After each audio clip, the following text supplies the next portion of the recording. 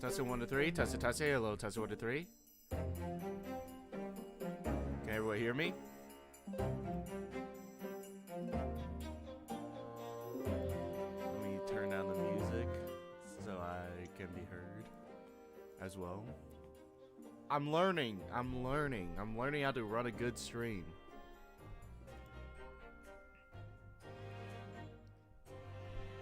We got the whole squad laughing to court.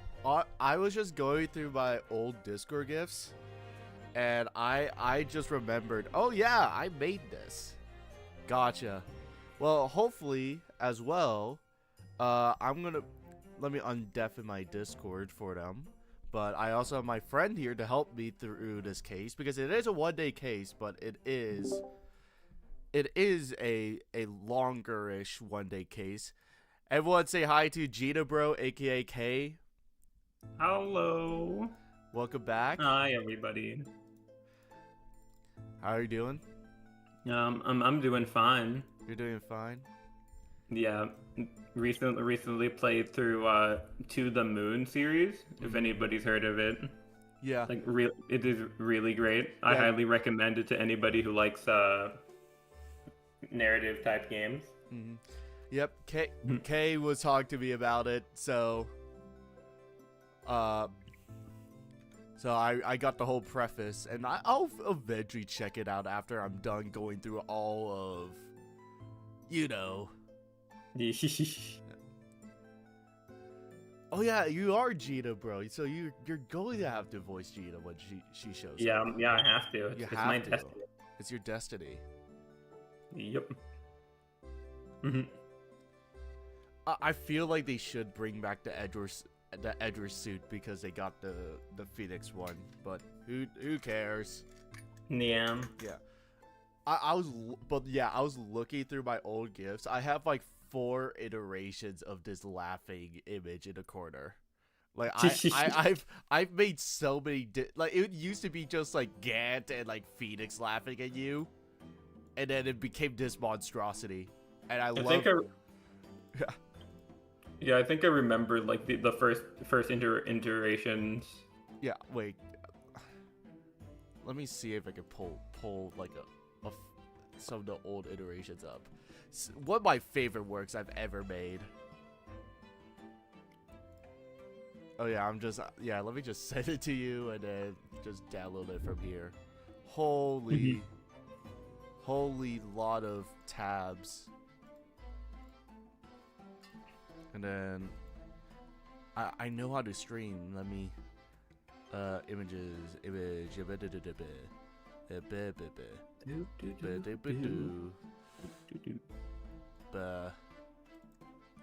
Yeah, so this is the first iteration. And then as you can see, I like doubled the amount of characters. Yeah, I remember this. It's a classic.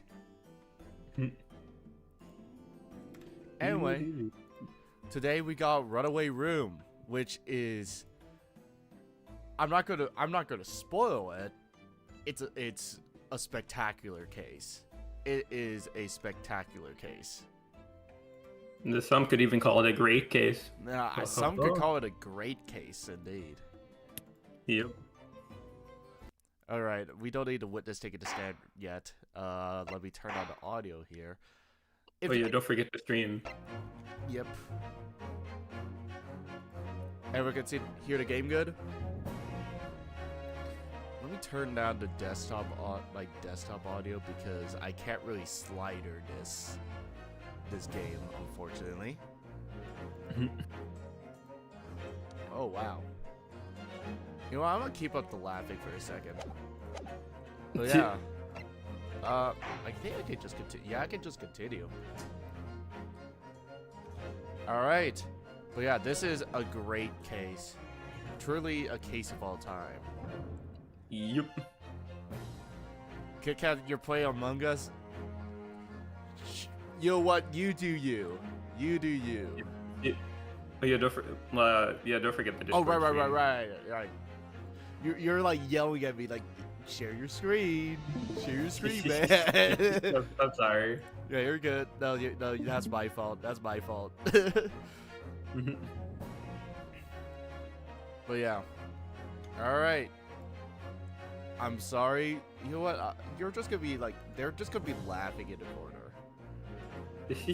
They're gonna be like right up here.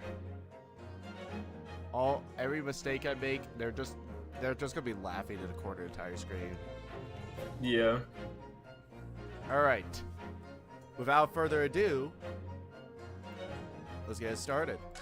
Let's start acing. Let's start acing the attorneys. Oh, I really love the intros for This is the cases. This is Glancing top over three. my records of the late last century, I am faced by Dialogue, the events shit. of a certain bitter winter. A murder in a carriage as it sped through dense London fog in the dead of night. In the dead of night. Though the victim and the perpetrator were I the love ones it. inside, there were multiple witnesses Yeah, to put the the crime emphasis on itself. Yeah. However, none could have imagined at the time that such a seemingly obvious case as this would end in such a horrendous manner. True. My friend, Mr. Herlock Sholmes, once said of the incident, I believe that perhaps that case was indeed the prelude. So The beginning guys, of a so long basically concerto put a that impressive keyframe Japanese here, student and I and then were to they play had it, and then together. this is like a write-on effect on After Effects. Okay, so it's like, and then that's a fade out. So they lowered the. Oh shit! No crap! I Shit, forgot. anime cutscene. Oh god! I don't know how to do this. I forgot the Great Ace Attorney had like a budget. Is this Yeah, really they just had a budget. railway station? That got removed for the second game. Railway station or not, Yeah. I've never seen such an enormous building before. They call it the last Ace Attorney game with a budget. Look at all the steam locomotives. This country is incredible. True. I wonder what studio they went to, because they do look incredible. I think I remember I saw which animation studio did it, but then I forgot. Mm-hmm. I feel like I'm dreaming. So this is the I capital know of Ace Great Attorney Britain. was cutscenes. Ace Attorney with cutscenes. Where to? Oh, hello. Climb aboard. I'll take you wherever you want to go. In He's that a case, metaphor character. The Supreme Court in Whitehall. That if you that wouldn't ca- mind. that guy's gonna die. My The pleasure. coachman, he's gonna die. Holy shit, spoiler. I suppose you're visiting students from abroad, eh? Yes. Thought so. Well then, I hope you enjoy your stay. I do like how they put. And Side welcome note, they put a lot to of the care center of into the even world. just the background Great characters, Britain's like mighty designs, capital, like their London. Yeah. outfits and stuff. It's pretty nice. Yeah. You won the Among Us game? Nice. Congrats. Good job, Kit Kat the Muffin. We all knew you could do it. 18th of February, 9:21 a.m. British Yeah, Supreme Court. it's the date, by the way. Yeah, it's the date. it's the date. We're 20 minutes in the future, but yeah. She's pog champing. She's pog champing. What an incredible place. It's so imposing. It's almost suffocating. This place is breathtaking. It looks like a fortress. I wish I could turn down the the slider to music. I don't know why it's just an on-off button. It's the only like- one with an on-off button. Yeah, it's an old game. It's It's so old, from 2021. yeah. But also, the even older fucking original trilogy had a slider. Oh, actually, that's kind of crazy. But this has a history, so This game has a history. You take them, you lose them, you know? yeah. There are some stone buildings like this in Japan now, of course. But they've only been built in a few short decades since we opened our borders to the outside world. An authentic example like this has quite a different impact, wouldn't you agree? I'm just gonna turn you up because, at least from my ears, the music is overwhelming. Nah. The music is just overwhelming. How do I? Oh my god. How do I? Why is it not showing the slider? There we go. I'm just gonna boost you because I'm like the music is too grand right now. Yeah. There we go. A far cry from the wooden paper most of our buildings are constructed from. It's certainly unfamiliar. But I think there's more to the difference than just construction material. What is this place again? This is the Lord Chief Justice's office, Naruto-san, in the Supreme Court of Great Britain. Are you replaying Apollo Justice Ace Attorney later in the year as it happened? Yes. So I'm probably not going to be playing. I mean, I could play Dual Destiny Spirit of Justice, but like, since like it's like the exact years those take place are like the next 2 years, I'm probably gonna hold off on those ones for now. So yeah, the Lord Chief Justice. We had instructions to report here at this time, if circumstances were different. We were supposed to let the Lord Chief Justice know that we had arrived from Japan. But Kazuma can't. No. So instead, we are here in a different capacity. As envoy to report the news of Kazuma-sama's death. Yes. And having delivered his or her message, an envoy's duty is done. So we have to return to Japan. If we want to remain here in Great Britain, I have to... Oh, I have to take Kazua's place as the lawsuit is selected for the study tour.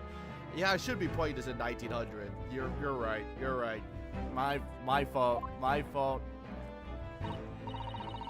Yes, which means you need... Oh, my bad. Oh no, you're good.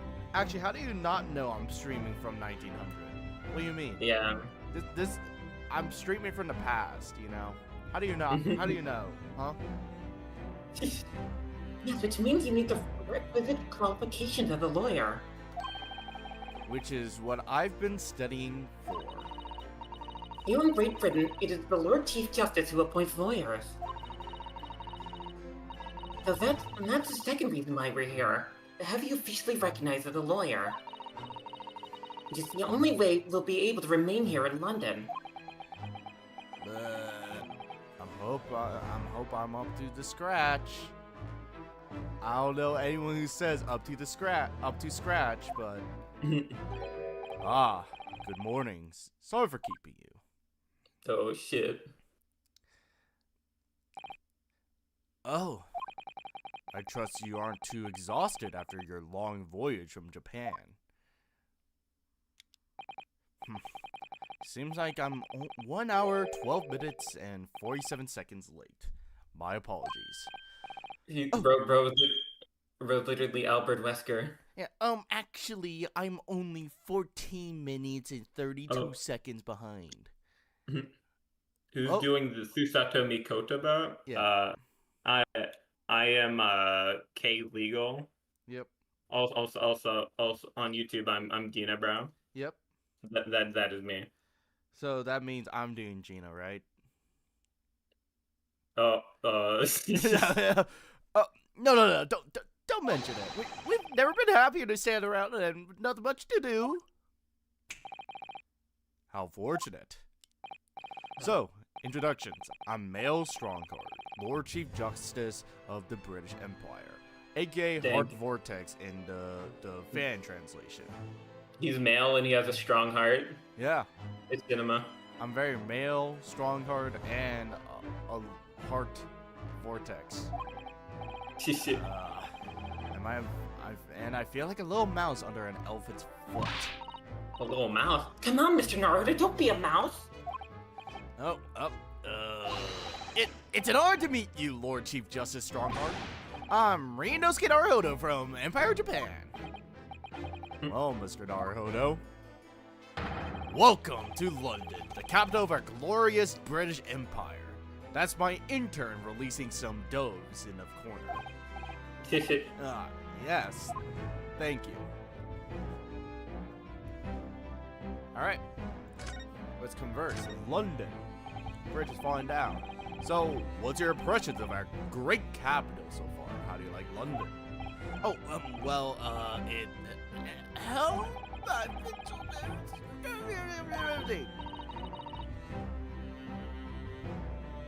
Oh shit.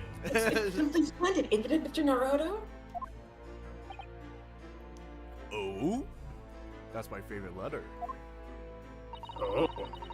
We had a wonderful view of some of London's streets from the carriage on the way here from the station. Everything is so impressive and grand. I must say, almost lost for words. Thank you, Susanoo. I'm glad to hear you like it. The city boasts tramways, pipe water, and gas, even cables supplying electricity. We spearhead every revolutionary new technology in the world. Every visitor in London is astounded. Yes, astounded is the word. Thanks for saving me there, Susato-san. And everyone seems so jolly and full of vigor. I'm sorry for this. You're good. Yes. There's much excitement about the upcoming Great Exposition. We will be hosting in London. Great Exhibition? Cultural and technological achievements from around the globe are to be exhibited here in our great city. It will be the greatest spectacle known of its kind in history, and will make Paris World Fair look like a toy shop. Ooh. I love one-upping the French. So true. Gosh, I can hardly imagine how magnificent it's going to be. Great Britain's capital is nothing but magnificent. London is the center of the modern world. Even if you don't say so yourself. The sun will never set on our great empire. Perhaps it is fate that in these progressive times, we've welcomed visitors from the land of the rising sun. Perhaps it's a fate stay night. Yeah, fate stay night.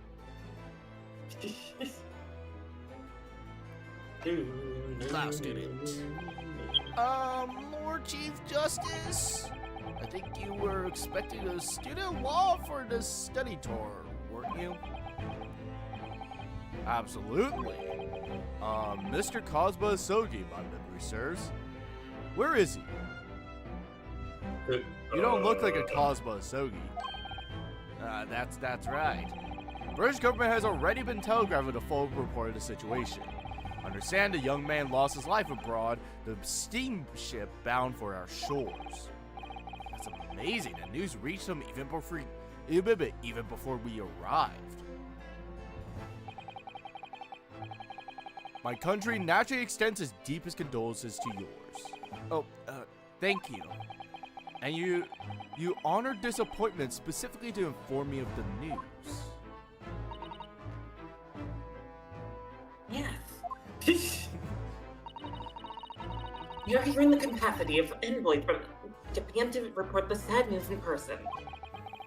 They tell me you Japanese are people of protocol and courtesy, and I see that as true.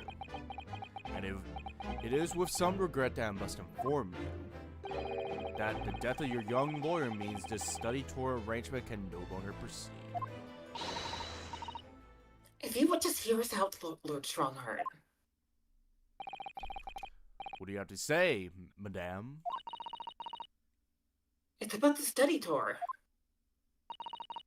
Mr. Naruto here would like to make a proposal. Would he now? Well, Mr. Naruto, get down on one knee. Whoa. This is it then. The moment of truth. Wait. Pardon?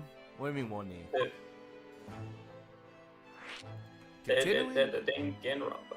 Continually steady tour. So, here's the thing. Lord Justice, Lord Justice, strong Justice Lord. Lord Kingdom Heart. Lord Kingdom Heart, Vortex, strong Vortex. I was wondering if perhaps you would consider allowing the study tour to go ahead. Don't misunderstand me. Britta would I do like to see the tour go ahead, but without a lawyer from your country, there's nothing to be done. Well, in that case, what if there was someone else? Another lawyer from Japan, I mean. Ryunosuke? What the fuck are you talking about? Are you fucking stupid? Where's the other lawyer? If you're a lawyer, say I. Only a single lawyer was invited to Great Britain from your country, and that was Mr. Asogi. At least, that's what I've been led to understand. Well, the thing, Fantastic for Fantastics, this really isn't going well at all. I just can't seem to find the right words to say to this man. But Naruto! doing things here at 7 at what am I going to say? If there's someone here... It's Susato! Yeah. It can probably only be, yes, Miss Susato! Strongheart is too sexist. Ryunosuke. We don't respect women, yes. She's It's the she's a 1800s. woman. We're in the 1900s, Ryunosuke. Remember, this is a period piece. Yeah. You stupid, progressive, blue-haired Kinda- liberal. Kind of woke Ryunosuke. Yeah, kind of woke there, don't you think? Ryunosuke. Ryunosuke? We don't take kindly of your folk around here.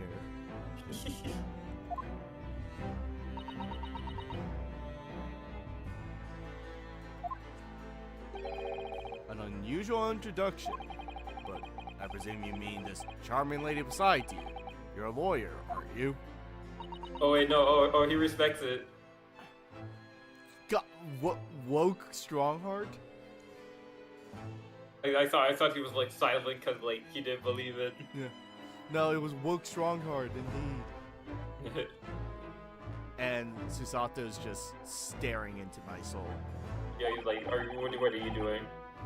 What the fuck are you doing, Ryunosuke? After all these days of hard work and home study, I can't let her down. I think it's quite. I was quite joking, don't you think, Lord Strongheart? I'm a real answer. Ryunosuke, like you actually thought I thought a woman could be a lawyer? Yeah. I'm not the woke one here, actually. It's me. I'm the lawyer, clearly. That's not very woke of you, Ryunosuke. Yeah, no, I mean, I don't actually have any qualifications as such. But, no qualifications, you say, and yet you still claim to be a lawyer. I acted as a lawyer at court before. Actually, only once, and it was against like an ouchie guy. I don't think that was a real that counted as a case, but. And I had Cosmo to help me, and I was accused, but lawsuit in details. I've been spending every spare moment of my journey here in Great Britain studying, and I learned all about British law and court proceedings while I was on board at SS Burio. What time is it? The voyage from Japan is some 50 days. I believe not what you could call a full education. We need at least four years of college experience to be a qualified lawyer here in Britain. Not only do you need a university degree in law, you must complete several years of training.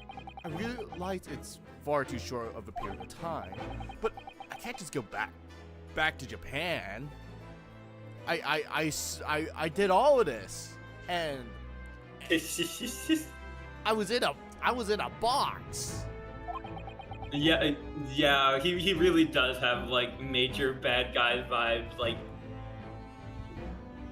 he's like he feels like he gives final boss energy for sure. No, he's a good guy. This is how all good guys act. Cosmo, Mr. Sogi's journey had only just begun. Coming here on this study tour was all he thought about. I had to carry out and do everything he planned to do. I know I must sound like I have an overly inflated opinion of myself, but I would do anything to prove that I have what it takes. Any test you care to set me. Just one chance. That's all I'm asking for. Please! 31 seconds. Sorry? Your opening statement there, Mr. Naruhodo, was 31 seconds long. Not too brief, not too protracted. A perfectly judged appeal, I would say. It was a good speech. Which is a skill that would stand you in good stead as a lawyer. Oh, thanks. So, you're willing to put those words to trial, are you? Well, I'm all for the entertainment. Huh? But let me ask you one thing first, sir. Yes? You say you intend to do everything Mr. Sogi planned to do. Are you firmly set on that path? Well, yes. That's my intention. I see. Am I imagining things? Or did his expression just alter a fraction there all of a sudden? Very well. You have your wish. I give you a chance. A test to become a specifically certified lawyer. Whether you pass or fail is entirely down to you. Really? What's this test? I love exams. Surely you're not foreshadowing to anything. Ooh. Oh, hold up. I need to take a call quickly. Yeah, go ahead. Yeah, you guys have to deal with my Susato voice when I comes up. So what form will this test take exactly? Tell me, Mr. Naruhodo, what do you consider the role of a lawyer to be? Well, defending people, of course. I see. Well said. So, let's have you defend someone. What? Yeah. Can you defend yourself from this fucking cane to your skull? Your timing is perfect, in fact. There's an apt trial about to begin later today. No advocate has been appointed for the defense as of yet, so this will be welcome news. Today? Straight away? If you manage to secure a verdict of not guilty, you have passed my test. What could be simpler? How do I get myself into these situations?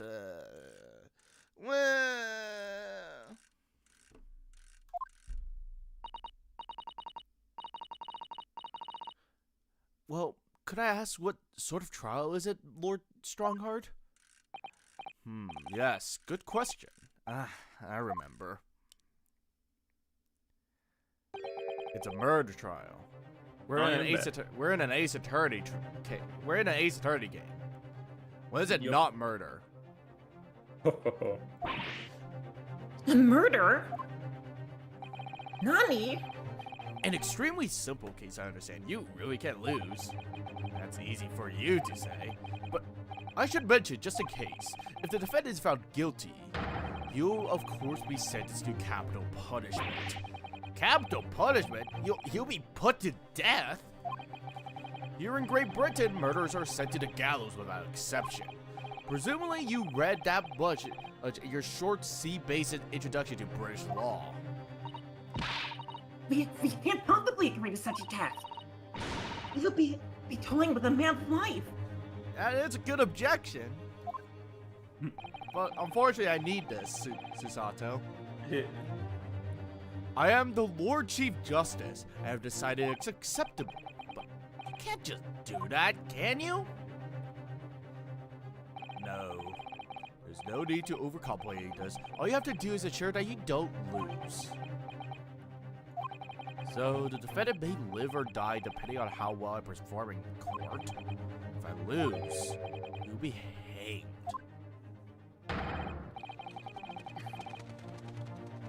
Can we get vague opinion on Strongheart later? I think he's great. Good guy. Yeah, he's a great guy. He saves puppies and donates to charity. Yeah, and he respects women. He respects women too. We just saw that. Yeah. Like, he's menacing, but also, like, I do like how, like, compared to a lot of other Ace Attorney characters, he's a hero.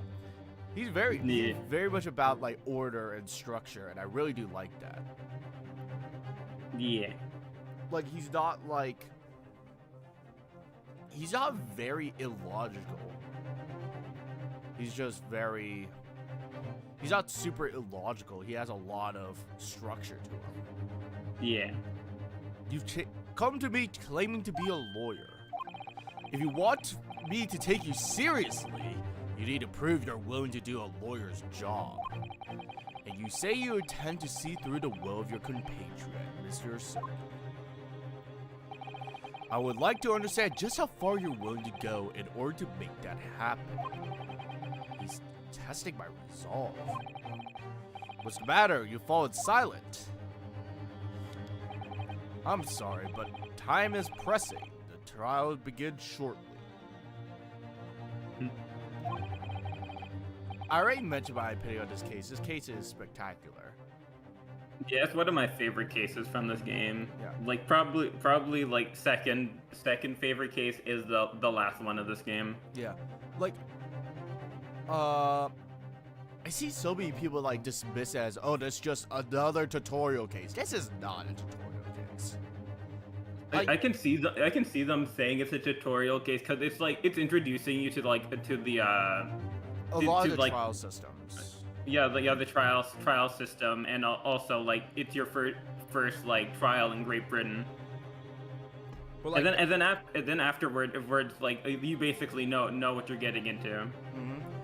So it's like I do understand it in that lens, but also it's like it doesn't mean it's like just like, oh, we're just here to introduce the mechanics. You're able to mix it together. Yeah, it does more than just like introducing things. Yeah. Anyway, I need an answer from you now. What is to be? What do I say? Do I give you this absurd test? No. What happens if I say no? I don't think I've just said no before. I think I have. I just can't remember. Let me think. I won't do it. Oh, fuck you. All right then. All right then. If you have to give your decision now, 15 seconds. Your decision making needs work if you want to be a lawyer. That was too slow. You're too slow. So, it is as I suspected, isn't it? Sorry. You have noble intentions, but lack the resolve to see them through. The test is canceled. Thanks for stopping by. Damn. Yes! I got another day to study! Yeah! Yay. Go and acquire your ticket to the passage back to the east tomorrow. This conversation is over. Why are you looking at me like that? Yes, Lord Stronghorn. Thank you for offering me a chance. Mr. Naruto. What do you mean fake options? That was a real option there. It's alright, I understand. I did not read the last thing, huh? Well, Miss Sato, but what could I do? You do? It's not an easy decision to choose whether to defend a man in these circumstances. But resolve has absolutely nothing to do with it. Get him! Get his ass! What are you saying to me, madame? Turn country for a second. What the hell did I say there? Madame? Madame? I think what Mrs. Sato means is that no matter how badly I like to be recognized as a lawyer and stay here in Great Britain, to risk another man's life by treating his one and only chance at a trial so trivially will be utterly unforgivable, and I feel exactly the same way. I'm sure the defendant wouldn't see the trial as a test, as some kind of experiment. A lawyer may fight for his clients in court day after day, but for each one of those clients, the particular day they stand up in the dock may be the only chance they have to fight to prove their innocence. No, I was wrong. I'm not qualified for this job yet. I'm sorry for wasting your precious time, Lord Chief Justice. Get his ass. Yeah. Wait, Mr. Naruhodo. Let me guess, Ian. Or I realize that's a L. Lantig, Apollo's the best character? Fuck. I pressed the wrong button. Yeah. Oh, was there something else? In approximately 20 minutes by carriage to the Old Bailey from here. If you leave immediately, you should still be there on time. But I just declined you! I was quite serious at what I told you. The defendant in this case has literally no one to advocate for him. Everyone fucking hates him. He sucks. What?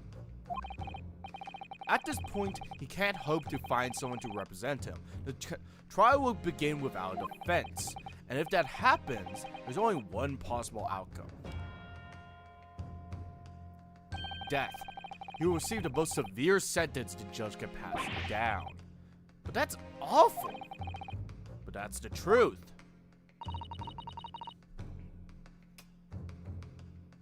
Why does it have to be like this? I killed all the attorneys on hand. This was all for you. Please don't expect an answer to every question. The cold hard truth of the matter is that there is only one person now with the chance to save this man from a very miserable end. And that is you. I'm really his only hope? Really? So, what do you say now, madame? Me? What do you mean, Lord Strongheart? You said it wasn't an easy decision to choose whether to defend a man in these circumstances, and I agree. But in my estimation, it is purely and simply a matter of resolve. Oh! Our time is up here. I have a meeting to attend. I must leave 2 minutes and 16 seconds. So, venture into our great city and enjoy yourselves. Enter, that's enough birds. Alright. He's gone. The Old Bailey. If you're going to do this, Mr. Naruto, we must leave at once. Now, I want to look around, honestly. Oh, look at this statue. Just had to. Oh, wait, that's you. Mr. Sato, can I ask you something? Careful, from this position, I can perform a Susato takedown in an instant. I know. Mr. Naruto, you heard Lord Strongheart. The trial starts imminently. If I need to throw you, I will. You know, you could just say, I think we should hurry to the courtroom. Nah. If you need to ask me anything, it had better wait until we're at the Old Bailey.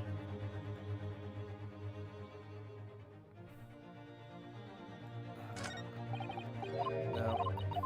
I'll see if she would actually throw me. I feel like if I present to exam it again, she should just chuck me.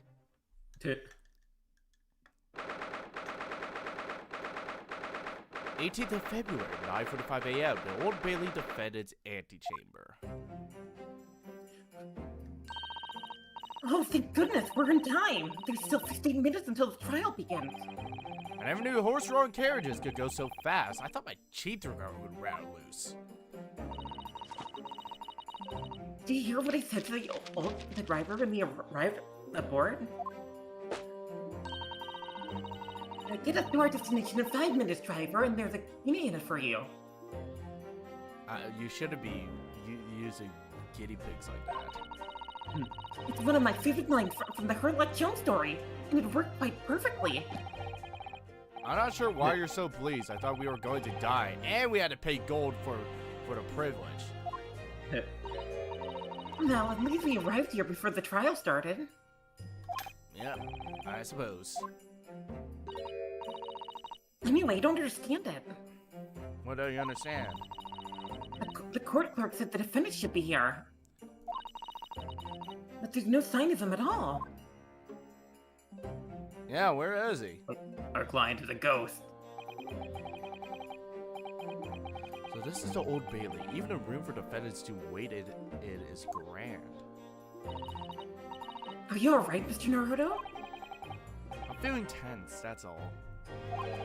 This place gives me the same sense of foreboding as I remember from the Supreme Court in Japan. An oppressive air, almost as if the building itself is going to crush whoever is about to be sentenced. It feels like only yesterday that I was the one about to be crushed. Yes, whoever the man here to defend it, I imagine he's feeling very alone at this moment. Yep. Top of the morning, top of the morning to you, madam. It's me, Jacksepticeye. You're not Jacksepticeye. What you's doing following me here? Things are fair desperate, aren't they? Sorry. Would you look at those expressionless faces for the East, are yous? We're from Japan, yes.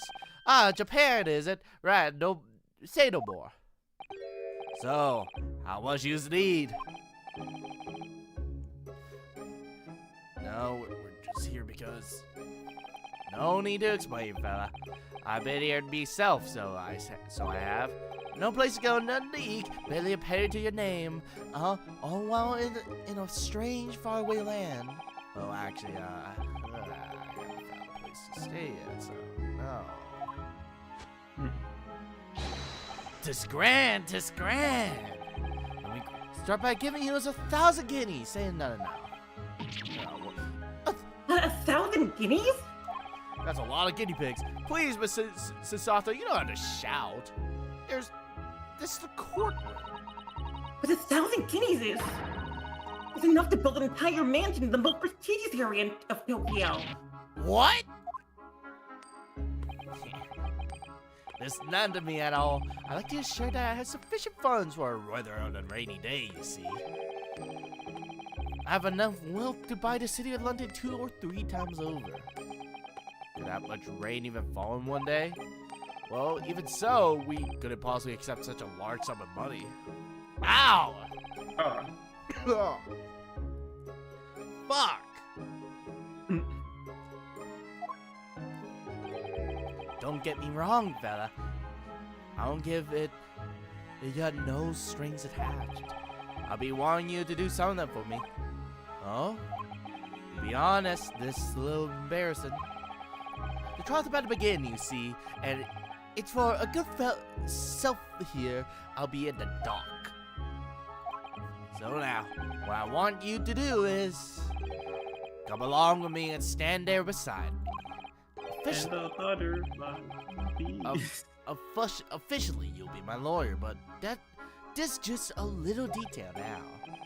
Oh, well, the thing, here's a, don't worry about a thing. All you gotta do is stand up there next to me, none more. Otherwise, you see, the trial's gonna start without me having any kind of representation at all. So it was true. Lord Chief Justice wasn't just making it all up. I'm terribly sorry to have to ask, but does that mean you're the defendant in this trial? I see. Blustrate Blaze, do you not know who I am? Me, one of London's biggest old names? No, sorry, we only just arrived here in the city, you see. Yeah, see, I see. I suppose it isn't altogether impossible. Well, just to Hyde Park, there's a center in London. There's another beautiful park.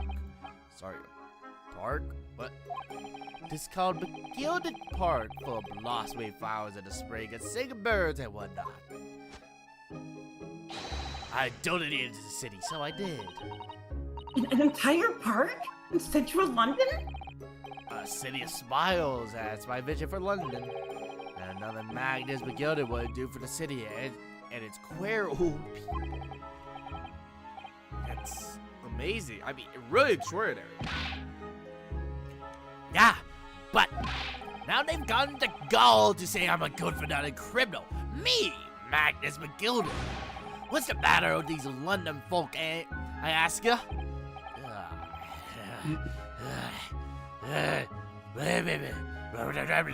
I'ma stop my 5 foot. I'm like 4'8". Yeah, all right, don't pass out now. Mr. Naruto. Perhaps now would be a good time to introduce ourselves while the gentleman catches his breath. Good idea.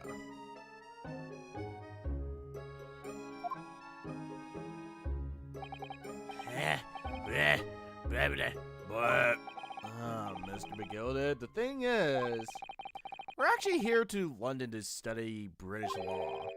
We're law students on a study tour to Japan, you see. So, if you don't have a lawyer for the trial yet, well, you got the guy. You got the guy. What am I saying? You're saying you daft Egypt? You daft, ain't it? Eat it? Egypt? You daft Egypt? What the? How do you Egypt? I think you said it right. That's like something Wordle's gonna pull out their ass and say is a word. Yeah. Oh, the word you were looking for is Egypt. Yeah. Hold on, let me type that in Word.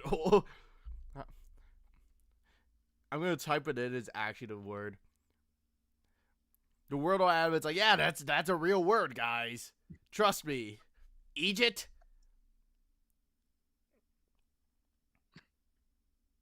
Oh, it's holy shit, it's an actual word. Holy shit. Oh no. Oh no, fuck. Not only is it a word, it's also today's word, imagine. It's none of the letters to spoil it. There's no E, J, I, or T. But it's an actual word, so Wordle in like a month is gonna pull that shit out their ass.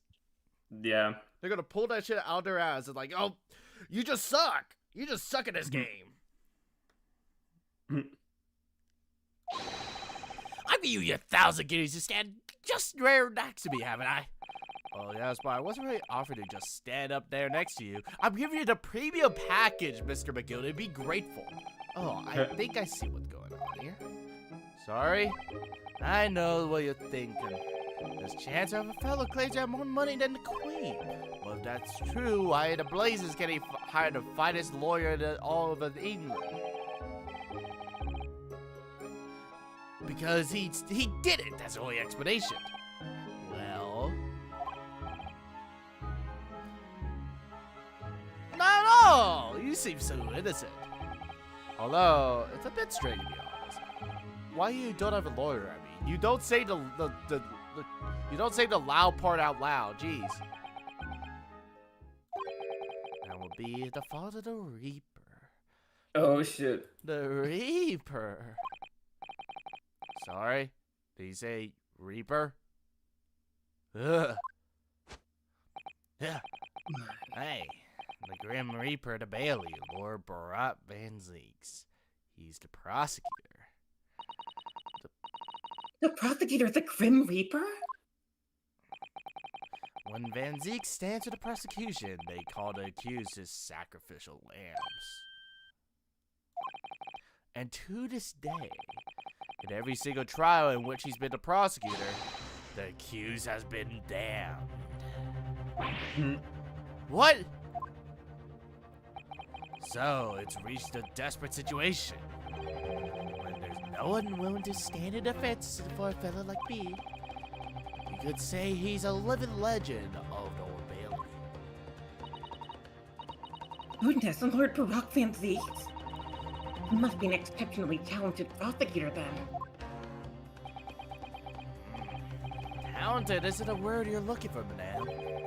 It's cursed. Cursed? What on earth? The defendant was summoned and his counsel. Please make your way to the courtroom. The trial was the counsel. You know, this time, well done, fellow, don't let me down. Don't let me down. Fuck, I feel like it. But I don't know anything about the case. You haven't told me what happened.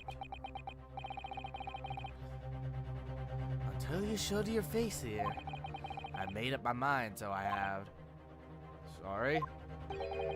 I decided I'd have to defend myself in there.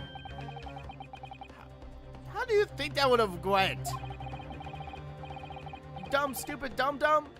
But then you made an appearance of student law, what do you know? There's no accident, I can assure you of that. This fate. Day night. Day and night.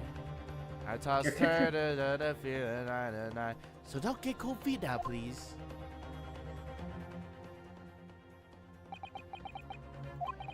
I literally know nothing about the chase or about this man who stands accused. In fact, the only thing I do know is that I can't just turn my back on him.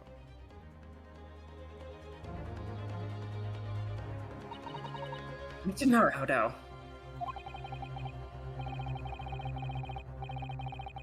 The man has no one. He'll have to stand in the courtroom armed with nothing to defend him. Yes, something that Cosmo would never have allowed to happen. Cosmo defense! What are you doing? He's waiting for his trial. You went lose right way up and up and up. Rise and battle. I'll be right there. What's happening then? My first trial in a British court. I hope you're watching over me, Cosmo, because I have no idea what the fuck I'm doing. This is where the Greatest Attorney Chronicles really begins.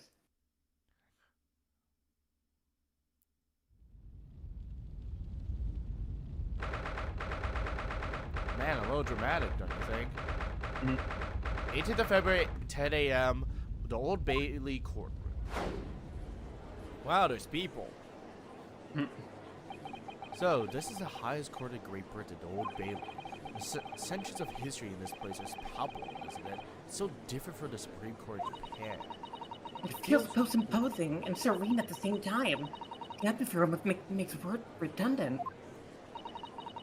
Whatever the country, determining a person's guilt or innocence is always a solemn affair. May I say something, Mr. Naruto? Oh, yes, what is it? Oh. Your eyes look ready to pop out of your head again. No, they don't. I know, I'm just gonna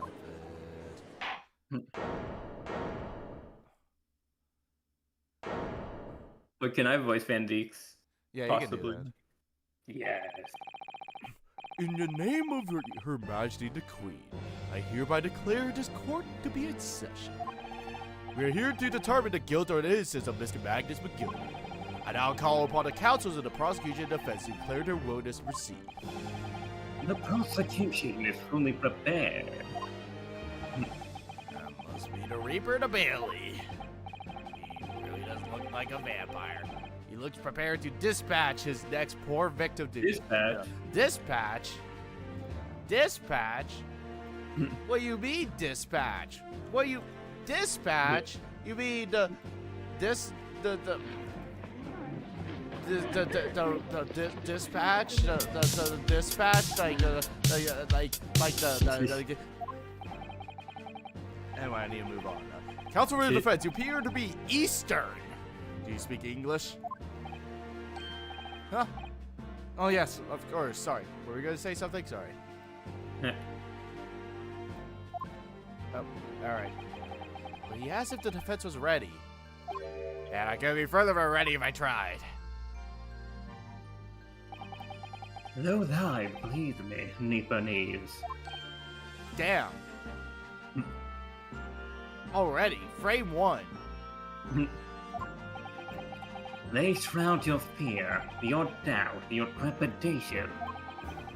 They run wild, clinging to some phantom notion of courage. The quintessential look of a sacrificial lamb. Yeah.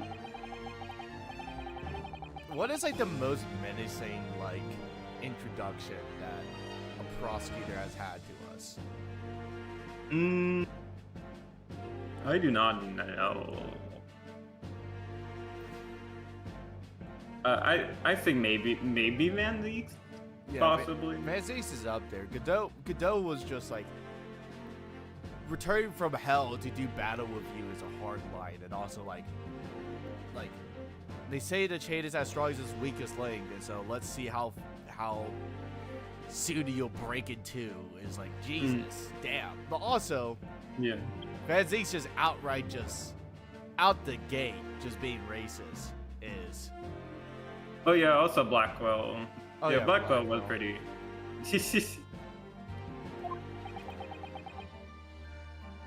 It's the 1900s, so I'll accept the racism. Now, Mr. McGilded. Yes, my lord? You stand accused of murder, a capital offense. You could be sent to the gallows if found guilty. Are you quite sure you wish to entrust your defense to this foreigner? Oof. I love diversity, my lord. It's a grand thing to give opportunities to the young. Even if the fellow is a student from some little island off in the Far East. What? What? You're xenophobic? Damn. I'll have you know, you see my blue hair? I'm very woke, you see. I'm the one woke billionaire. Is it not British way to ignore the dangers you suffer and give those the less fortunate for a fair chance? I like to think it's my act of chivalry to do the great British Empire proud. Listen to me, Mr. McGilded. What a fine gentleman London has. Did you hear that he donated £5,000 to the government the other day? Mother, please, maybe go play in the McGilded part. It seems as though everyone in the public gallery is firmly behind Mr. McGilded. I really want to visit McGilded Park now. Okay, you can't see those on the screen. Okay. That's definitely welcome news, and he certainly has a way of with words. I'm surprised he couldn't convince anyone to defend him. Eloquently put, Mr. McGilded. A most laudable sentiment. No. Ladies and gentlemen of the jury, I'm sure I need hardly remind you that you 6 members of the public have been selected for your impartiality. Are you ready to proceed? Yes, my lord. I have to send robbers to the gallows where they belong. I'm more than ready. At the manor, his lordship always said we should dispose of rubbish promptly. Naturally, I agree. Yeah. Any criminal here will soon be wishing they'd never set eyes on me.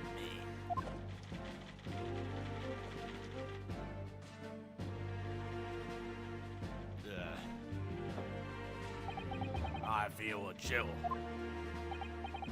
Oh, don't mind me, my dears. I'll just be getting on with my knitting. I mean, Must finish the mix for my grandson. all the racist undertones, or they're not really undertones. They're loud and Yeah, clear. yeah, they're dumb. Yeah. It's very much a part of the game, Yep. and it is. Unlike in like other ones where it's like, oh, that's not a good thing to say. This was like, okay, yeah, they fully acknowledge these aren't racism, no good, guys. Yeah. So at least there's that. And Mr. Naruto, those people are. The jury, yes, that's something we don't have in Japan yet. That's right, you've only ever read about it. But here in Great Britain, the court's final verdict depends on the opinion of these 6 jurors. The judge passes sentence according to law, but the jurors determine guilt based on common sense.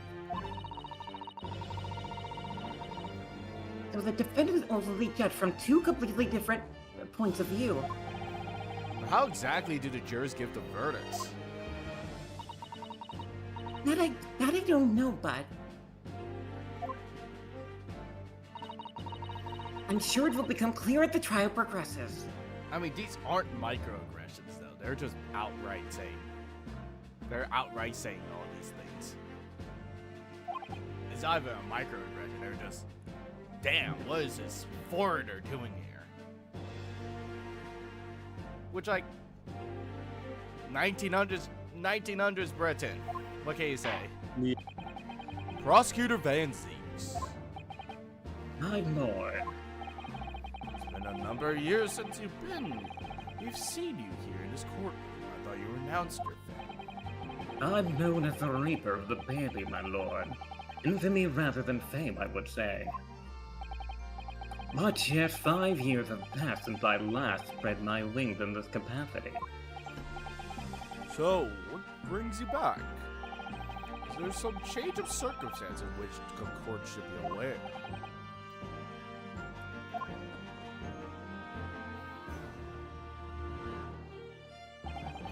I leave that to your imagination, my lord. So the Reaper has been out of action for 5 years. Why do you have to choose this day of all to make a comeback? Don't lose heart, Mr. Naruto!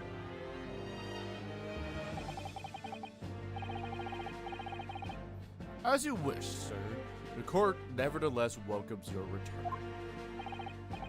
Now then, opening statements, I think. A summary of the case, if you please. Certainly, my lord. As your lordship is aware, this is a case of overwhelming simplicity. You must be the only ones in here who aren't aware. The incident took place in the late evening, 3 days past. The hour was some minutes after 10. The victim was a maker of building bricks known in the community as Fried Mason. Sorry, thrice. He was very accomplished craftsman. The bricks he fired were said to almost be indestructible. Damn. It was bricked up. That's you. I'm sorry. The victim cop was discovered in an omnibus in service on the street of London at the time. A dagger that had been thrust into the victim's abdomen is believed to be the ultimate cause of death. I think he's sleeping though. Yeah. He's just very like tired. Yeah. Here is the autopsy report of the investigating medical officer at Scotland Yard. Thank you, counsel. I shall accept that and photograph as evidence. Whee! Ah! Sorry, the second one scared me. And one further item of evidence. The prosecution wishes to submit these as well. Objection! If the glove don't fit, you must acquit. Oh, shit. I don't think the glove fit. That's easily too big. My client is like 3'7". He couldn't like- possibly use those gloves. He's 5 apples tall, Your Honor. He's 5 apples tall, Your Honor. Good Lord, is that blood, counsel?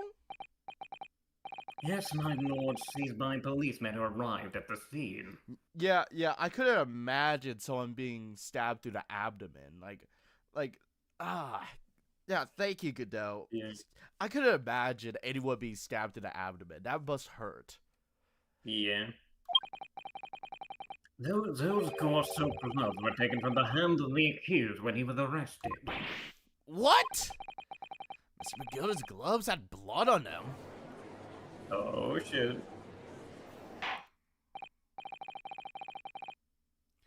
Yes, I will accept this evidence as well. No, you don't. No, you don't need to accept that. How did I get into this? Back to the corner even before they even began. Continuing. According to the driver of the omnibus, there were only 2 passengers traveling inside his vehicle at the time. Only 2. Obviously, one of those passengers was the deceased brickmaker, Mr. Mason. The other was the accused Magnus McGilden. Don't point at me like that. I do like how they somehow find new ways for the prosecutor to like point at you. Yeah, It's I kind of love it. it's kind of impressive. I mean, Sure. Ace Attorney just has some of the greatest like pose work. Honestly. Yeah, I especially love like the Great Ace Attorney for it. It's Yeah. like, The silhouette theory, they nailed that down to a T.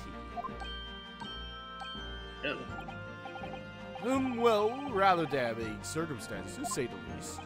Defendant, what say you? I'm fucked. Well, of course, I have no recollection of such a thing. Mr. McGilden! To be sure, I rode the omnibus that evening. But whenever I was in a carriage, I was with a fierce tiredness. Ah, look at me, I'm so tired. Ah! I always succumb to it. You say you have been asleep. I have narcolepsy, Your Honor. Your Honor. This was desperate before me, the body of a man I had never laid eyes on before in my life. These sleep attacks, you know. Man. Now I ask you, what good-hearted soul was a rush to help a fella bleeding from his stomach? I wasn't about to share worrying about me gloves now, was I? I reached out to give the man a hand. So the blood got on the gloves after the man was killed. Unfortunately, that statement of the driver is only the beginning. What? That's not all of it. There were multiple witnesses. To the precise moment at which the brickmaker was fatally stabbed. I think they were mistaken. Oh shit. Your Honor. Your Honor. Also, that can't be good for your back, Ryunosuke. That can't be good for your back. Definitely not. Ryunosuke's back in by 30. He's gonna be. Maybe that's where Phoenix got his back pain from. Yeah. That's definitely where Phoenix got his back pain from. When the killing took place, only the victim and the accused were inside the carriage. And there were witnesses to the crime. That is not just a case of compelling evidence. It's the nail in the coffin for the accused.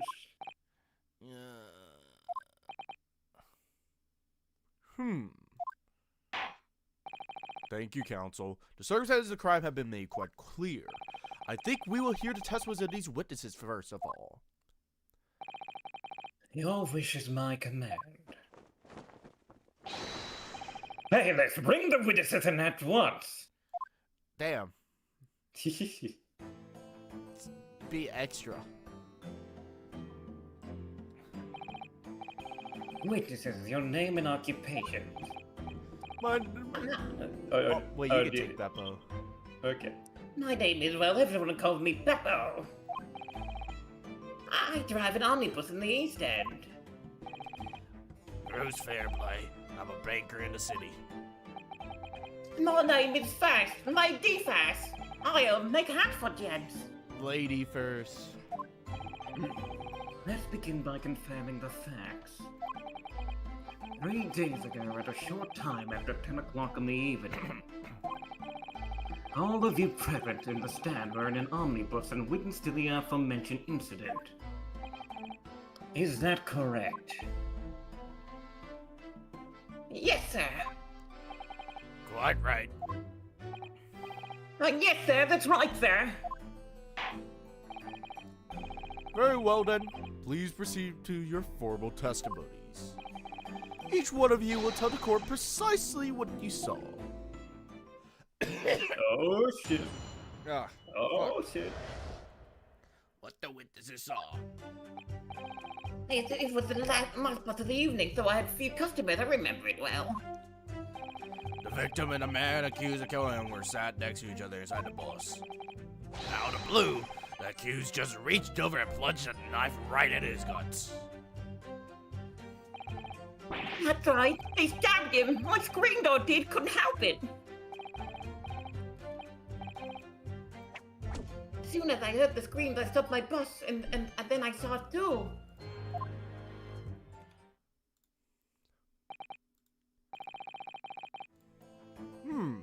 Unambiguous testimony, I must say. Exactly, my lord. These men were witnessing the incident in the omnibus with their own eyes.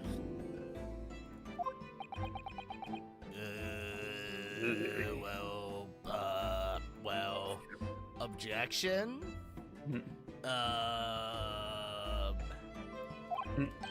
I'd like to ask a question, if I may. Yes, counsel? Well, this testimony makes absolutely no sense to me, whatever. Why not? Well, the incident took place inside a moving carriage, didn't it? As has been clearly stated from the outset, yes. Well, in that case, how the fuck can you see what's inside? Don't you have tinted windows? There's no way they could have seen the inside of a moving carriage.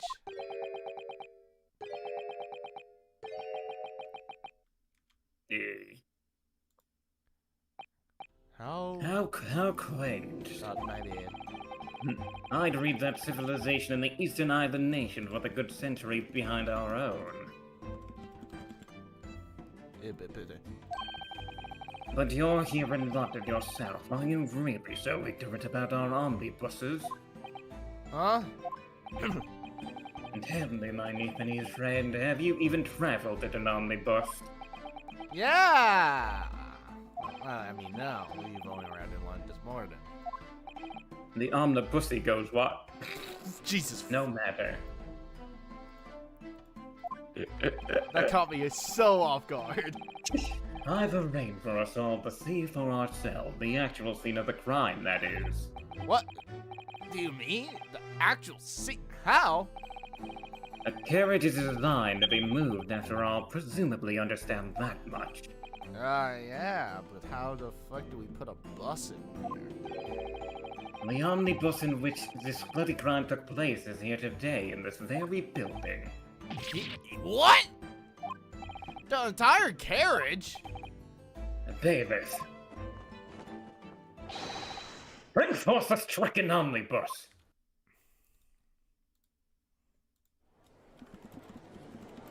Damn.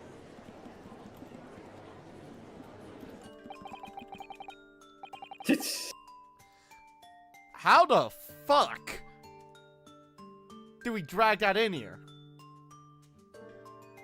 What? They brought it in from the side, obviously. There's just two bailiffs just lifting it. It's like, oh god, fuck. I think the doors are like wide enough. They're probably wide enough, I think. Jesus Christ. Is this normal in Britain? They just log around a freaking bus around? I can't believe they could bring something so enormous in here. Great British courtrooms are amazing. As you can see, the omnibus is pulled by 2 horses and can carry up to 8 passengers. The Omni what? The Omni... First we have Omnibus and now we have the What's next? An Omni-Man? 4 passenger seats inside and the enclosed cabin and another 4 on the rooftop deck above. Every Londoner knows that the best views of the city architecture and science are to be had from the top of an omnibus. And I should point out to our foreign guests that there is a skylight in the roof allowing a view of the interior from the seats above. A skylight. Whoa! The penny drops at last, I see. These two gentlemen were occupying the rooftop seats on this omnibus when the murder took place. That is how they came to witness the Kareem incident. Through the skylight. Oh, that makes perfect sense. Whoa, Counsel, this is a first. In all my years behind a bench, I never experienced a crime scene being brought into the courtroom. There are a number of important clues remaining inside the carriage, my lord. I would like to submit the omnibus itself as evidence. That is the prosecution's wish.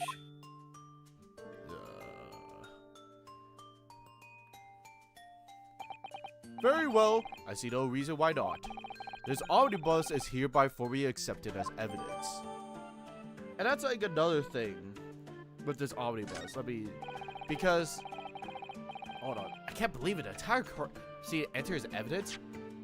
We have an investigation segment. It's in our court record. Yay! Yeah, also we have Phoenix Wright Omnibus. But like, I think it's kind of brilliant how they're like, oh yeah, oh yeah, we do have an investigation segment. It's just in our court record. It's kind of it's very, very brilliant.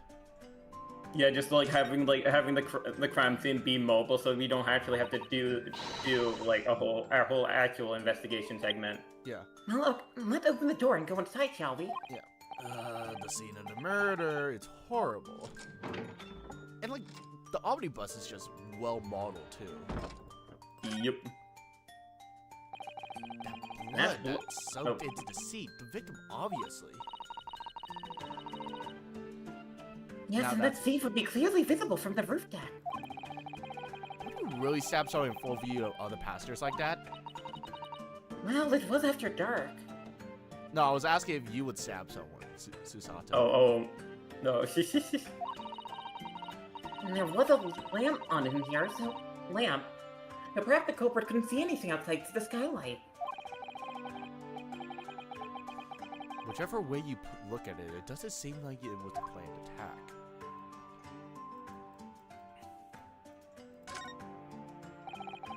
The seat has a handle, it seems. Ah. This looks like all sorts of equipment that might be needed to keep the omnibus running. Heating tubes tool to repair wheels, blankets, horseshoeing tools. There was a storage compartment for the coachman to keep his things, it seemed. There doesn't seem to be any space for passengers who should stowed in luggage, that's for sure. No, I don't imagine it would be very convenient for that purpose anyway. Alright. Skylight. It's quite a large skylight, isn't it? Yes, quite large enough to even afford a good view into the cabin from the roof deck. Oh, I mean... It's fine. And there doesn't appear to be a handle or a catch of any description. So I suppose it can't be open from the inside of the cabin, at least. Are those all the important things in here? I think so. Oh wait, maybe just notice. Ah, there's a poster for the Great Expedition that due in 6 months from now. Oh yes, world building. There's a lot to focus on being drawn to the Crystal Tower, the centerpiece of the whole exposition. I hope there's not another third case that focuses on the Crystal Tower. No. Exposition 33. That was the Crystal Tower. It's under construction already, I believe. I've seen enough. Another award to Expedition 33. Yep. People all over London must be fizzing with excitement at the prospect of such a grand event. It should have been the Great Ace Attorney. We should give all the awards to this game. True. I think that's all we need to look at here, right? I think so too, yeah. I've seen enough. Let's step outside. If you ever played the Great Ace Attorney, or like whenever Ace Attorney 7 comes out, You gotta make sure to investigate every evidence when you get it. You certainly can see inside the carriage through the opening. Yes, and there's a lamp in the enclosed cabin. So I'm sure the witnesses would have been able to see quite clearly. It's not good for us. Okay. And I mean, I don't think we have to examine the gloves. Let me examine my badge. That's not a badge. These are the scales of justice. They're a symbol of defense, aren't they? Yes, that's right. The scales are a symbol of fairness, show that all are treated equally in the eyes of the law. And they're rewarding to those who enter the courtroom without an impartial mind. But if they're a mark of defense, it would be more auspicious if they were weighing more heavily on the not guilty side, I think. Very impartial, I'm sure. I sure hope we don't have to deal with any scales in this case. I hope there's no scales of justice here. Yes, Great Britain is simply extraordinary. I could help myself by giving the omnibus a thorough examination to see as it's here. Wait, I'm getting deja vu. Did I just do that? Did I just examine it? Fuck.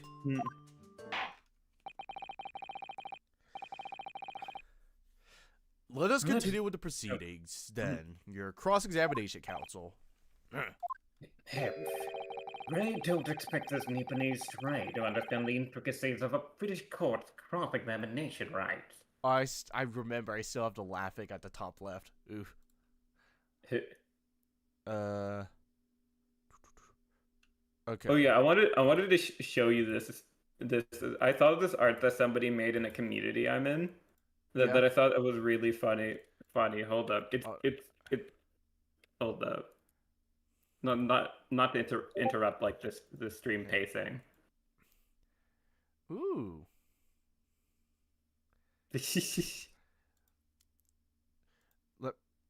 Hold on, let me share the screen so people can see. Wait, I don't know if the artist wants it to be seen. Well, never mind then. Oh yeah, sorry. You could probably see it like later then. Yeah.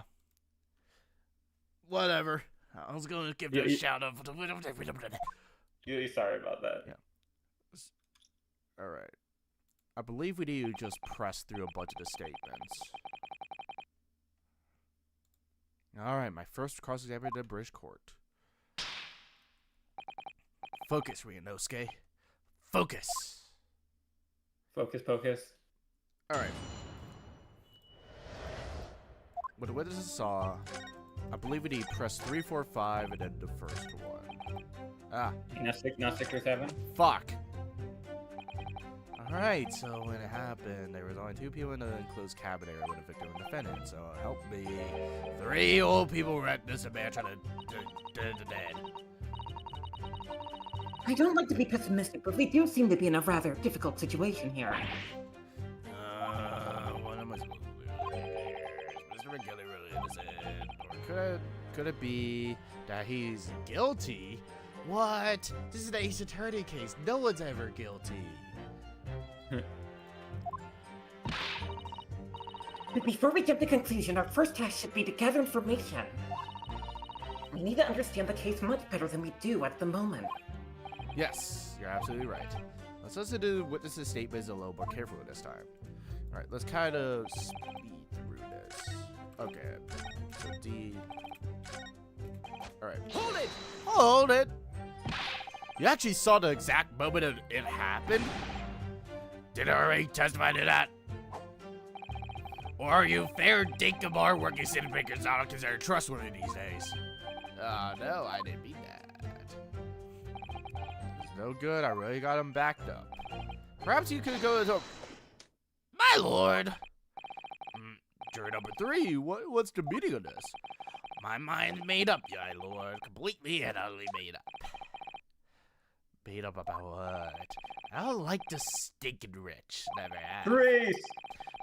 There's always something. There's always up to something or other than they shouldn't be there. Every one of them. Base. I'm dark woke. No, he's just woke. No, he's dark woke. you'll see with whatever the fuck he's doing with his knife. I mean, he's flipping a knife. He's definitely dark woke. There's no point in wasting time of any more of this. That's my opinion on the matter. Ah, shit. No. This is precisely what I was about to say. You took it right from my mouth. As Good morning to you too. Ditto. Oh, the poll finished, by the way, and it's 66.7% guilty as fuck, and 33% not guilty. Say that again. What? It's already happening. Let me see. Oh, yes, it seems that's how the members of the jury give their verdict. How damn, you know everywhere in this book. Yep. Immediate page. With fire? Apparently, yes. White for innocent and black for guilty. As for the 6 members of the jury make up their minds about the case. Good thing there isn't One by 7 one, jury they members. each cast a ball of fire into the great scales of justice as we saw a moment ago. Good thing Sorry, what do you there's only 6 jury members and not 7. Yeah. So if those ignored scales fall completely to the black side, does that mean? Let's do our very best to make sure that doesn't happen. All right, Your Honor, don't everyone vote the innocent side. Yeah. Very well, the court acknowledges the change in the jury's stance. Counsel for defense, please continue with the cross-examination.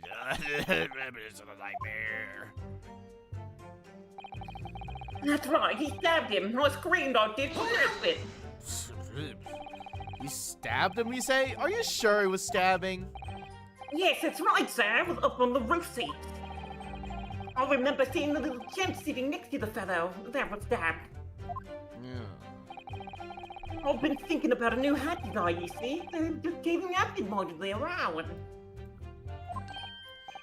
But then I happened to look down through the skylight. It was sticking right out of his belly, that huge great knife.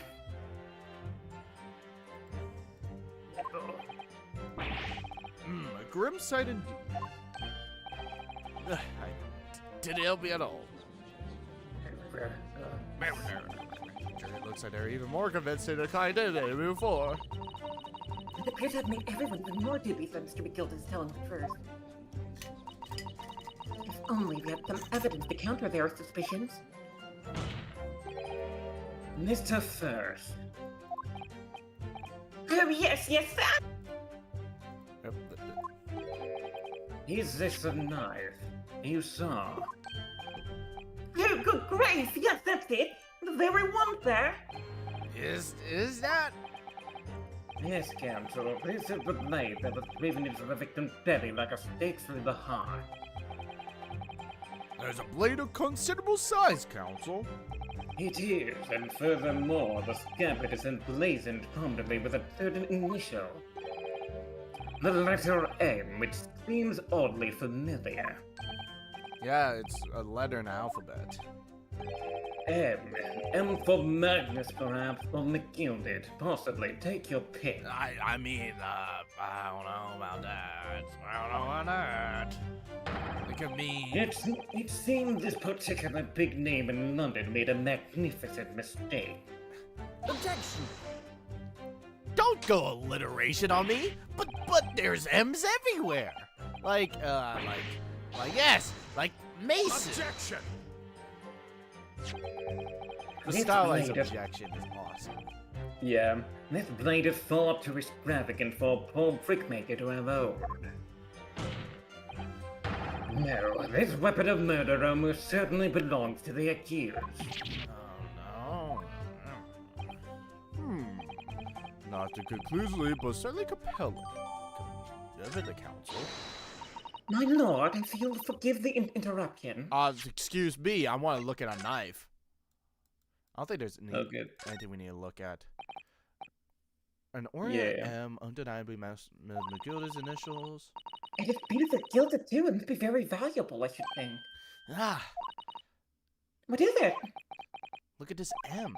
If you turn it upside down, it becomes a W. This can change everything. Lumbo. Wario. Yes, this is one of those, you know, turnabout cases, I'm sure.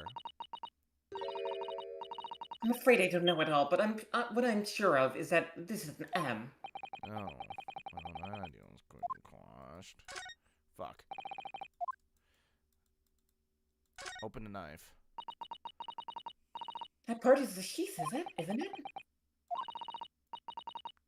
Are you right, Mr. Naruto? Yep, I just don't like blades. Oh. Those don't seem like the words of a man with a large katana slung from his waist. That's not a blade, that's Cosmo's soul. Anyway, there's no sense of delay here. Let's see what the blade looks like. Yuck. Looks like there's a lot of blood. That's you. It surely is blood, the victim's. An Englishman's blood is a lot like a Japanese man's blood. Did you think it wouldn't? Sorry, it's just we were going around here in Great Britain, like you know the conspiracy is like, oh, our blood's actually blue, but then it, like when it gets oxidized to oxygen, then it gets red. I thought it was gonna be blue. I really thought it was gonna be blue. I'm finding it a little hard to adjust. Yes, I do understand. Well, we got a sheet. Anyway, what were you saying? Juror number 2, go on. Mr. McKildred is a pillar of society and a gentleman, and a gentleman's word should be sacrosanct. However, those of us in service know we must accept our truces. What? No. You're supposed to Dispose of the rubbish. You're supposed to go to the white side. No. Return to darkness. No. Oh, god dang it. I don't wish to cause offense, but I do like to eradicate all traces of filth and crime. What now? I have painstakingly typed every word uttered here today and cross-referenced all the facts. As such, I am now in a position to draw the only logical conclusion. Oh, fuck. Not again. That's 4 out of 6 jury members who proposed the guilty verdict. There are only 2 left. Yeah, every time I press the witness for more information, I just make the situation worse. Nevertheless, what we need more than anything at the moment is more information. We're still very much in the dark. I suppose I'll just have to keep pressing the witness, knowing that more sparks may well fly. We mustn't give up hope that we'll uncover something that will give us a way to fight back. But... Alright, I'll keep trying. I can't give up. I just need to keep calm and listen to the witness's statements again. Alright, let's... Lock in, Mr. Naruto! Hold it! Alright, let's go. What exactly do you see? Oh, well, sir, that would be the passenger, sir. Yeah, collapsed on the floor he was. And by the passenger, obviously you're referring to the victim, Mr. Mason, the brickmaker. And then the other passenger had the knife in his hand like this. By the other passenger, obviously you're referring to the accused, Mr. Magnus McGilded. And then he plunged it down like this, stabbing the other passenger with the belly. What?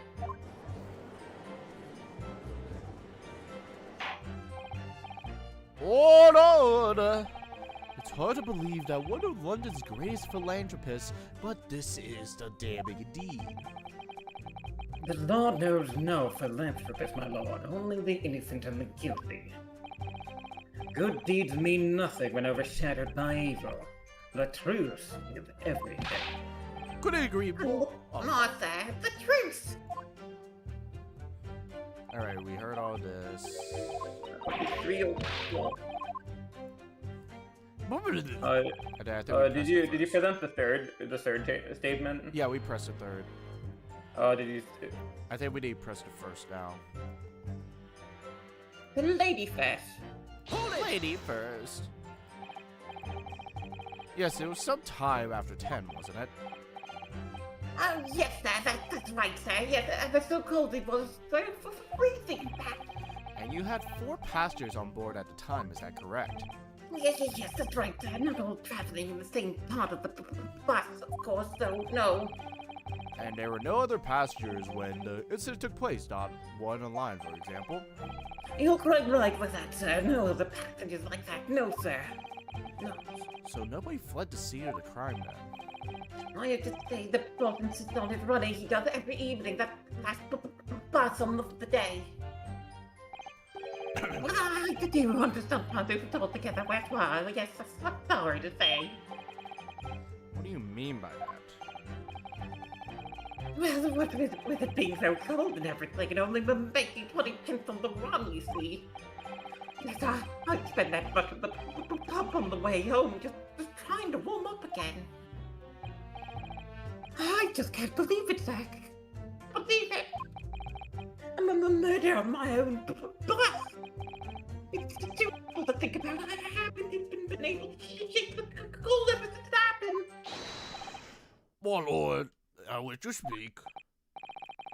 Yes, you're number 5. Do I take that as you do? I am a master of London's Guild of Coachmen. The idea of a murder being committed on one of the city's carriages is utterly abhorrent to me.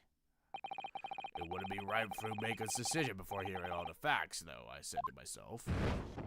Yeah, whatever. But I've heard enough now. The horse has bolted, and as they say. No, please! I need this! No! Rip. Yeah, shit. Beppo's a long-standing member of the guild, and I trust what the man says. Oh, thank you, sir. You're too kind, sir. This is too unkind, sir. Which now mean that 5 jurors agree to condemn this man. Camera pan. Oh, shit.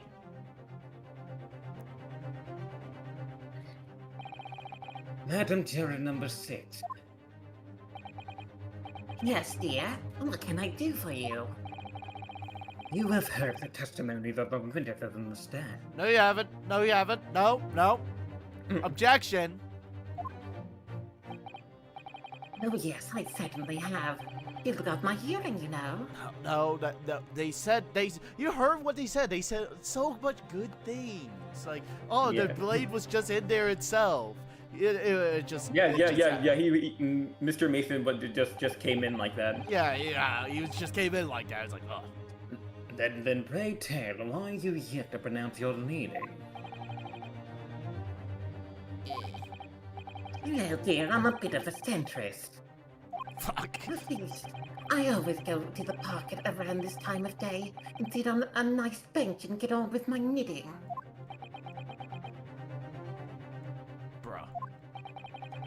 Well, a lovely little park just near where I live. Gilded Park, it's called. Oh shit.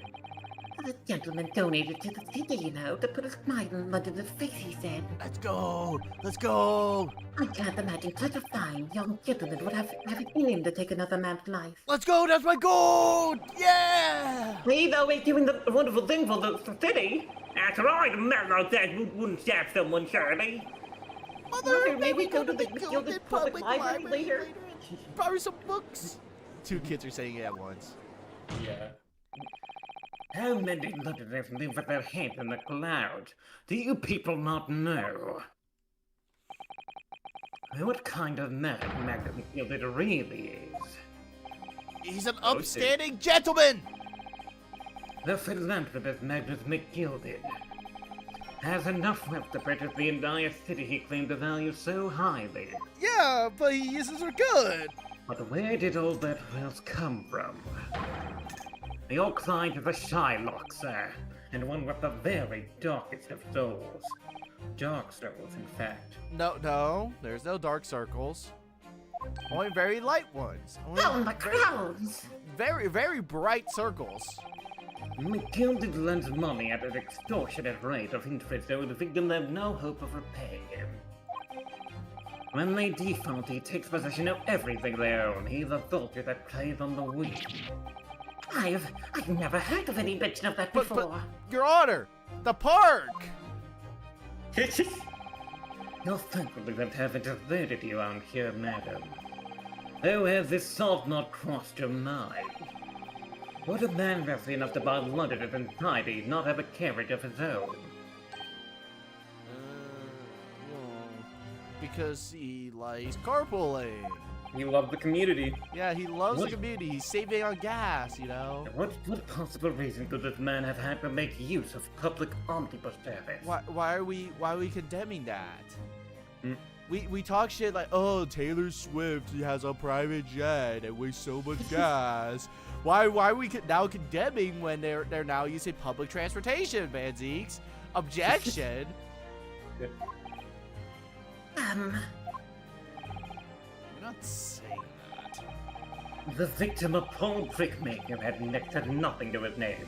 They had considerable financial liability. It will come as no surprise that his creditor was the accused, Magnus McGill did. But let it also be known that the very day Mr. Mason was killed was the final repayment date for his death. Good gracious. The brickmaker was destitute. He had lost his house. He had not a shilling with which to repay his debt. And in the end, this pitiful sound had the very last thing he stole. This pitiful soul had the very last thing he owned taken from him: his life. By the merciless philanthropist pretender, Magnus McGill did. I don't believe it. Hold it! If I might add something briefly. Get his ass, Susato. Get his ass. Yeah. Attack, Mr. Sato. You claimed the victim had been lent money by Mr. McGilden. Magnus McGuilty? No, it's Magnus McInnocent. Yeah, it rolls off the tongue. Magnus McInnocent. Don't you agree, Jerry? Yeah, fits like bloody gloves. No, they just came like that, you know? It's like a design, you know? But where is the evidence to support your claim? I need a drink.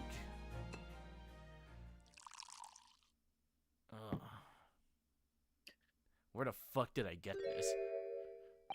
Here's like a bar under the... Pray forgive the discourtesy of filling my hallowed chalice in a court of law. Aha! There it is! Lord Van Zeke's hallowed chalice! He's just like me for real. He's Good just like me for real.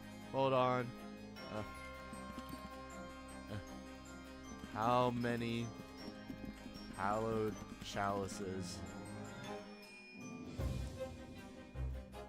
1, 2, 2. I'm just making a poll real quick. 3 to 4. 7.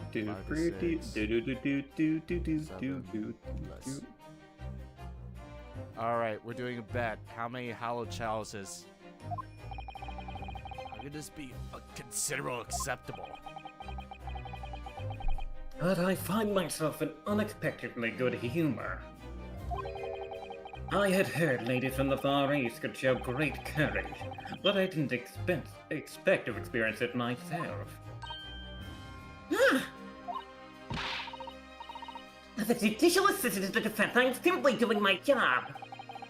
What a pity that your display of courage is in vain. He says a debtor's ledger which details all monies loaned by the accused. You will find the victim name clearly recorded inside. No. Shit. Allow me to present this ledger as evidence.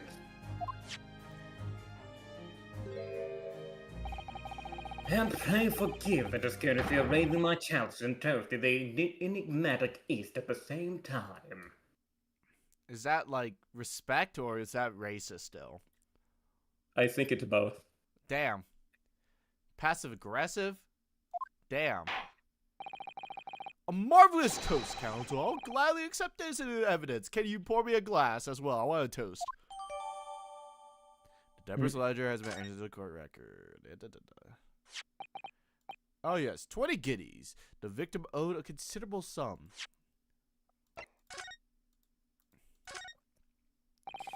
This portfolio must contain all sorts of secrets on London's gentry. Oh dear, do you really think we gotta look inside? Yeah. On the gilded list. The McGilded list. Apart from the great detective's friend, perhaps. Actually, I wonder. I assure you, we will not find Mr. Sholmes' name inside. Well, let's see what we find. First page, Herlock Sholmes.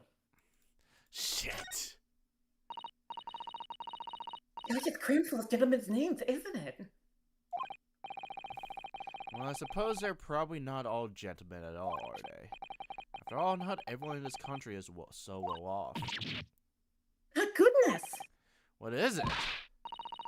Look, do you see the name here? Herlock Sholmes. Fuck. Read no skater. Why am I in here? Should Bruce Fairplay? Should that mean something? I have no idea who. Bruce Fairplay, the witness testifying at this very moment. Oh. Oh. Shit. Alright, borrowed 20 guineas, did he? Look, the repayment date is fast approaching. It's possible that this is just a coincidence, of course, but this could be very useful information. I see, we're free. Very good. Anyway, what were you saying, Honor? And the accused made quite certain he had ample recompense. Oh, I should do this. Hold on. Hold on. Let me get a text. Chow. We're making a Chow's counter. Oh shit. So we're at 1. Bing bong counter. Yeah. What font do I use? Oh wait. Easy. Wait. Is there a way to like make a sound or something every time it happens? And just make it a button? I'm not that good. Does this look good? Nope. I'm just gonna use Comic Sans. Do. Yeah. There we go. We have a Chow's counter now. We're at 1. Yay! We're gonna put you all the way here. I'm great at streaming. Alright, let's go. Damn. Shit. I little Steve, I've had the wool No. pulled over my eyes. No! No! No, no, no, no, no. Wait a minute. Wait a minute. I'm putting Chow's counter up there. What do you mean? No. Regrettably, madam, that is the modus operandi of the accused. And it's such a pretty little plot, too. What a scoundrel. No. Still. Maybe it's all for the best. Wait. Let's think about this a little more. I don't stand for nonsense. Oh, God, I'm shot dead in the courtroom. Fuck.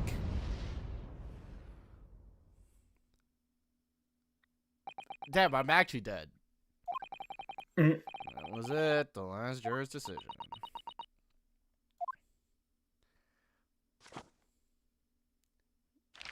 I love this manga.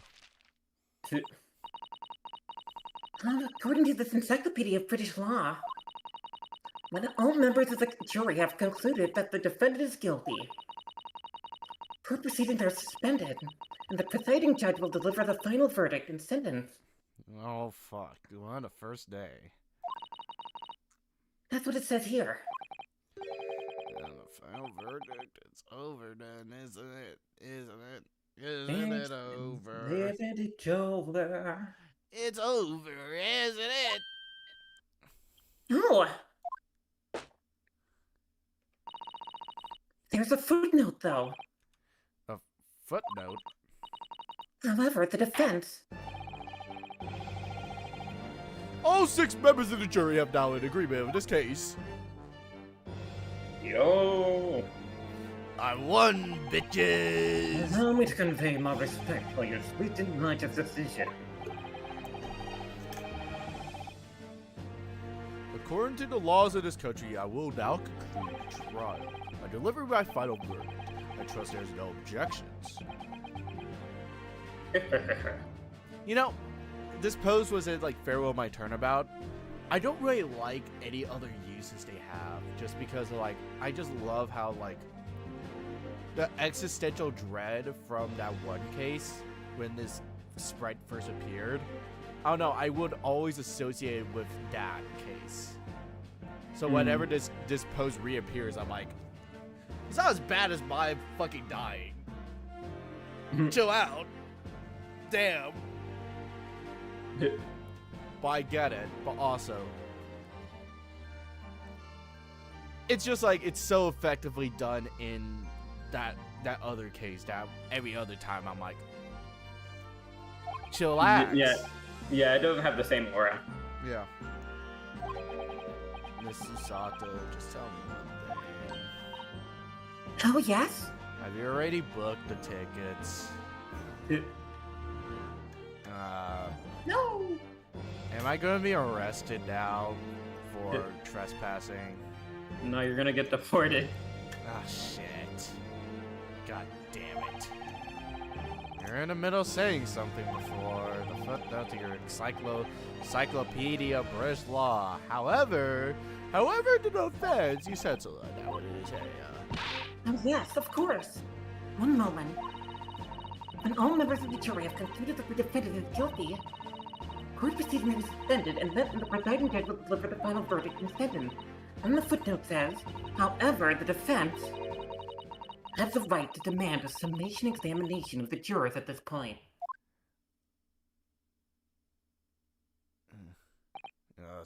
Summation, examination. What? Objection! A summation examination. From which century of that tome have they been resurrected? Ah! Judging from the binding, I would say that book is at least 50 years old. Any modern text on British law wouldn't even give such an antiquated procedure a mention. It's a relic, long forgotten and certainly no longer practiced. Oh, you're out of luck. No!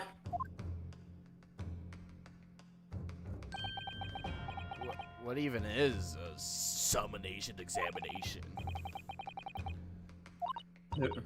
Oh, one moment. And I'll read about it. My job's on the line. You can't be reading. Please. You would demand the right to a procedure before you even understand what it entails. Hence, typical Nipponese. Jesus! Jay, chill! I cannot believe. Let me read my manga in peace. Alright, Mr. Naruto, I think I understand. It seems that under this procedure, we would be able to appeal to the members of the jury. To what? Do what? Exactly? Appeal to them to change their leaning and reverse their decisions. And it says here that if successful, that the proceedings of the trial must be resumed. Make them reverse their decisions? Oh shit. Yes, yes. In times gone by, barristers may summon an examination to attempt to influence the jury's decision. The procedure becomes somewhat of a formality with no practical benefit, really, so it rather fell out of use. I wonder why. Because it was devoid of purpose. Oh. Changing just one member of the jury's mind would be hard enough, let alone several. No self-respecting defense barrister would even assert his right to trial in this day and age. Still, I don't see any mention of the procedure actually being formally revoked. Ooh? What are you suggesting? I'm suggesting that although it may be antiquated and largely forgotten, it isn't yet extinct. She's suggesting that go fuck yourself. Basically. What do you think, Mr. Naruto? I agree. Go fuck yourself, fansies. I'm doing the summonation examination,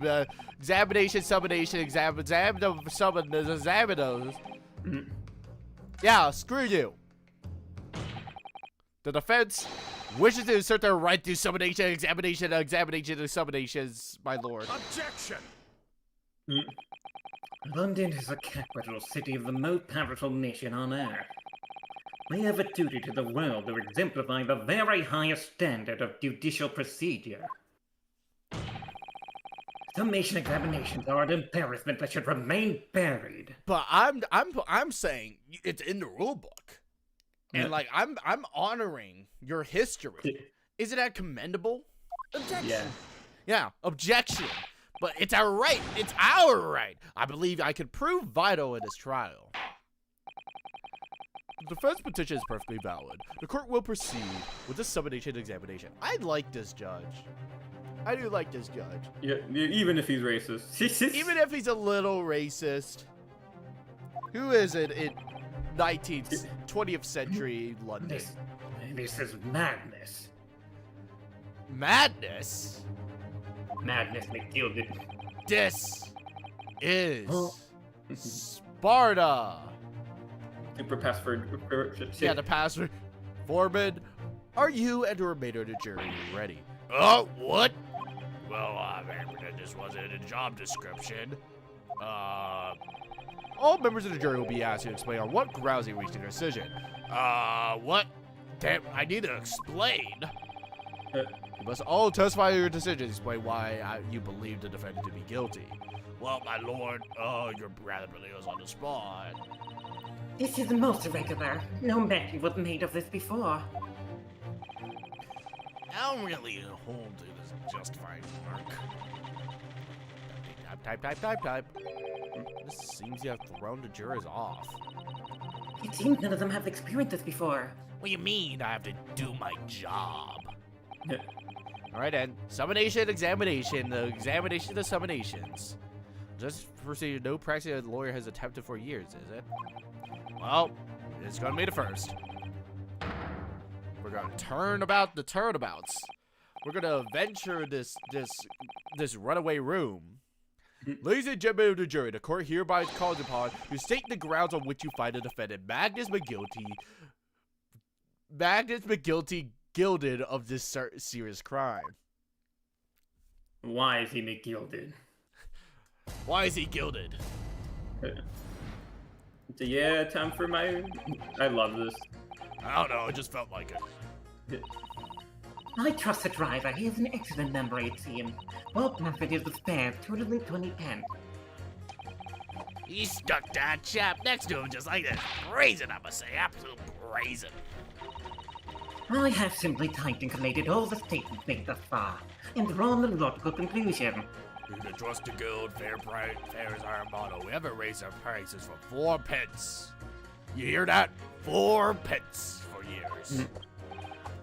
The scoundrel slapping that poor man on the floor begged belief.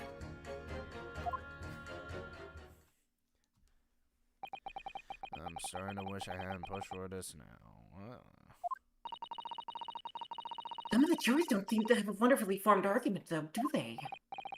Well, let's see what we can do. We need all 6 people to change their minds.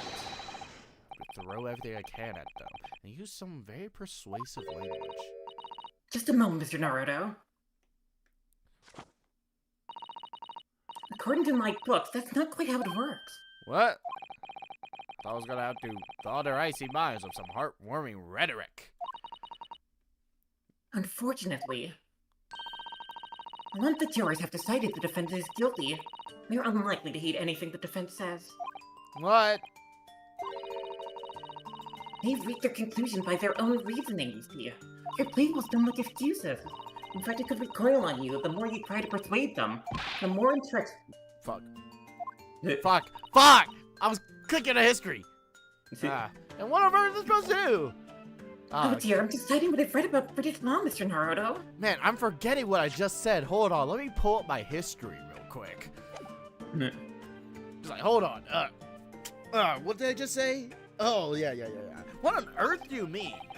Right, I'm sorry. Do you have any idea how to make this work then?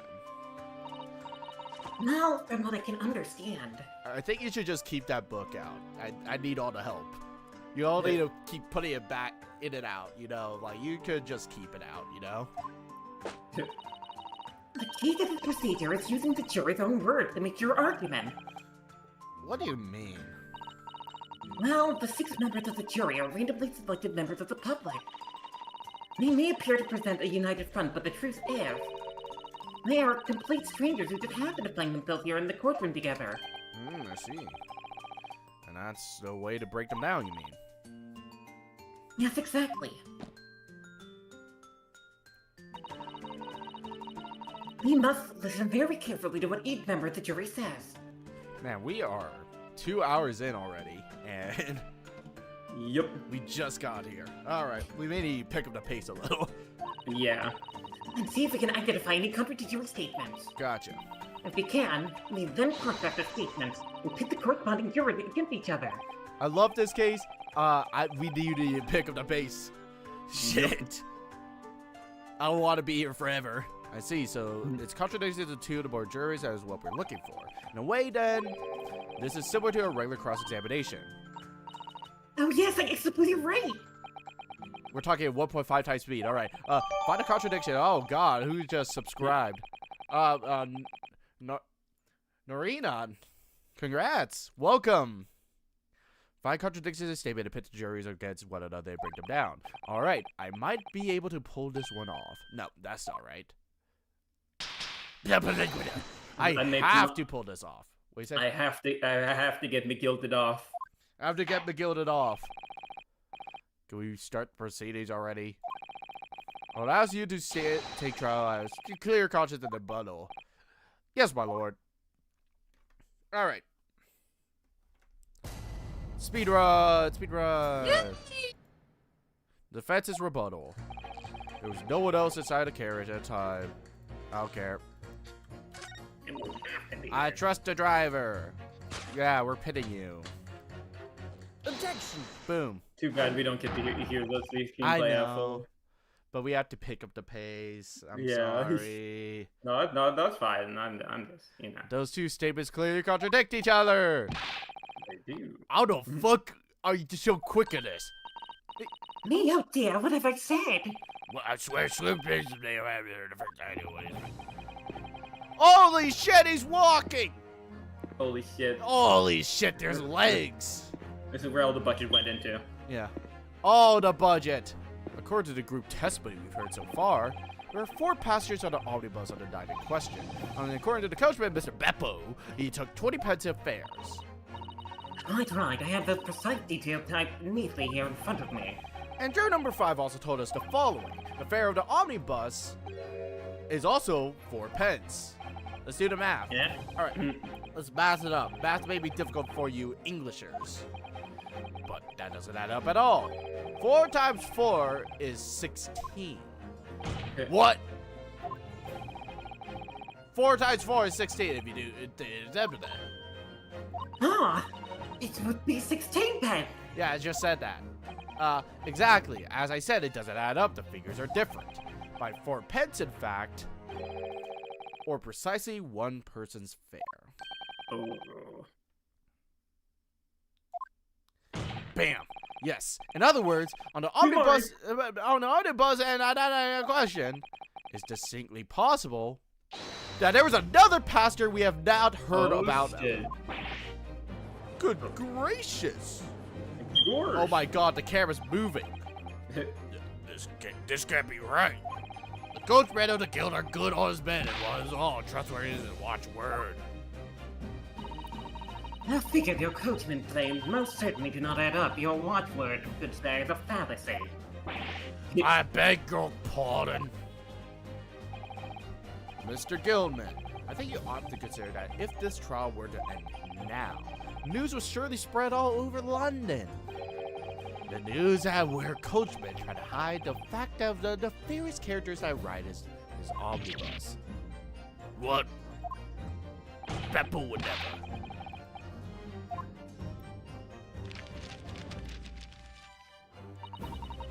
Well, according to my book here, you simply want a ball of fire onto the innocent side on the set of scales. According to my book, you should burn down the courtroom and make it a mistrial. Now, hold the horses, coachman. With all the great men, why go do this? Why do I get my hands on you, Beppo? Beppo? Beppo, you piece of shit. This is very irritating. Begging your pardon, sir. I'm going to do the same. What? No.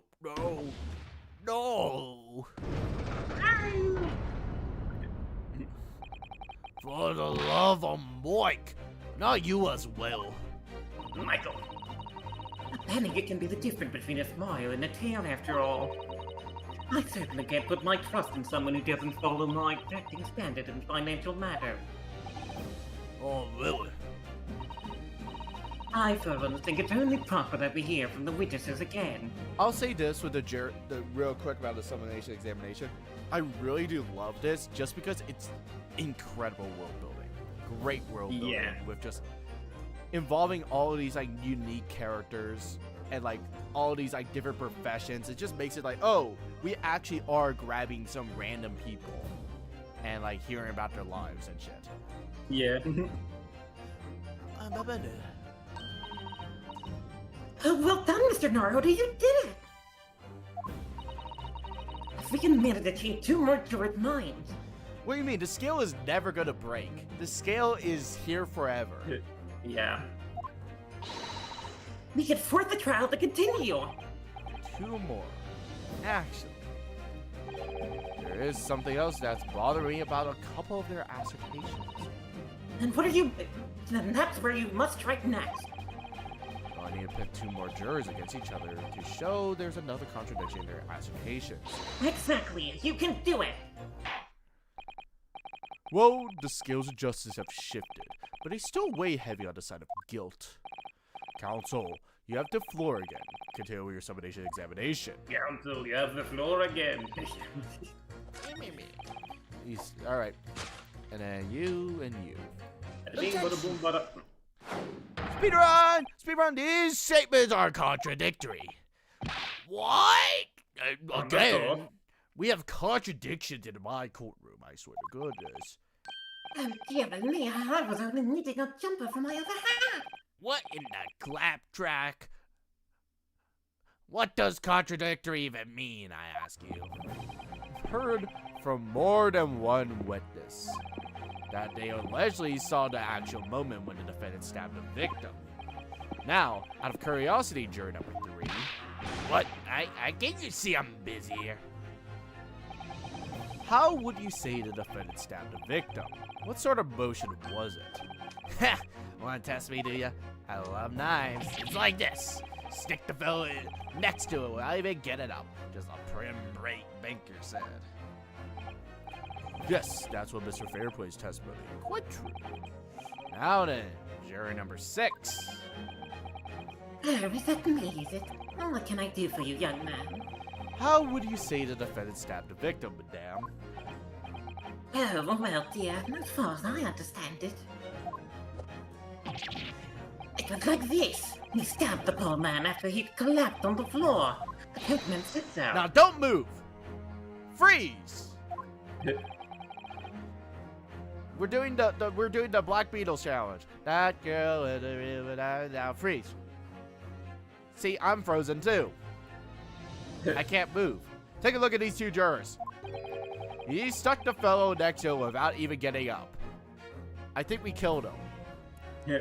I think he's dead. Imagine he like stabs the person right next to him. I was fully expecting that to eventually happen when first playing this. And he stabbed the poor man, as he collapsed on the floor. Well, I never. They're stabbing in totally different directions. What the? Oh shit. What this tells us is that there is a strong possibility of the witness isn't telling the truth. They're not telling the truth? Oh, no. But why? Why the dickens would they say that? I don't know yet, but what I do know is that if the trial ends at this point, we may never find out. We may never find the real truth. Ladies and gentlemen of the jury, can we really let that happen in all good consciousness? No, you certainly are killing me. I can't abide people telling lies.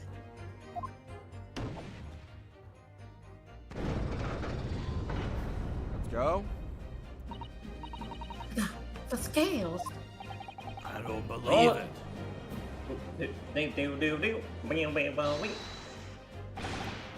Wait! Now hear this. I want you to listen to this man. Look at him. His black suit.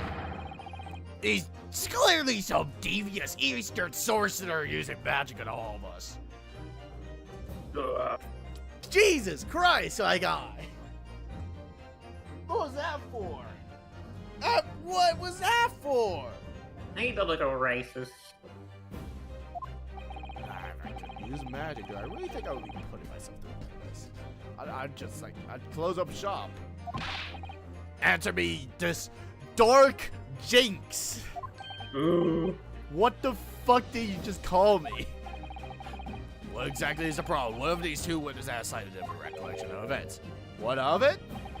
Let's say the Shylock did stab the victim as he sat next to an omnibus, and this young dandy saw him do it. And now let's say the victim collapsed on the floor, and then the Shylock stabbed him again. Easy.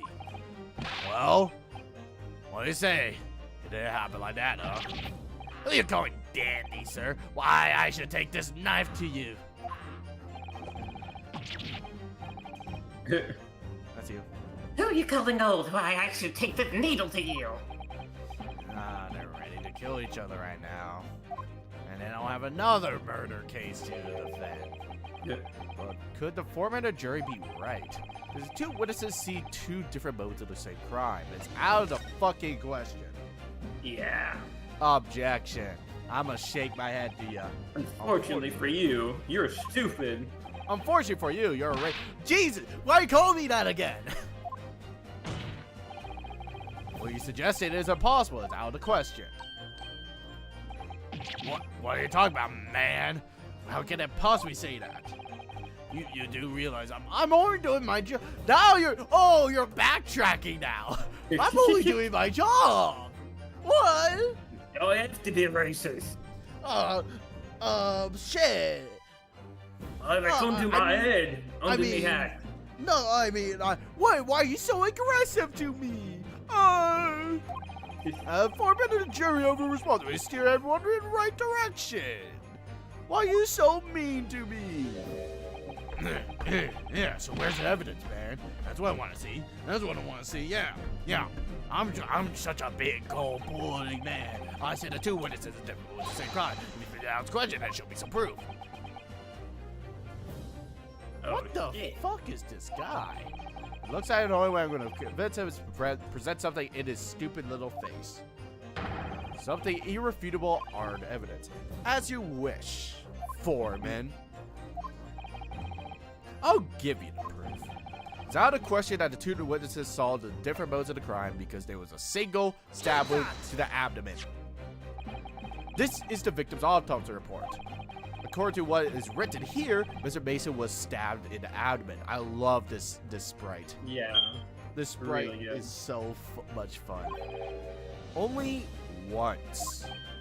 Yeah, only once. Oh, what's wrong? You can't read? Yeah. Apparently, just Easterner can read better than you. It's quite simple. The victim was stabbed precisely one time, which means the witness can't possibly have seen it happen 2 different times. I've given up. All right, I can see defeat. Yay! Let's go! Gee, holy. Damn, I actually did it. Damn. Holy crap. The forgers are now leading not guilty. They've done it, Mr. Naruto. You've won. Now, if this was like Phoenix and Maya, I would be more like cynical, like, oh no, I did it. That's what something Phoenix would say. But no, we really did it. We really did it. Thank you so much, Susato. Thank you. Thank you. What are you playing at, you daddy fool? Shut your trap, sir. No one deceives me. But we had a consensus. What happened to my consensus? I said shut your trap. I know a lie when I see it. If that chap ever dares to cross this threshold of my shop, I'll take this razor-sharp blade and shave every last hair of his head. Yep. This is what I'm saying with Dark Woke. He's very much Dark Woke. Please tell me he's a barber.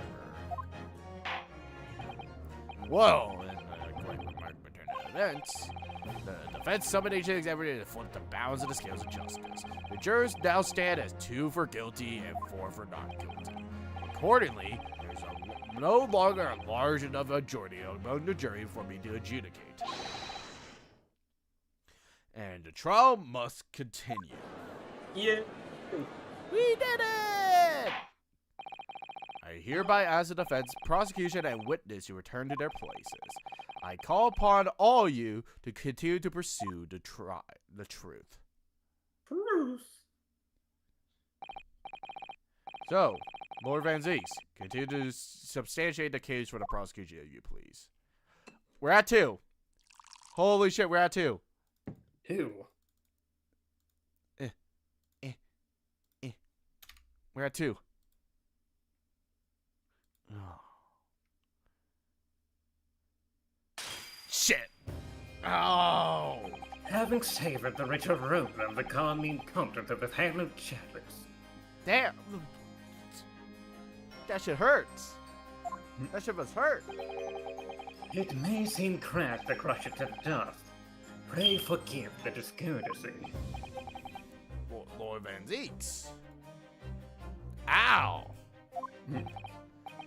It's so cold in here. It just made me... As your antiquated tone no doubt says, the prosecution may not speak during summation examination. So I ordered a deathly silence and listened to the charade. It seems I overestimated the intelligence of the jury. No, Godot, it's grape juice. It's grape juice. It's not wine. No alcohol here. It's just grape juice. That's probably tomato juice if we're thinking about it. Well, no matter. There is nothing so hard to prove as a self-evident truth, it would seem. No, and why else would we grace the courtroom with our presence after all? Oh So, god, the slow zoom.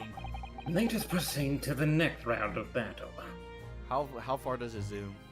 Oh god, what is he gonna do? How far does it zoom actually?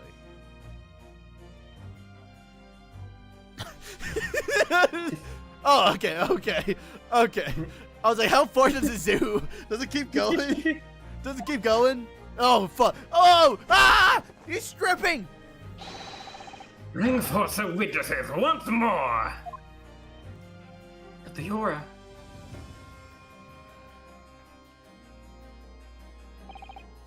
Witnesses, I trust you at the summation examination we just had to endure. Oh, yes, sir, that I did, sir. Of course I would. Oh, yes, sir, I heard it. You, sir, on end, the coachman. I believe it's Beppo. Yes, sir, my lord, sir. If it transpires that in your previous testimony you were attempting to veil the presence of fifth passenger in your vehicles, you will be found guilty of perjury.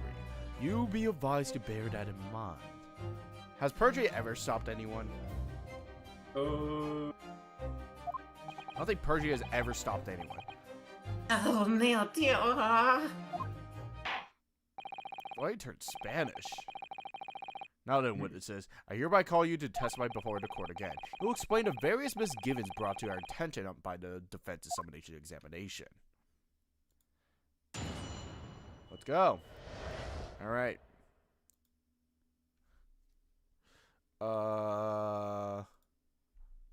Various misgivings, I think.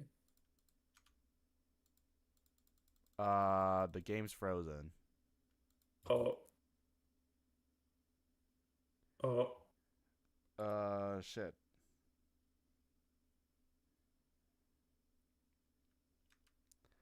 Oh. We're good. We're good. We're good. We're good. The game also has autosave, so like. Yeah, but I was like. Oh yeah. Yeah.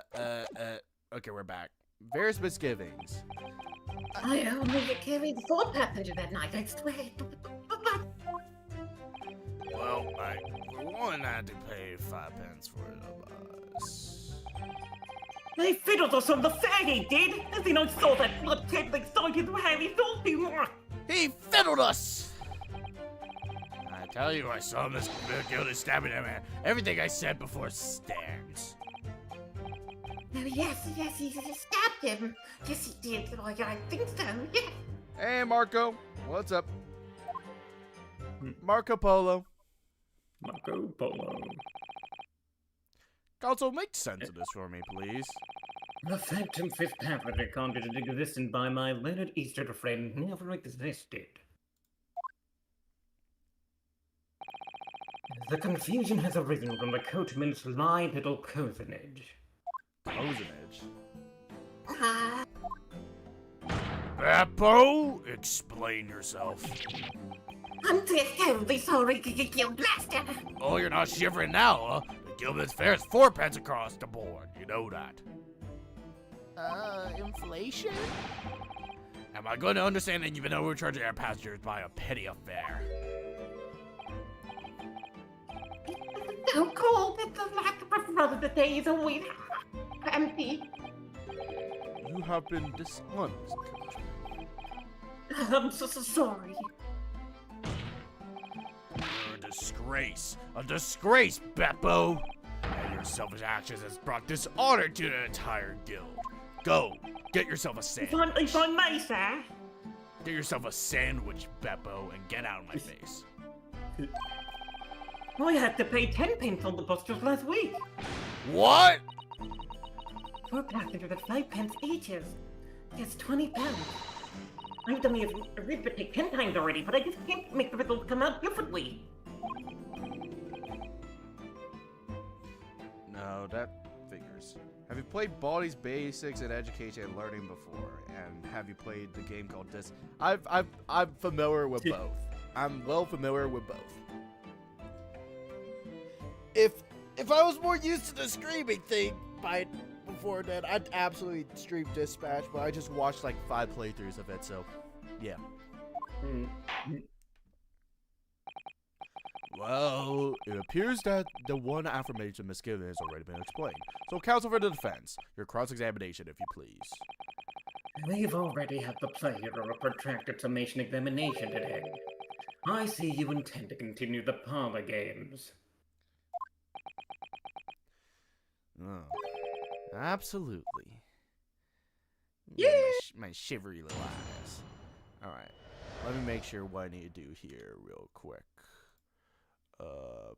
Press the 5th. Alright. I'd go through all of these, but we need to make good time because we are 2 hours 30 minutes in. Hold it! Earlier, you testified that you saw the moment when the defendant allegedly stabbed the victim, didn't you? Oh, yes, that's right. Yes, that's right. But actually, according to what he said, it was to try to say they're holding the knife like an ice pick grip. I suppose. I need them to add that animation studio for this game. I love the animation work. I know it may be difficult because like they have like transitions between the characters, so like the poses transition to each other. So I wonder how they're going to do that. But I could very much see them doing an update to this. One, to make sure I can have a fucking slider to the music. That or Ace Attorney 7. Yeah, that or Ace Attorney 7. They need to keep milking milking how much they get poured. Yeah. I might have him, yes. The second part? Did not hear me? No. Anyway. Oh, fuck. Fuck. What's this? Well, I'm quite sure, but most of it. I was driving the horses when I heard a scream from the seats on the rooftop. I expect that was me, sir. That's when I turned around. Yes, it's the time. The gentleman was on the floor and the knife was sticking up on the bed. That's right, yeah, and the fellow in the handle with the famous man, yeah. So in short, you didn't see the moment when the victim was actually stabbed. Really thought that I did, but when I go over it, it get in my head. No, I suppose I didn't actually see the precise moment of the stabbing, did I? Struce!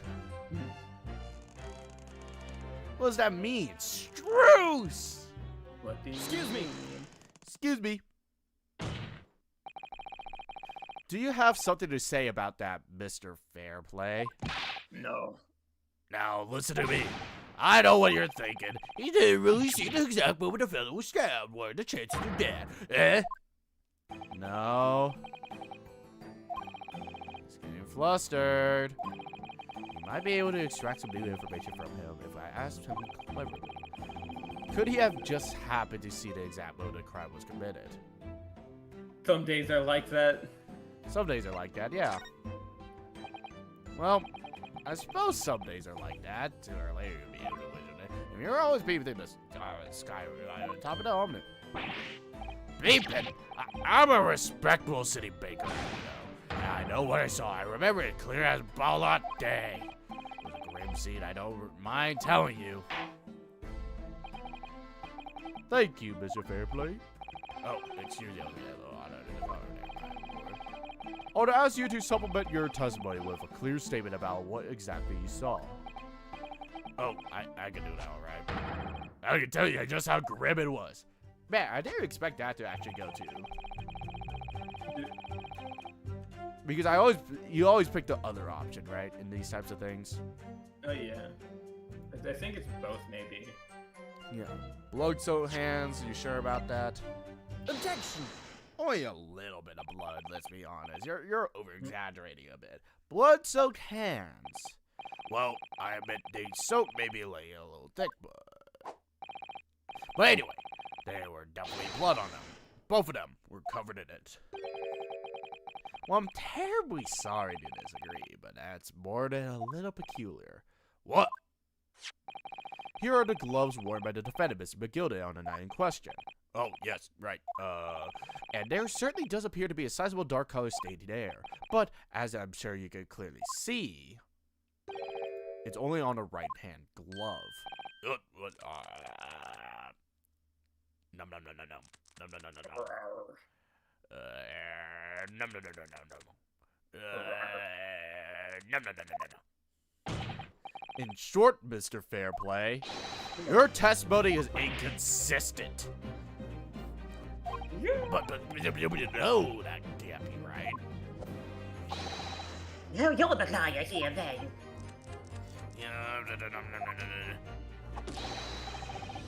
That's right, you're doing both your roots.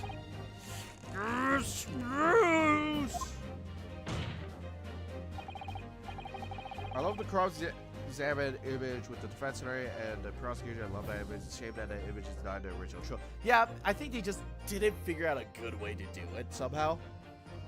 So, but I feel like they do it so well here. Yeah. Mr. Fairplay. They do it in a Apollo Justice trilogy too. They just didn't do it in the original. Yeah. In the third. And they do that sort of in the Investigations one too. Mr. Fairplay. Yeah. If your last statement was a lie, it calls your entire testimony into question. You say you saw the moment the victim was stabbed, but is that really the truth? Go out with it, Will. Objection! It was a simple mistake. You can't justify accusing this man of lying. I will accuse this man of lying. Yes, it wasn't both hands. There was only one, but the fact remains. The victim's blood was on the accused. Objection! Objection. No, Mr. Fairplay categories say he saw blood all over both hands, which means there is a strong possibility that the witness was deliberately trying to mislead the court. Yeah. I am a city baker, for pity's sake. My word should be the gold standard. I'm a gentleman, not some gutter snipe. Upstanding members of society don't provocate. He's claiming to have no reason to lie. Was that really the case? Mr. Naruto! We had some evidence to explain why Mr. Fairplay might be lying. I'd really like to see what an asymmetric game would look like being made in the late 2020s. You're just asking for Ace Attorney 7 at that point. But also, like, Dual Destinies, Apollo Justice, they take place in like 2028. So, if we're talking about like a modern Ace Attorney case, well, we're technically there. Apollo Justice is happening like right now. Waki is like dead in like a hospital room right now. Yeah! It could turn the tide in the trial completely. Something to show that man has a compelling reason to lie in his testimony. I have evidence. My lord. Yes, counsel? The defense is ready to present evidence. By Jove, are you sure? Yes, evidence that will clearly demonstrate why Mr. Fairplay has a reason to lie in his testimony. Yeah. You're broke. Very well.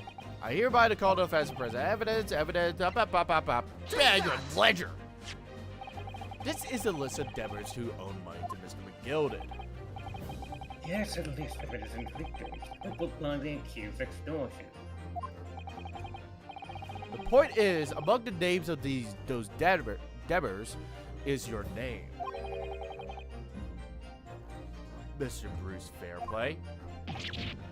Yeah. What? Mr. Fairplay, are you currently indebted financially to the accused? Just a little According to this ledger, you owe 20 guineas. Not in an inconsiderable sum, you say? How would a modern Ace Attorney game look? I mean, they probably would round off some of these models. And like, they'll be using a lot of modern engines, so I'm curious too. But I think they have a good basis off of this game alone, with how they do the models and the look and all that stuff. I'm not sure they're going to get too detailed. Like, this is a visual novel. A visual novel is supposed to be easy to make, so who knows? Well, what of it? Let's suppose Mr. McGilded was found guilty of murder. What would then become of the debt in your case? The documents state that the loan agreement is forged between two individual parties. Therefore, were the creditor, the defendant here, to be sentenced to capital punishment, all outstanding debts which were owed to him would be annulled. It would cease to exist. Cease to exist? Exactly. It's not the case that he claimed that he testimony, yet something that he in fact saw in a devious attempt to annul your debt of 20 guineas to the defendant.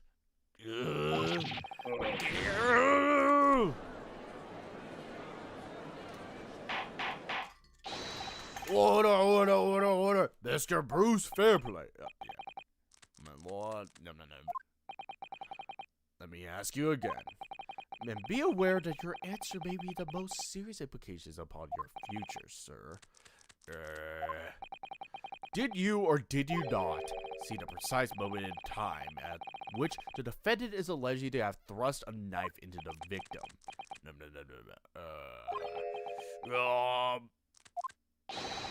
Your silence speaks volumes. You did not tell the truth in your testimony. All right, now let's not make a melodrama out of this. Perhaps I did overstate the truth a pinch, just a little. What about it? People lie. A pinch. But it makes no difference. I definitely remember seeing blood on Mr. McGood's hand. Objection. Both of them. Yeah, we're going to do Rise of the Ashes, which corresponds with the second Kokoro case, so that's going to be a long day, to say the least.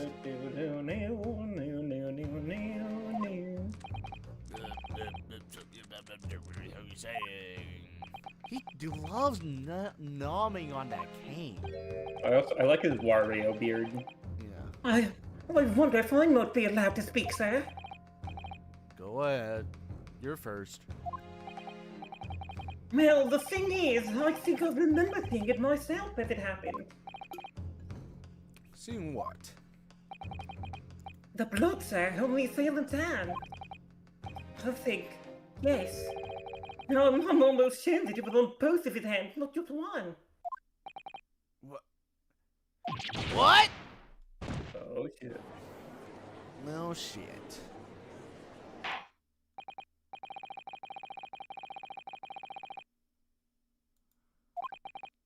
This time, I would like to know the precise moment, what you did and what you did not see. Do I make myself perfectly clear? Yeah. Mr. Naruto, this is good news. The course of the trial seemed to have shifted slightly at last. Yes. I might finally have a chance to turn things around here. Testimony of witnesses. What the witnesses really saw. There's blood in both hands. They were in there. I didn't see the exact blood just transpired if that matters. I remember seeing the knife, and I remember seeing both of the attacker's hands with blood on them. I didn't actually see anything myself, no, not until I heard that scream. Anyway, the fact remains, they can't have been anyone else inside the carriage, or we would all have seen.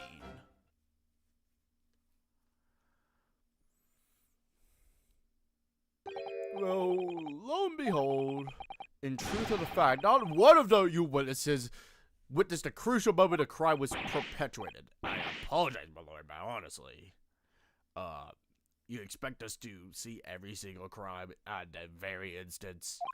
There was no one else inside the carriage, and the man's hands were covered in blood. Oh, that's incriminating evidence. Get him out there. That's really not what the testament is about.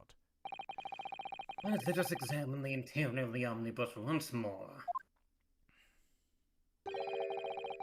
The victim's fresh blood was made visible unless corroborating the witness's account. In other words, summarily, there is no substantial nor significant change in the fact of the case.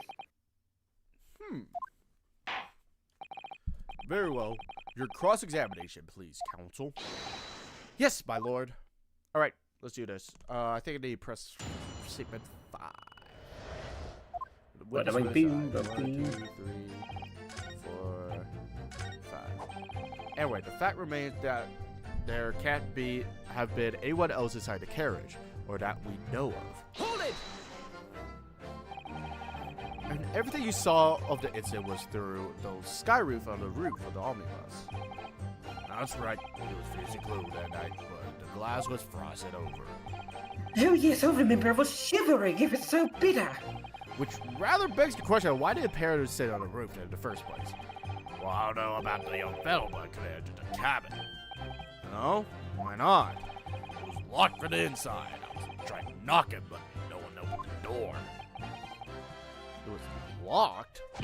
That's right, and the public bus service, for pity's sake, that's what they're not called fair play.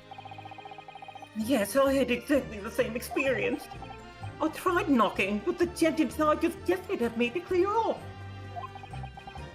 I had no choice but to climb up to the roof deck and look down longingly into the warm cabin below. Is Turbo Revolution really the second longest only? I thought that was like the longest by far. I thought that shit was like 12 hours. Well, I can assure you I wasn't just looking down. I was glaring long and hard. And precisely why I can't tell you with absolute confidence that if there was anyone else in that cabin, I would have noticed. Unequivocal, I would say. I'm not sure about these two witnesses. Could they really have seen it? They might not have been able to. Allow me to confirm one thing, Mr. Fairplay. You are riding this omnibus and witnessed the events of the cabin through the skylight in the front of the upper deck. Is that correct? That's right, yes. In that case, there is a portion of the cabin interior that would have been out of your sight. What are you saying? By golly, really? By golly, really? Oh, shit. Obviously, at this stage, we can't say for sure. But the possibility can't be denied that at the time of the incident, there could have been another passenger in a closed cabin of the omnibus. Objection! Enough hypothetical meandering, my Nipponese friend. The prosecution demand that you substantiate your claim. After all, the scene of the crime is here in the flesh. Very well, I will uphold the prosecutor's demand. I am not excited to do Turnabout Ablaze because Turnabout Visitor and Turnabout Ablaze occur on the same day. But doesn't I think the case goes into Turnabout Ablaze transitions at like midnight. So like the case occurs throughout midnight. So I'm not sure how I'm gonna do that case. I'm probably gonna still do the structure of like, okay, I'll play Visitor and then Ablaze up till when it changes to time. And then I'll do the day after. But I could also do it at fucking midnight and like play at the change of the day.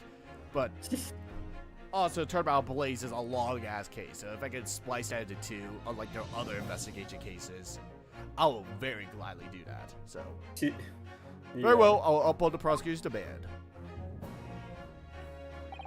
You will identify the area on the cross-examination section plate of the omnibus. Where exactly in the omnibus are you suggesting that a potential extra passenger could have been situated? It's on the right. Take that! Both rows of the seat are facing the direction of travel, whereas the seats enclosed to the cabin face each other, which means the visible part of the cabin, which passengers on the roof that can see through the skylight, is as drawn here. Yeah. That's right, my lord, as you can see. The seat opposite of the one on which the victim had been attacked was sitting in opposite of you. In other words, if someone had been sitting in that seat, it's quite possible that these witnesses would have been completely unaware of it. Ugh! Oh shit. Objection! It's quite possible. Some phantom was sitting there. Yeah, really.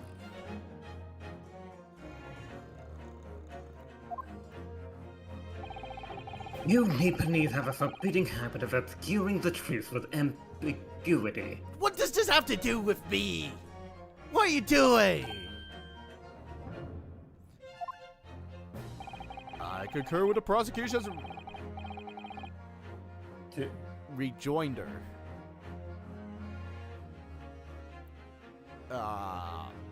Anyway, in a British court of law, evidence is paramount. I can't entertain this conjecture, counsel. That is, unless you are able to put a name to this mysterious passenger of whom you're loose.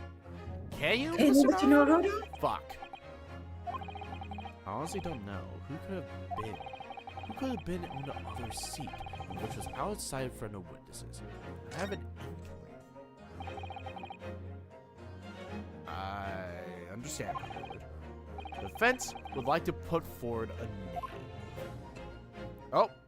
Oh, we're at 3. We're at 3. You are a fool. We're at Chalice 3. We're at Chalice 3. Is there anybody?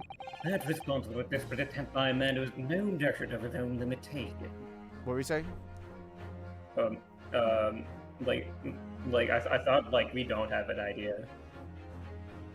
I think it's like, I think we're trying to imply that McGilded was on the other end, right? And someone else was center. A chair so hard, this is not yet led. Let's not delay, counsel. The defense sentence named the passenger. This could be it. This could be the chance I've been waiting to turn this trial in my favor. On the night of the murder, the person occupied the seat in the omnibus cabin that was obscured from view is named as McGill. Take that! The passenger in the closed cabin that the witness on the roof that failed to see has to have been Magnus McGilded. McDonald's? Mr. McGilded? What are you saying, counsel? That's the name of the defendant. Oh shit. Objection! That's still Chow's 3. If I desecrate this chamber by smashing my hand of chalice, do forgive the discourtesy. Lord Van Zeeks. They will talk of those tiny island names of ours as having a learning and culture of their own. But I see they use the term ill-advisedly. What are you trying to say? I'm fucking the racist. Let me explain in them that even a student of an artless backwater such as yourself might understand. When the bloody scene unfolded, the victim and his assailant were sitting side by side. Multiple witnesses have attested to it. It's the very premise on which this case is built. Objection! But that premise may be wrong. What? If the victim really was sitting beside Mr. McGilded, it creates an inconsistency that can't be reconciled in any way. What inconsistency, counsel? The defendant's gloves, my lord. Both witnesses made the same testimony. They claimed there was blood on both hands of the person sitting next to the victim. Yet we know the truth to be otherwise. Only one glove bears securing the name. Objection! The point is, even in the face of irrefutable evidence, both witnesses have maintained their stance. Yes, their testimony remains unchanged. Exactly. They both adamantly swear that they clearly remember seeing blood on both hands of the assailant. In short, their memory of events is correct, and their testimony reveals the truth. It was someone else sitting beside the victim that night, a third party we have yet to identify, and the victim's blood was on the passenger's hands. Both of them. And who was the third party? Obviously, the true culprit. Oh shit. Extraordinary!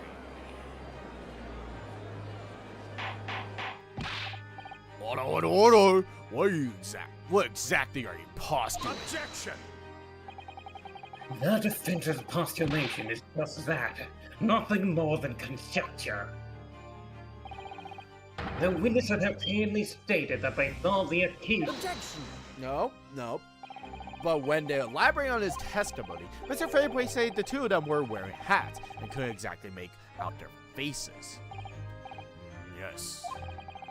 The tops of their heads were obscured by the roof. I couldn't see the rest of them, though. Yeah, that's right. Both gentlemen most certainly had it. Hatters do tend to notice such things, sir. And what particular styles of hat did these two gentlemen sport, Mr. First? I'm afraid I don't remember. You call yourself a hatter. The style of hat makes no difference. There was no third passenger in that cabin. How can you be so sure? Because if there had been, The accused Mr. McGilded would undoubtedly have offered to dispose of the fact. Unless, that is, you are proposing an even more preposterous explanation. That the accused failed even to notice the presence of the true culprit in the very cabin in which he traveled. Ah! Oh shit. He's right. There's another person traveling in a close cabin of the omnibus. It's inconceivable that Mr. McGilded would have been unaware of it. No. Order? There's clearly a simple solution to this problem. Bring the accused Mr. McGilded to the stand. Well, what you say, counsel? The prosecution objects, my lord. On what grounds? As a suspect, he will have already made a full statement to the police. But what if there's some reason he was unable to speak freely? Magnus McGilded is no uneducated ruffian. Ugh. If it indeed turns out the man has been withholding information, you can be sure it would have been a most deliberate act. Counsel for the defense, what's your opinion? My lord? Should we ask Mr. McGilded to testify or not? Get him on the stand. Yes, we need to hear what he has to say in order to find out the truth. Yeah! Your Honor! I'm raising my hand! The defense would like to call Mr. McGilded to the stand. In that case, I would like to hear the opinion of the jury. I need a little more time to consider this. If you ask me, I think we should hear what Mr. McGilded has to say. Get the man out here, I say. It would be utterly illogical not to hear his testimony. When someone needs doing, get it done. That's what I'm running the guild. Hearing what the patron of my favorite little park has to say, oh yes, that would be lovely. Yes, the jury says the man must be heard. Very well. The court will hear the defendant's testimony. Bailiff, show the defendant to the stand at once. Oh shit. Spin can. Now, maybe what actually happened will finally become clear.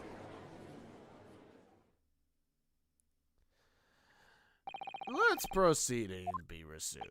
Mr. McGilded, have you been listening to the discourse of that day? To be sure I have, my lord. Those are now two matters which the court desires to hear from you.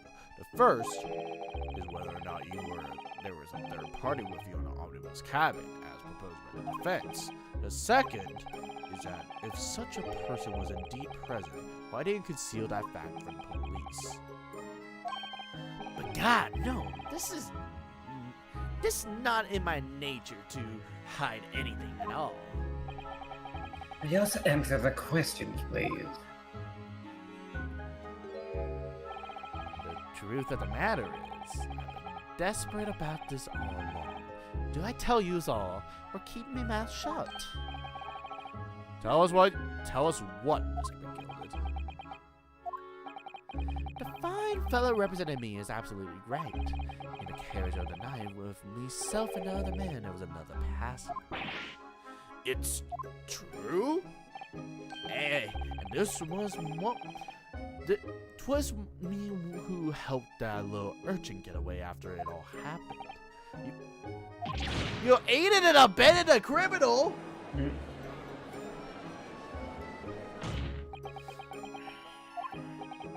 No, Magnus McGilded, that convenient excuse can't save you now. That's truly sorry, yes I am. I'm sure you'll be waiting to know why I said none and I was taken by police. I do have a very good reason, I assure you. Which was... Well, the little child was just in the wrong place at the wrong time, and not in any way involved, you see? What? If the police had known the wee little one was there, they had assumed she'd done it. They had hauled her into the courtroom just like myself. I was only trying to spare her that. Young hearts and young minds are easy damaged, my lord.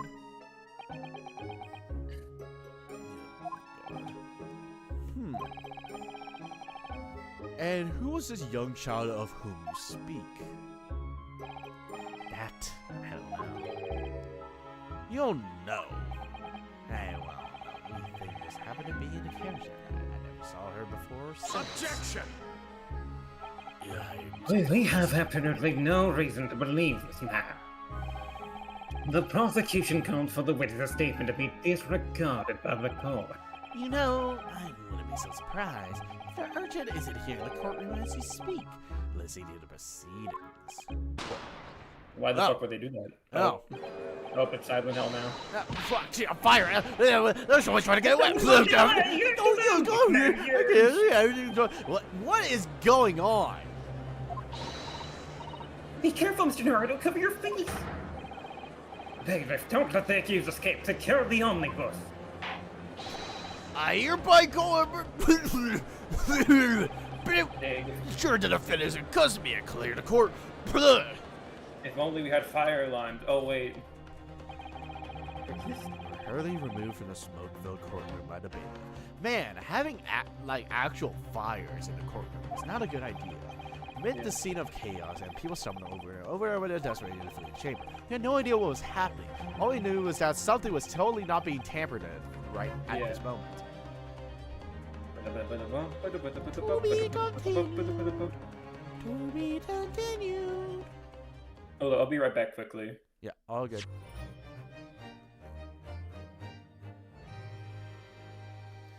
All right.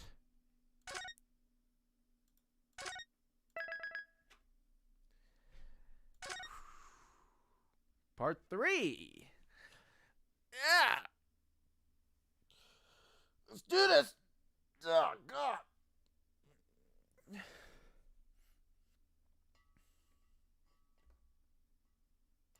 How are people liking the case so far as we're awaiting Kay's return? We are 3 hours in.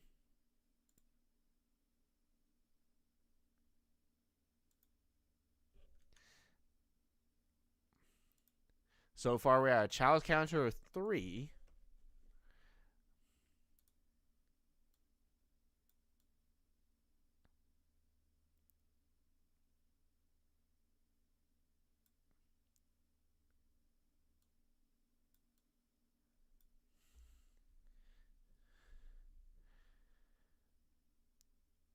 I don't think she's 18. I think she's like 16 or something.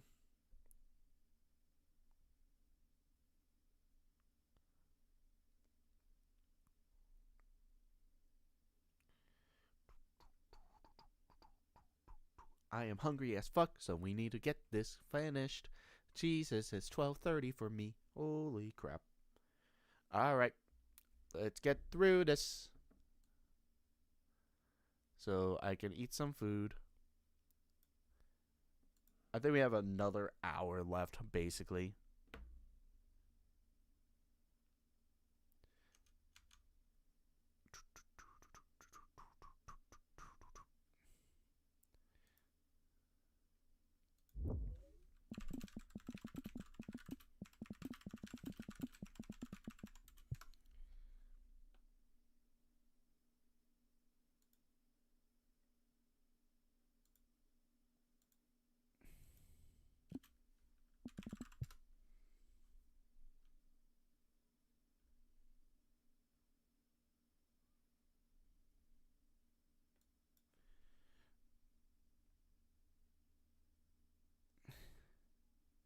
I'm back. You're back?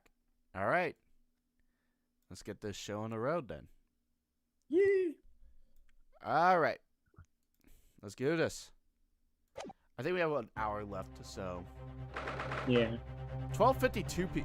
Jesus Christ. We're like on the dot. What on earth just happened? Well, plan. Mr. Naruto, I made it to find out what happened. Susato. I was told it was an advanced form of smoke grenade, a type of exploding device that releases smoke. A smoke grenade? That sounds like something that ninjas use. They're just making sure everything is safe now. I think the trial will start again before long. But who would have done something like that? The police managed to catch someone who was trying to flee the courtroom, apparently. Flee the courtroom? I mean, everyone's trying to flee. Well, it's a young girl of around 15 a year. Yeah. Chad, you're all wrong. She's like 15. We're all wrong. She's 15.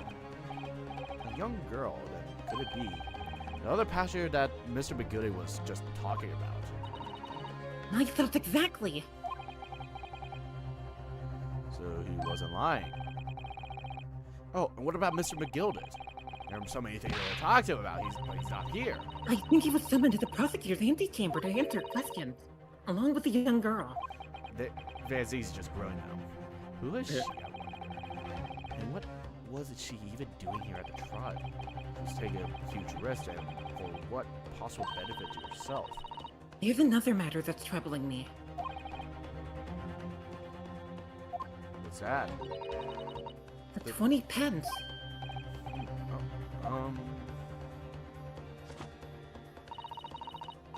According to the coachman, Mr. Beppo,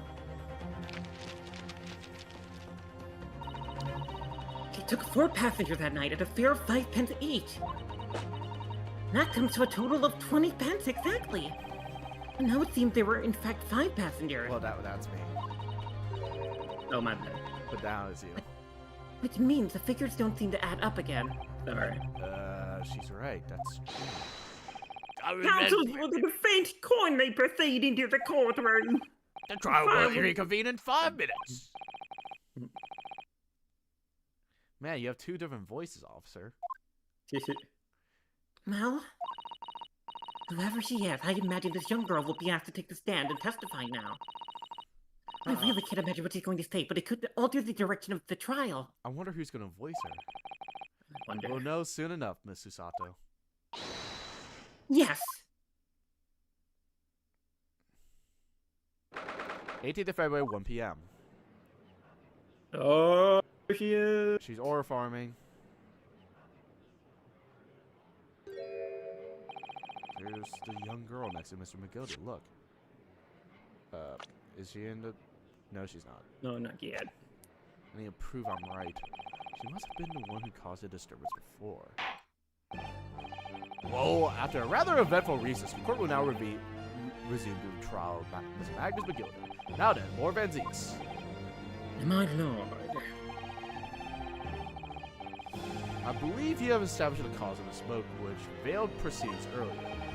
It seems to have been a advanced form of smoke grenade of the sort typically employed by the army. Good gracious, the army! What in the devil's name? It was an elaborate attempt by a young girl to cloak her escape from the public gathering, but he was caught. And now occupies the stand. Your name, girl. Are you responsible for the smoke grenade which induced such pandemonium here in the courtroom? What's the meaning of this deplorable behavior? If I may, my lord. Yes, Mr. McGilded. I think perhaps I ought to explain to you why is it this weird lass here was in the first place and why she tried to blow up like that. It's all tied up with the events of that night, so it is.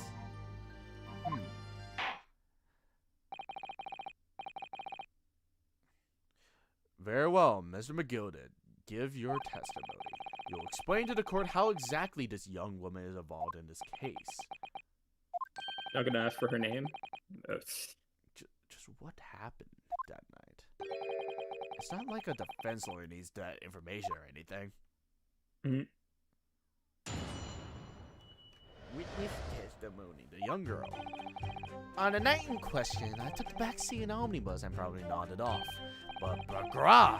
A loud thud and we screamed woke me from a fair start. There was a fellow collapsed on the floor at my feet, so I sat him up and on the seat across from me. And I turned to find out where the scream had come from. And bless my soul, what did I find? There was a child there, all curled up in a ball, hiding her wee self away.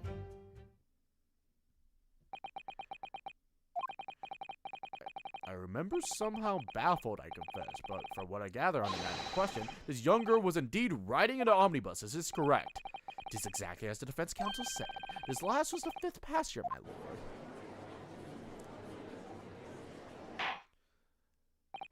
Very well. The defense may now cross-examine the witness. Are you ready, counsel? Yes, my lord. Or rather, no. I have no idea where to start.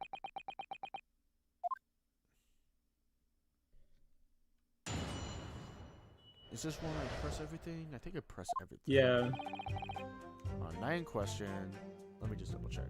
Press everything, press everything. Cool. Hold it! And when you first got onto the omnibus, were there any other passengers already on board? 9. Why not? The cab was empty. You were the first passenger, as it were, I see. Hey, that's why I took the back side, as I did.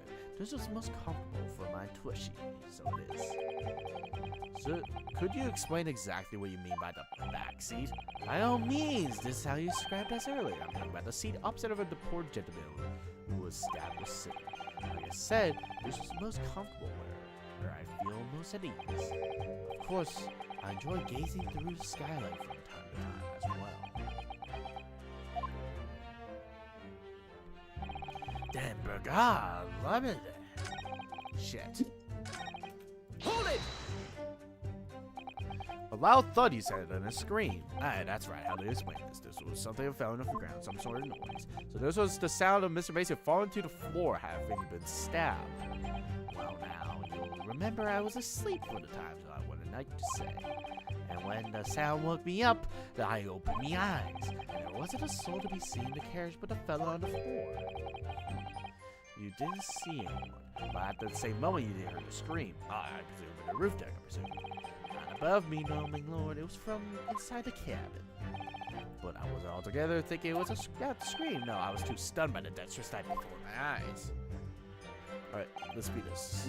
Both flat to the floor. You sat him up? The victim, you mean? That I did to see the cross from me, I said. I could plainly see the poor devil was already gone. And you wouldn't leave a dead man just lying on the floor now, would you? Tis most common courtesy, so it is. I find that a little hard to believe. Ah, Lord Van Zee, now why would that be? You've waked to find a man lying dead at your feet in a carriage. Any normal person would hail the captain. Any upstanding member of London society, that is. Well now, as you know, I'm something of a special line of business. The business of lending money at exorbitant rates of interest. No! Unfortunately, my lord, not everyone is thankful for the help I offer them, so some would even see me dead. So do I try, where all possible, avoid getting myself entangled into it. Are you suggesting you were going to leave the man there? Heavens alive, no. I was always intending to report it, so I was. Only I had my mind to find out the whys and wherefores first. The whys and wherefores. Right you are. There were some details I wanted to understand before anything else got too meddling. Why are you always lying? Why is Mr. Mason always lying on the floor? That's what you mean, right? Why is Mr. Mason just always lying around? That wee scream I heard, for example, wouldn't you good self do just the same? A scream. Hold it! Alright. Yeah, I'm afraid I don't understand. I'm sure you told the court that no one else in the carriage except yourself and the victim. So I did. As far as that is it. What do you mean by that? Well, now, this is a queer thing. A very queer thing. The wee scream I heard as I woke up. It came from, if you excuse my vulgar expression, under me backside. Goodness gracious, under your backside, excuse you. And when I lifted the seat from where I was sitting, I found there was a little cubbyhole for storage. Mr. Naruto, we can examine the omnibus ourselves, remember? Yes, of course, we can examine the omnibus. Let's check it out. Surely nothing has changed. Well, let's open the door and go inside. Yeah. Oh, surely nothing has changed, right? Fuck. Yep. More changes. I feel like I just opened this door. Ah. That's blood, isn't it? Is something wrong? Oh, it's just, well, the blood stain's so obvious, that's all. Yet, Vanzig's made no mention of it. I suppose that does seem a little strange. Why do I have such a bad feeling about this? Yeah, you mean, yeah, Mr. Mesa was just lying around on there. What do you mean? The seat has a handle, it seems. This is a storage compartment, but there's nothing in it. It's totally empty. Something doesn't seem right here, but I can't put my finger on what it is. Can I open this yet? No. It's quite a large skylight, and it's large enough good view. Doesn't mean at least it can't be open from the inside. Do I have to wait to open it? I think I need to wait to open it. Maybe. Fuck. This would be very... Fuck. That's you. Shit. That would be a very good. No. Shit. That would be a very good time to have a thorough look around inside. Thank good for a history, and that's what I found in you. Yeah. There was a child in there all curled up in a ball and went, fuck! Damn. I do wonder how you must be feeling, Mr. Nard, after escaping that. Being a defense lawyer, I feel fucking miserable. Let's just say it's trying. We certainly had precious little time to talk to Mr. McGilda before the trial. But we mustn't be dispirited. We must just try to learn all the facts we can.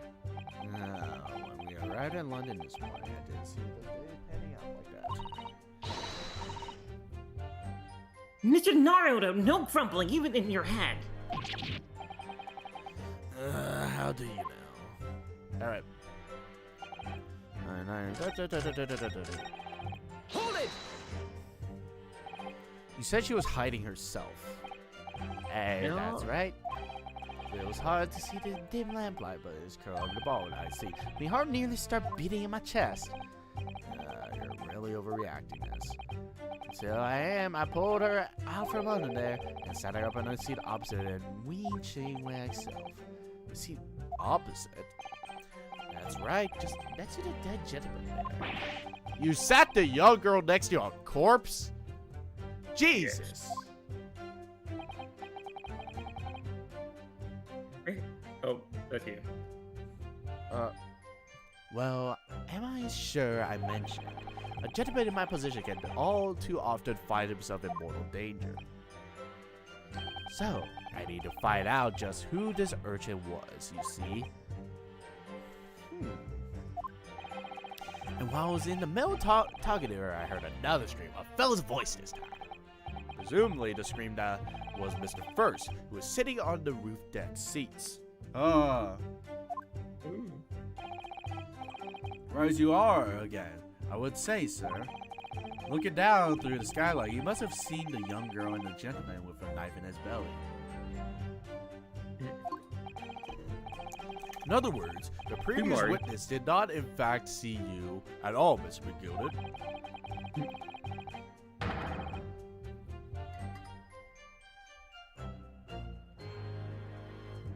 Oh, that's you. What they believed to be yourself and the victim was in fact a girl and the late Mr. Mason. And my lord, I was, as I think everyone understands, sat for them back in and out of sight.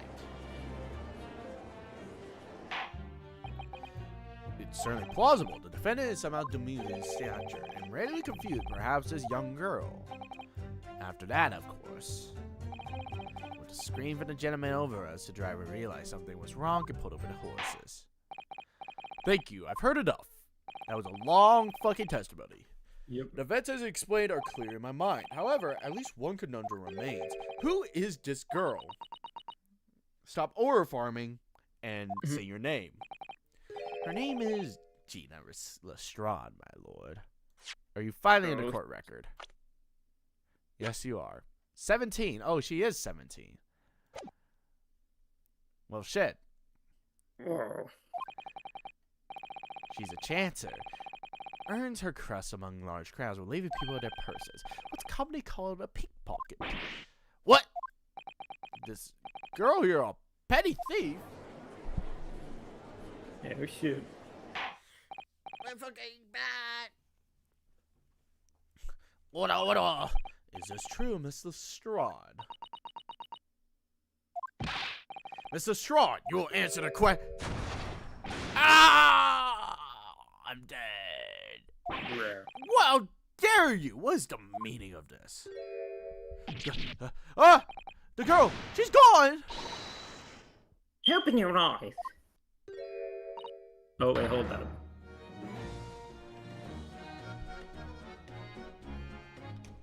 I'm holding.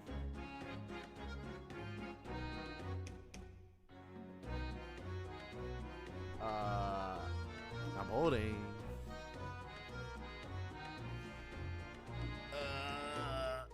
I'm holding suspense. I'm over here. Goodness gracious! How was the point in that little side story? I know what you lot are thinking. Grown-ups are all the same. Look at a little dipper, you'll say, slipped up and got caught on the job. He got herself backed into a corner so she knifed the gent. Carry on, that's what's in your head, ain't it? No, not at all. There's a court of law. We're here to talk. Ah! Damn. No, neither for coward, only foggy weapon or that. All I need for what I do is these fingers. I'm a professional, alright? Maybe not in your eyes, but I got pride in what I do.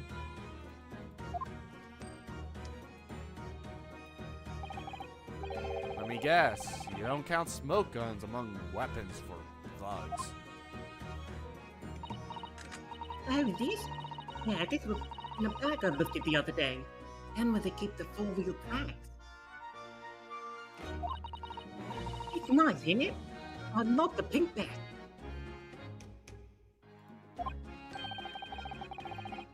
Oh, do not wave that thing in my direction.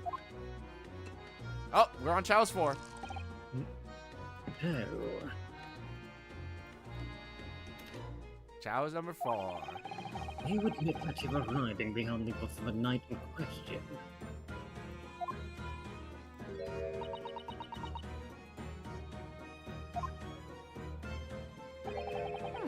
This is last. You can tell them the truth now. Alright, yeah, it's just what the Irishman said. The council accepts this girl, Miss Gina Strahd, as a valid and significant witness on this case. Accordingly, young lady, we will now hear your testimony, if you please.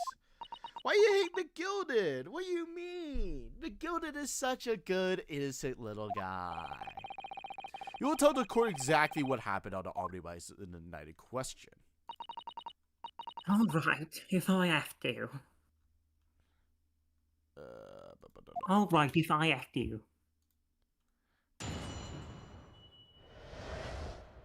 Alright. They'll slip inside the carriage before they took the horses, just like always.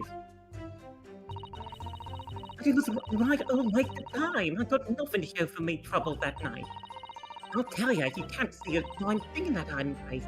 It's pitching there. Then, after a while, I hear this loud pain. Nearly took me up my skin, I did. And the brain just came out. It's because of that, because this rail found me. He did help me get away, mine.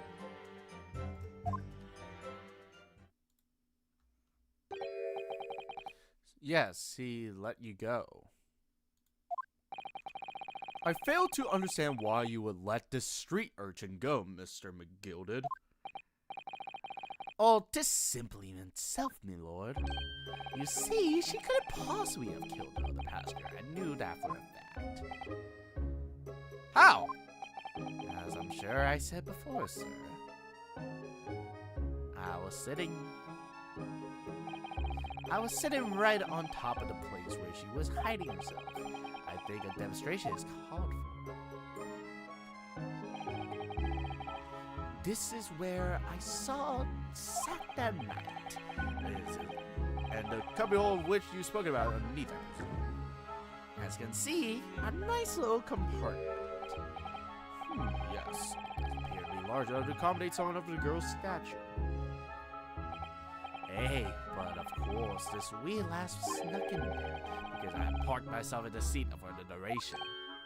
Oh, so you see, that's why I let the lass bolt. I knew that if the police found her, they'd automatically assume she'd done it. But I could live with myself if a young life was ruined when all that time if I knew she was innocent. Even though you must have realized your action would have resulted in your own innocence being called into question. Man, I am just an upstanding gentleman. You hear that, jury number one? I knew that my own heart that I was innocent. So I thought it was worth taking a punt on my own good name for the sake of the less fortunate lass. My goodness. Not a perfect gentleman. My lord, this fine example of a man can't possibly be guilty of this heinous crime like this. I'm ashamed of myself for ever doubting you, sir.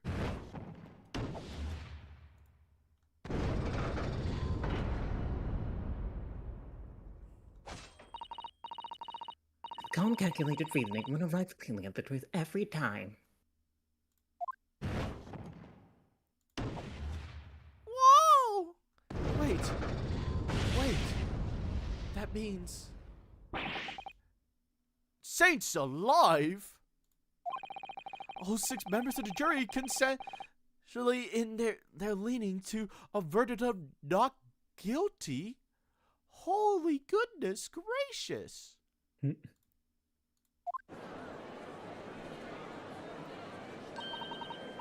Naruto, this, well, it must mean. Oh, I need to update something. There we go. There we go. Oh, wow. I had to add something to my screen. Oh. It must mean what? That we're victorious. We won? Are you sure? Oh! If the sight of my iron-heeled Wellington offends, pray do forgive the discourtesy. Is this the same chalice? I do not know.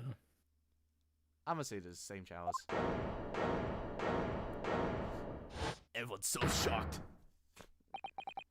This really is a consummate example of the one monumental flaw in the British judicial practices. Leg! Oh god, he whipped out the leg. Or Fun to fact. stand speech. Oh, what? This was supposed to be Godot's objection, I think. But Oh, yeah, I think I heard about this. I think they just didn't want to sprite animate a fucking leg, so... Yeah, it works better here. Their evidence and reasoning should be paramount. Emotion rules the day. Emotion? I love that album. The witness's last statement gives us a clear insight into his true nature. What do you mean his true nature? Do you really think Scotland Yard would have made such a glaring omission? After the incident, the omnibus was comprehensively searched by officers of the police. Obviously, the interior of this cubbyhole, as the witness put it, was included in the investigation.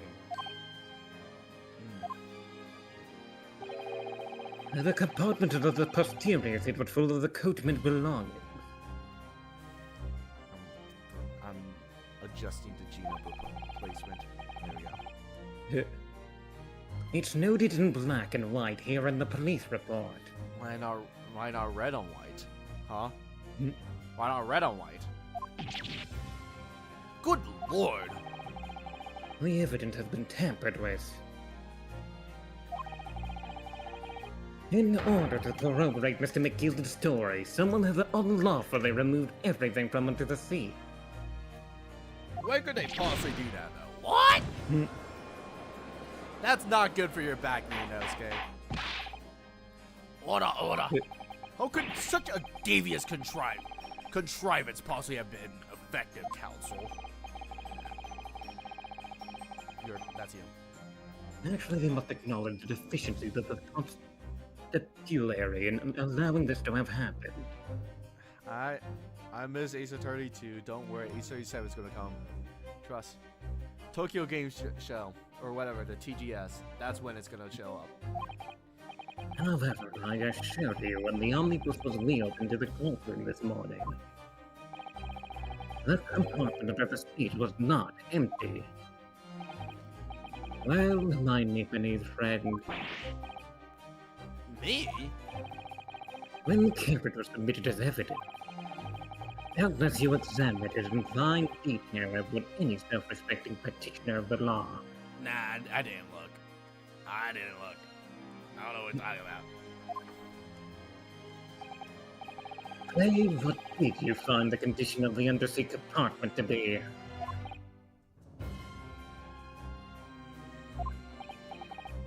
Oh, be sure the young gentleman will be able to clear this up in a jiffy. Sorry. Go ahead. Tell the court now, fella. How does all elaborate excuse by the desperate Lord of Antiques? Well, Counsel? Do you have something to say on the matter? I can't remember. I forgot. How am I supposed to answer? What can I say about the state of the little compartment under the seat? I don't know. I really don't know if giving this answer is helping my cause as counsel for the defense. But as far as I remember, at least. Domain unexpansion.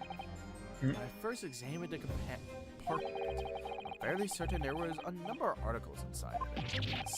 Are you sure, Counsel? You waste. What are you saying now, you daft doll? I thought you were on my side, eh?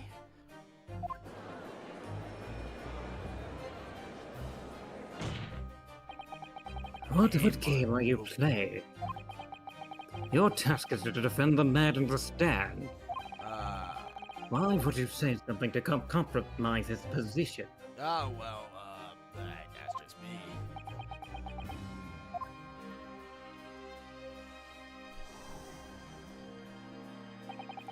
As an advocate for the defense in this trial, I confess I'm still not entirely sure where I stand.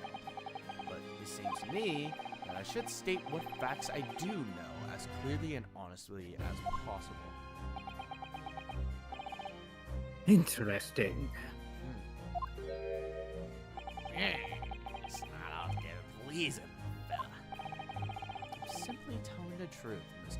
McGilden. Well, don't forget, you're supposed to be representing my best interests here, lad. Now then. Fellow memory is a curious thing, and not altogether reliable. No, the court must consider the facts. That big cubbyhole under the seat is as empty as the devil's heart, so it is. Do you think perhaps it would be in your best interest now to admit that you've been mistaken? I'm under oath, too. Why do I feel something's not right here? I should like the jury to weigh in on this matter, I think. The compartment is designed to house equipment used to maintain the smooth runnings of the carriage. The guild rules state that omnibus should be properly and fully equipped at all times, so it certainly wouldn't have been empty on the night in question. Beppo was an irresponsible. That monetary lending freight and the pig purse is lying.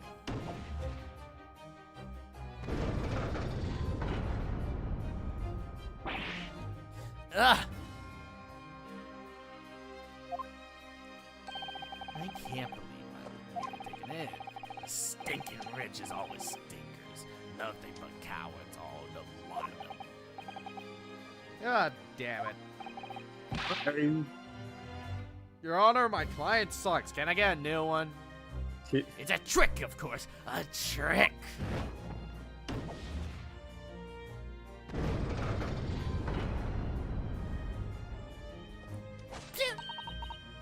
Quite so, I must concur here.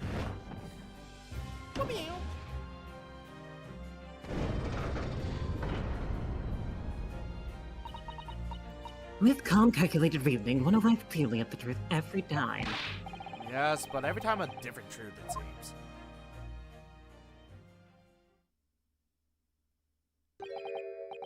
My lord, I humbly exhibit the scales of justice. Man, this summonation examination is fun. Hmm. I can't believe it. No one has ever tried this. Yeah. I think we should keep on doing this type of thing. You're right, Susato. Why we spend 50 years about this? This was very fun. Clearly assert if not guilty at this time would be wholly inappropriate. Thank you, counsel. Before we proceed any further, there's a matter of outstanding cross-examination. Counsel for the defense, begin the question of your witness, please. Yes, my lord. What the fuck just happened? The whole balance of the trial just shifted almost beyond recognition. The Reaper to Bailey as at work, it would seem. Alright. The girl saw. No, oh, I forgot this was like. What? I forgot this was a testimony. Yep. Hold it! And when Mr. McGilly discovered you, pulled you out from your hiding place. I was scared if I was. He dragged me out and sat me down on the seat and all. Next to the victim, Mr. Mason. Yeah, the bloke had a knife in his gut. He was still bleeding. Then the carriage wrecked a bit and he ended up falling onto me. How awful. Both me hands got covered in blood and made me feel sick as a dog. Her hands are covered in blood. That must have been what the rooftop passenger saw. After that, I believe he talked with Mr. McGildy for a while. Is that correct? He asked me for some stuff. He wanted to know my name and what I was up to in that. Then I heard something from up above. Someone screamed. Yes, Mr. First on a roof that I would. I didn't want to know and see my face, so I didn't look up. Then the horses were drawn up smartish, and the Irishman said to me, "Get back under the seat, I'll see that you can get away later." All 6 months. The jury had decided the defendant was innocent. For one brief shiny moment, yes. It's clear that they are all still very unsure. We could just find some conclusive piece of evidence with this new testimony. I'm sure we will place the verdict we want. Yes, I think you're right. And I have this feeling. Something's bothering me, but I just can't quite put my finger on it. I think you have to take the omnibus now. Well, I think this is the one we would pursue. Oh. Yeah, I think we pursue something. Hold it! So, you couldn't see out of the cabin at all.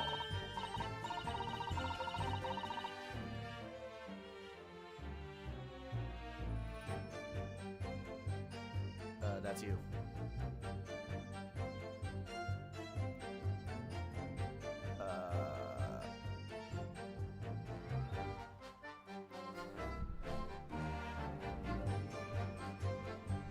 You there? Yeah, I'm there, sorry. Yeah, you're good. Not a job. Most days I push the cushion up with me head and look out the crack. And I can have a butcher at who I'm gonna fiddle. Thought you were a pickpocket or butcher. I mean, I can have a look. The seat I got on the ain't as plush as the other one, see? Though most of the time the passengers planned themselves opposite. But for some reason that night, The Irishman spent the whole journey right over my head. Yeah, this is a great cross-examination thing. You're right. And for the reason you weren't able to push the cushion up to peek out, I see. Who says? I ain't too happy in small dark places. Feel too much like being thrown in the thing. Excuse me. Excuse me. Is something wrong, Mr. McGilded? Oh, I do apologize. Was there something in the matter? I'm just wondering if Mrs. Shaw's last comment made something occur to you, perhaps. You seem to be thinking something to yourself. Oh, no. It was nothing important. I was feeling bad for the poor lass, that's all. I remember feeling desperate myself as a young lad, shutting up in the dark. That's terrified, so it was. I see, yes. I'm sure we can all sympathize. Hey, now I don't know about yourself, but I find out how darkness seems to be. Make everything you hear seem that much louder as well. Yeah. Oh, I suppose it does, maybe. Miss Lestrade, did you hear something that night? Anything, an unusual noise, perhaps? No. No, not really. Shit. All I could hear was the Irishman snoring. I don't want to hear that. Cut. The jabbers just don't need to tell the whole world of my foibles, you little scamp. What a pity. If only Miss Lestrade had heard something, it might have given us a vital new clue. Yes. What should we make of the last statement of hers? My lord, I believe the statement just made by the witness is profoundly important. But she said she heard nothing. Yes, which is profoundly important point. I'm almost sure of it.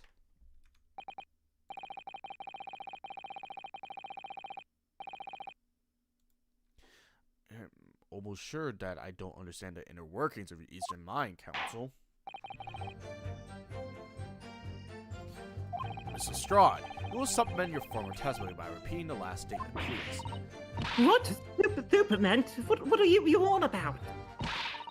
Don't give me all your fancy talk. I know what you're trying to do. Well, it won't work on me. That's right. Insult the judge. Always a good move. I was straining my ears and working on what's going on. Hold it! Just a moment. So it was strange to hear what was happening the entire time since the moment you hit yourself. Not exactly, no. Sorry? Well, there was no one in the cabin to start with. I could just push the cushion up and have a butchers to see what would what. But then, when I saw this well getting on, I got my head down, so he didn't notice me. And Mr. McGill sat on the seat under which you were hiding, correct? Yeah, would you rather believe it, eh? What a mug! Then all I could do was listen. So shocked. Ooh. Oh, wow. Oh, I'm so displeased. I was waiting to jump out of there as soon as I heard him leave, see?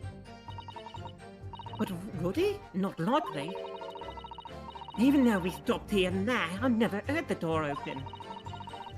Well, I just had to stay put and listen to him driving his pigs to market. Knowing like an old dog he was. Are there any conclusions that doesn't add up? Miss Lestrade, what you have just told the court is clearly at odds with the facts. At odds? Are you sure, man? Absolutely. It seems my learned Nipponese friend is not as dull with it as I feared. And Zeke's realized it too. Counsel, unless it says that you bolstered the claim with evidence, or some complicit party named at the very least. Yes, my lord. I expect you to demonstrate this alleged contradiction to the court. According to Miss Lestrade, while she was hiding in the omnibus that night, she heard nothing but the sound of Miss McGilded's story. But think, Rena, skate, think! Bye-bye! Something that should have else been heard. Very well, my lord. Allow me to elaborate. On a particular sound that Miss Lestrade could not have failed to hear on the night of the murder. The sounds of a very particular person. Mr. Mason. Thrice fired Mason? Yes, my lord. The sound that Miss Lestrade cannot have failed to hear is the sound of the victim boarding the omnibus. Oh shit. Order, explain your reasoning, counsel. Miss Lestrade, allow me to confirm something. You claimed earlier that you were the first person on board the omnibus. Is that correct? Yeah, of course I was. I got on while the driver was in the pub, didn't I? And the next person to board the omnibus was Miss McGilded. That it was not a soul in the cabin when I climbed aboard. Nothing not plain in sight. So you were, in all intents and purposes, alone in an enclosed cabin in the omnibus. Precisely. I wasn't traveling with anyone else, that's what I meant. Yeah, I saw him get on, remember? Through the cracks under the seat cushion. He was on his own, for sure. And from what we've heard, the carriage made a number of stops after that on its onward journey. During which time, did you not hear the door opening or closing at all? No, I'd never heard it. That's exactly what I was listening for, weren't it? Waiting for this trail to leave. In which case, when and how did the victim end up in the carriage?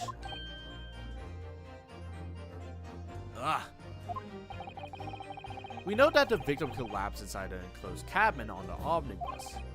Therefore, Mrs. Lestrade's statement about what she did or did not hear is at odds with the facts.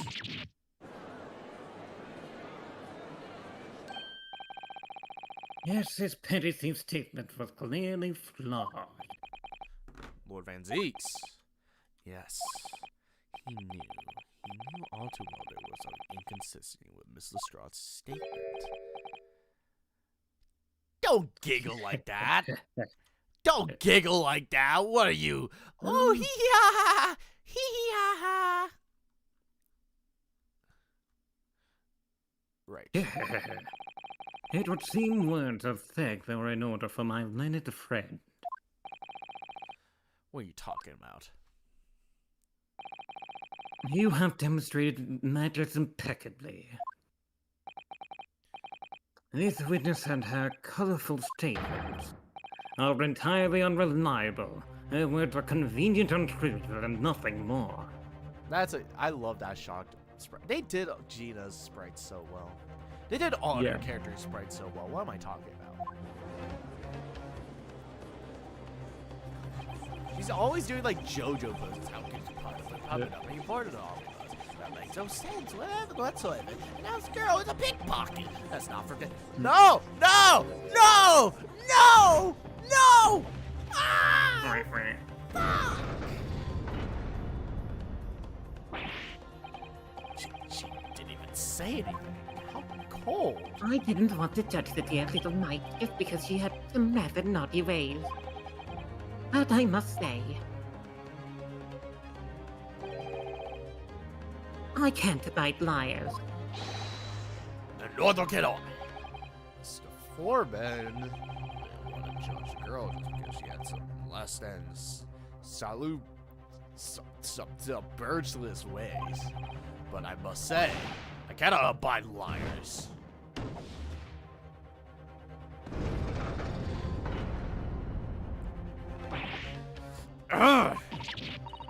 Mr. Naruto, there's 5 jury members leading to her guilty. Well, then I have to do this fun little mini game again. Oh, Child's 5. Child's 5. Oh, Child's 5. We're at Child's your number 5. consideration for others of refreshing my Japanese friend. to the considerable trouble you have spared me. Grape juice. Yes, there is refreshing. Oh my god! Yeah, what are you playing at? Have you forgotten who you're working for, you useless Eastern Armada? Whoa. Jesus. Damn. This is carnage. It's perfect. Dark woke indeed. Dark woke indeed. Jury number 42 is the one left. Mr. Naruto, the way this is going. Yeah, I know. If we can find some other way to convince everyone of Mr. McGilda's innocence, the judge will rule and we will have lost. I very much wanted to believe the words of one of London's most respectable gentlemen. Please, juror number 2! Please! I need this! My client is kind of verdictless. Please, juror 2! But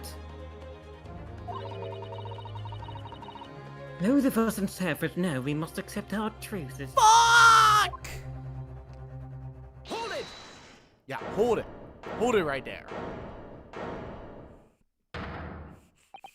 Yes, the witness's last statement was revealed a critical inconsistency in her story. However, if we were to consider the possibility that her statement is in fact the truth, it may shed an entirely new light on this whole case. What do you say? Counsel? I'm sorry, sir. Whatever do you mean? Counsel, I will not tolerate any prorogue my adjournment. Explain yourself at once. Lord, when the accused boarded the omnibus on the night in question, the victim was nowhere to be seen.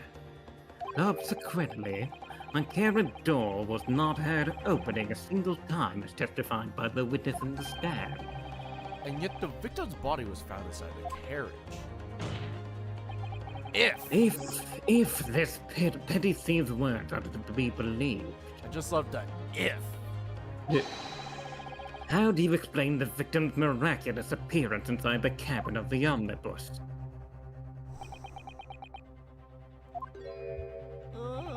There's only one way to explain how the victim came inside the carriage. There's another entrance. If the door wasn't open even once, the only explanation is that the victim entered the enclosed cabin some other Objection! I wondered what new fantasy you would come up with in your blind panic. But behold, the omnibus is here for all to see. Yeah, it's like in our way. Only one type of the enclosed cabin is furnished with a door, the other has an only window. Do you think this just keeps spinning?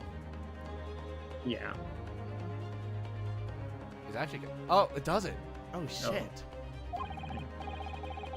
6 windows which cannot possibly open. In short, in Mari, there is no entrance to the cabin other than the door. Objection. No, but there could be. There's one possibility you haven't considered. Oh, really? Yes. One other way that isn't the door. Someone get the door. Another opening that will allow the victim to appear inside the closed cabin. All right, counsel. The defense will identify the location for the court. Where on earth? Yep. Take that! The skylight. Why say the skylight? Starlight. Objection! Your ludicrous proposal must have me lost for words, however. Objection! The skylight may be large enough for someone to pass through. So you claim. But do you have a shred of evidence to support your addle-brain theory? Addled brain, man. They're finding new ways to insult me. Both Mr. McGildy and Miss Lestrade have said the same in their testimonies. They each claim they have heard a loud thud, such as a noise made from someone falling to the floor. Yes, what about it has already been explained? It is now the victim falling from the seat have been assaulted by Andrew Jagger. Yes, it has, but would a man slipping from the seat on the floor really have made such a loud sound as the witness described?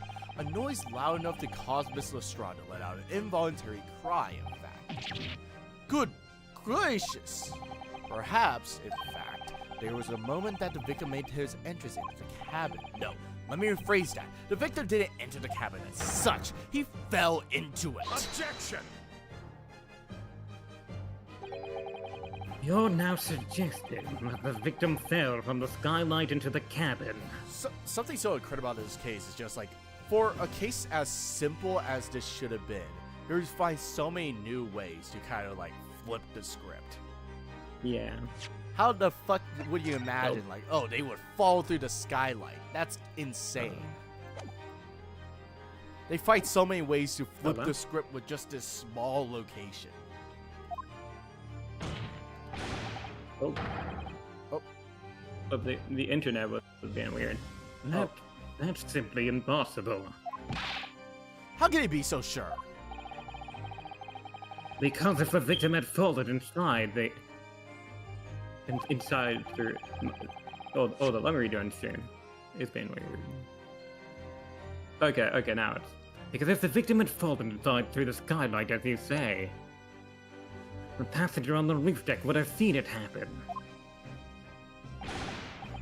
And yet, not one person made mention of such events in their testimony. Well, yes, that's true.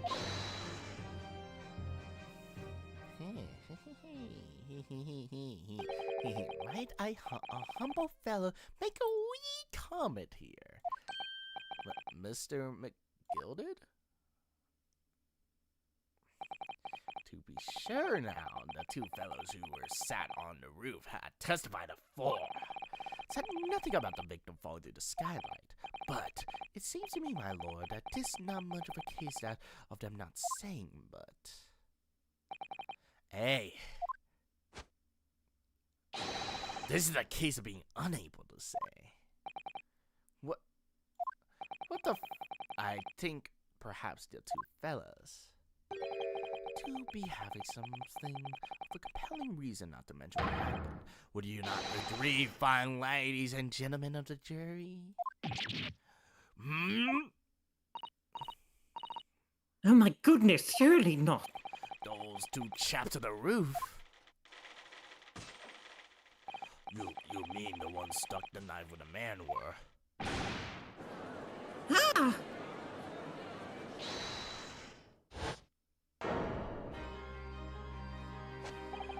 Just what exactly are you insinuating, you bilderhead? You rotter, he said, you rotter! What are you insinuating? It's the year of the horse. Giddy up! This is a flaming outrage. I've got a good mind to give you a blinker in mine. He'll give you a shine in a minute, he said, and so will I. Mr. Fair Play. You effectively accuse me, a city gentleman, of a well-respected banker. Me, a very angry hatter. Suggesting that someone like me could have stabbed that man in the guts. It's just disgrace. It's scandalous. I protest in the strongest possible terms. That's right, I protest too about you, you rotten scoundrel. So much fucking chaos. Oh my god. Order. This is not the time, witnesses. I would not permit the wanton invasion to the stand. Return to the anteroom at once. But it's beyond reason, my lord. It's an outrage. It's very hurtful, you know. My lord, if I may comment. Go ahead, Lord Van Zeeks.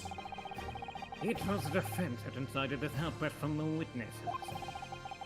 My learned friend has seen fit to abandon all protocol and accuse the witnesses without proof. Accuse? I never intended to. It seems young Nipponese at your command of the English tongue is wanting. You propose to this court that the victim fell through the skylight from the roof deck of the omnibus. Our hypothesis cannot possibly stand without the rooftop passengers being aware of the events. You have bred these gentlemen liars. You have intimated their criminal guilt. Intimidated. In our British court of law, that is what is termed a baseless accusation. Baseless? I assure you it's quite based. Wait. It was rash to put that idea forward without any actual evidence, but you can't just dismiss one without second thought. What are you wasting time for? Get justified. I thought there was something official about them the moment I lit on it in a film. Well then, I see them out through one way or another. One way or another. If there's filth and rubbish in our midst, we must dispose of it at once. One way or another. I'm gonna get you one way or another. I wanna find you. I wanna get you one way. Shut the fuck. Oh shit. Oh. What's happening, Mr. Naruto? Spectators in the public gallery are in a complete frenzy. Mr. Furry Prey and Mr. First. My lord. Now this is like motion capture and a half. I just want to imagine the people in the suits. They're just like, what do you mean? They're just twisting and turning.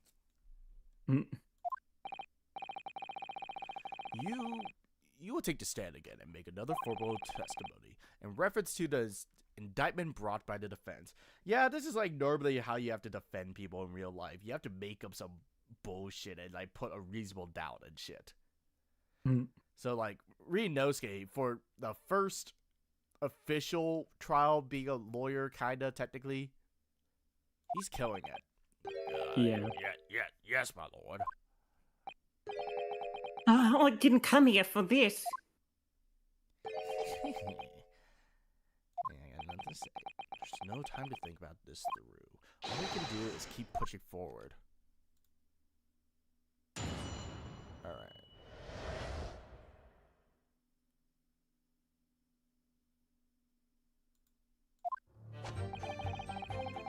We were the only two people on the roof deck, dead or alive, I could swear on it. If anything had happened where we were sitting, don't you think one of the other of us would have noticed? In any case, neither of us knew the first thing about the victim. We had no reason to kill the man. That's called like was shut the entire time, I tell you. We couldn't possibly have opened it. If you're so sure that it fell through the skylight, where's the proof? I must say, on listening to the testimony, it's somewhat hard to imagine. That the witness could have performed any malevolent act on that open roof deck without the other noticing forthwith. That's right, you see. We're innocent, I'll tell you. Although logically, of course, the argument falls down if the two of you are in collusion with one another. What? According to the investigation by Scotland Yard,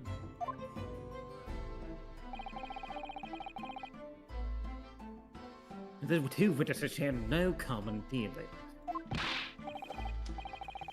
Yeah, I don't trust coppers anymore than I trust that stinking rich.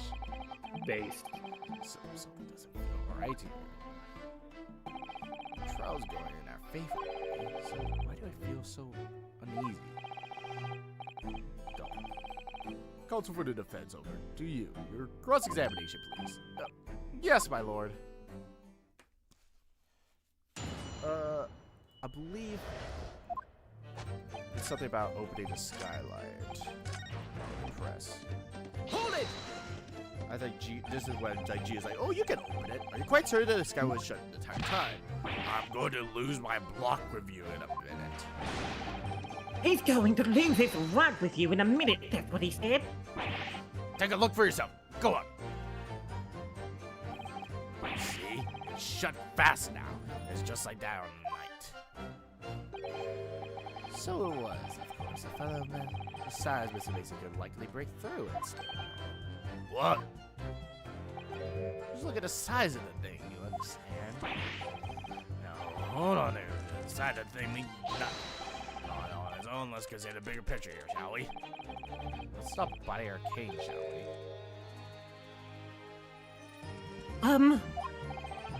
I was riding the omnibus at another occasion when, I broke in loudly. Oh, I shocked myself with it as it happened. Why are you describing this? Oh, I just meant to say, well, the point is I tried to open the skylight, you see.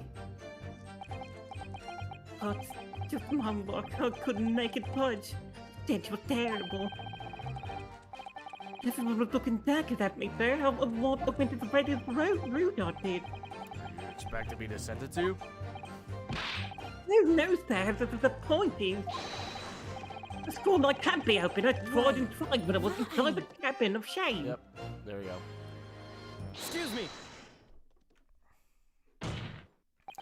Do you have something to say about that, Miss Lestrade? I like coin. I like my coin. Wee! Wee! Wee! Wee! Mine am the only coin. It's such a smooth animation, though. Wee! Wee! I'll just keep it on here. I'm going to just sit here for an hour. Oh, please don't. Mrs. Strauch, stop with the coin. Fine. It opens. Huh? The skylight. That is what we're talking about, right? Hey, put it down.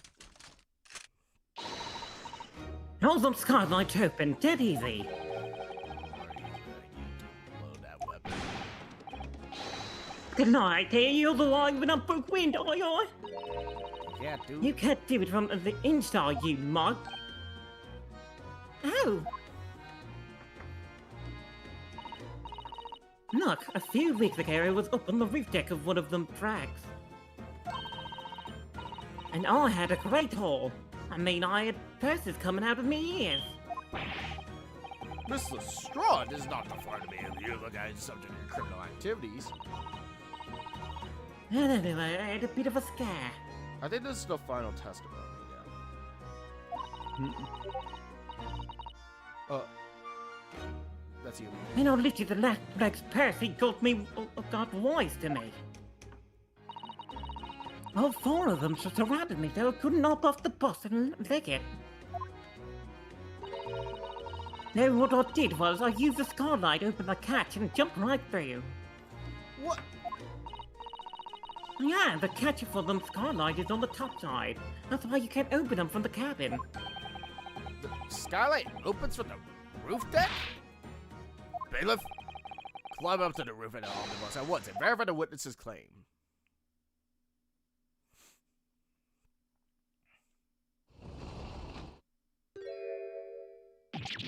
Yeah. My hat! See? Horrifying. Hold on. So, it appears that the street girl's statement is quite true. I don't believe it. The skylight opens in front of the roof deck? Mr. Naruto. This could be the clue we've been looking for. Well, counsel for the defense, please continue with the cross-examination.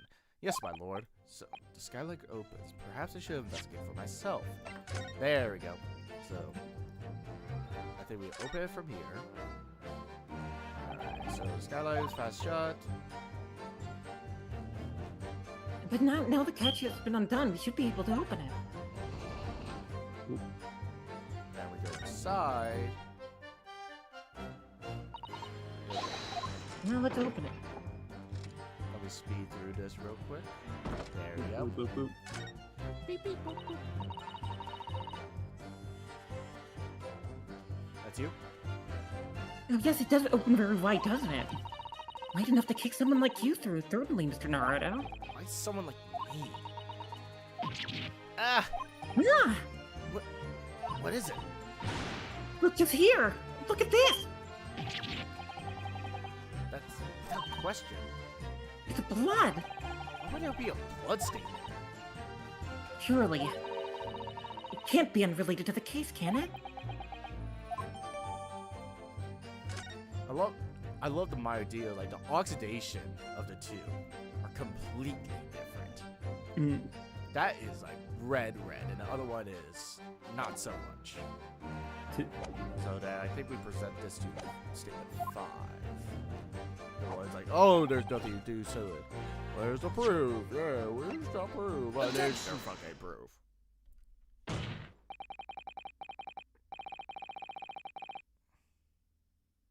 Yeah, there's a lot in between stuff, so you have to like kind of. It's a Great Ace Attorney is like way more difficult than the original trilogy. And immediately afterwards, the victim's body was pushed through the skylight below. On the night of stabbed in the stomach. Okay, those are the facts, and that's the irrefutable proof. Remains clearly visible on the Omni stands before us in the very courtroom. What? Oh. That was both, basically. That's just utter humbug. You can't possibly have evidence. No, you can't! I mean, we didn't do it, I'll tell you, it's impossible! Irrefutable proof here in this courtroom. Counsel? Can I see it? Oh, my lord. Wait, you want to see it? Vanzise, you wanted to see it? Nah. I made it up. I actually, it's like a closely held secret, you know? But there's evidence. What exactly I was allude to? Yeah, you must point it out, Capsule. Boom. Shit. Got it! Got it! By Jupiter! Is that blood? This bloodstain proves 2 things. Firstly, when the incident occurred, the skylight of the omnibus was opened. What? And secondly, the victim was already bleeding when he fell through the opening. Oh my! And so it follows that Mr. McGilda, who was inside the enclosed cabin himself at the time, cannot possibly be guilty of this crime. Yeah. No! Great teamwork. Hold it! Hold it!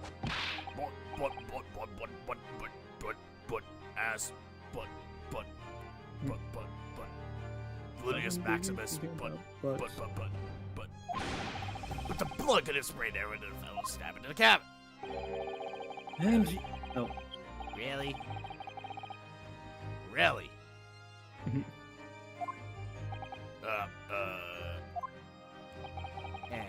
let's keep in mind this guy catch can only be unfastened from her roof.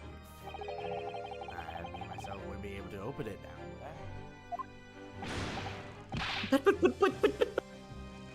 But, there's no way to know with certainty that it didn't really fell through the skylight, I mean. Fuck is that cane mat made of?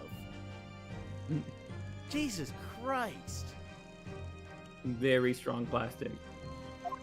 Why don't you have a look for the floor for the cabin and its 2 seats, Mr. First?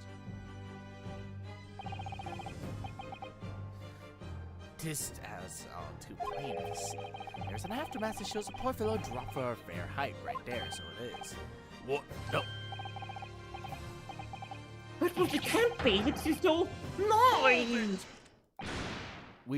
Why does you have a hold it? We've surpassed 4 hours, by the way, in this stream. This is... Holy shit.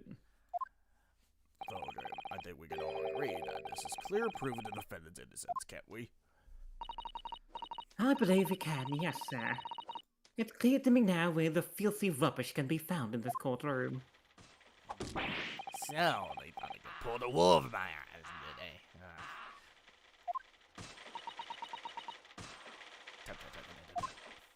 Whoa. I won't tolerate any of the guild characters being sullied with blood. I won't tolerate it.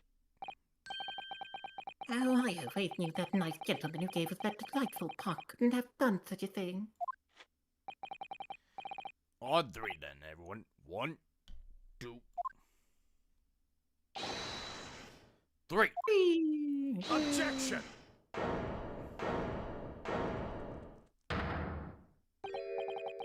A chilling performance, Mr. McGilded. Oh, and where are you referring to now, Marvin Deeks? A bloodstain on the frame of the skylight. Such evidence is null and void. Oh, look at someone trying to null and void the evidence now. I presented good old evidence, but no, now you're not allowed to present that evidence. What? Why? For an extremely simple reason.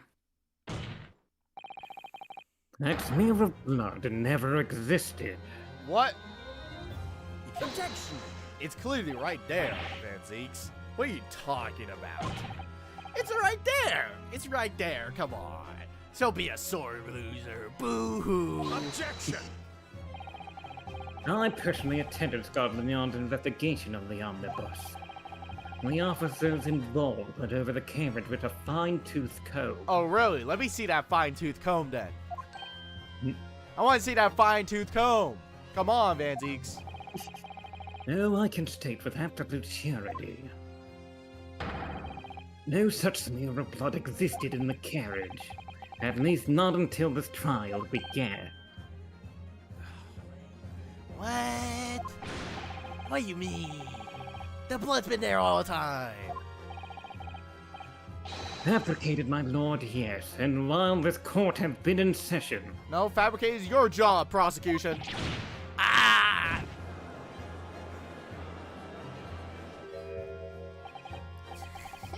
What a pulver. Blaver. I must say I didn't expect such a crude reasoning for the prosecutor understanding more antiques. But, Magnus McGill, a fellow known all over the capital of his fine contributions to the public life, I don't take kindly to slander, and I'll fight to the bitter end. Even if it's rolling off the tongue of the Reaper of the Bailey. Mr. McGilded, I realize that this is your first appearance in court as the accused. However, I am well aware of your involvement behind the scenes in a great many affairs of dubious nature. Nope. What do you mean? I don't know. I know what you're talking about. I'm just, I am the one good billionaire here. There's never a bad billionaire. I got my money fair and square. You're very adept when it comes to avoiding getting your own hands dirty. I mean, what do you mean? I got my hands were kind of dirty. Checkmate. And each time it happens that a case you're involved with investigated, you adapt the facts. What am I, a chameleon? Adapt Human the chameleon. facts? What does that even mean? Oh, we're on challenge 6. When you wield a fortune the size of Mr. McGilded's, however ill-gotten it may be, nothing is impossible. If you voted 6 chalices, we're on there.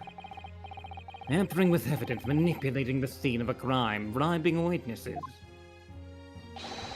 I trust your ability to concoct the most convenient of stories, sir. To tell you what what I do, to be sure. Well, and now, counsel. What? I think it's fair to say this does all sound rather far-fetched excuse by a desperate man. The blood of the skylight exists, you say? I still have not seen that fine-tooth comb, but if yous will, all cast your mind back. Is that true that the omnibus have been in this courtroom this entire time? How could possibly be a smear of blood without the world and his wife seeing? Isn't that right now, counsel? It's true. The omnibus has been in full view this entire time. Oh, that's you. Oh, my learned friend.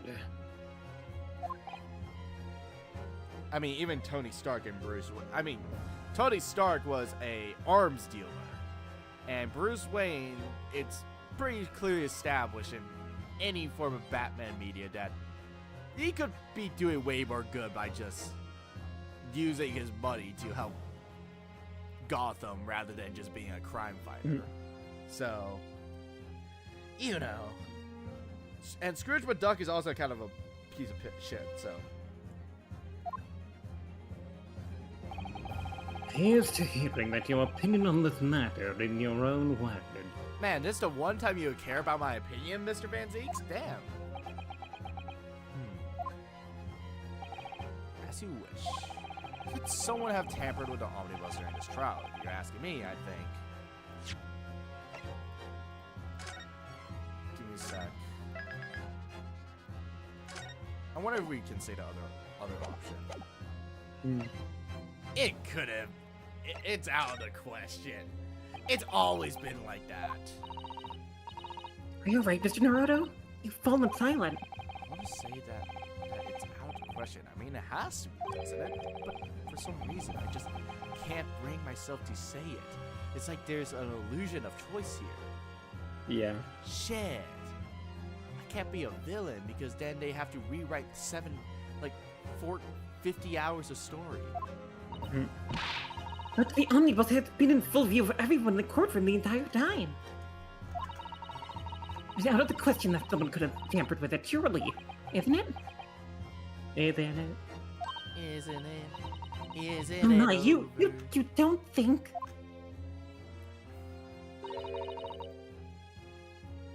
Like, it actually have been possible?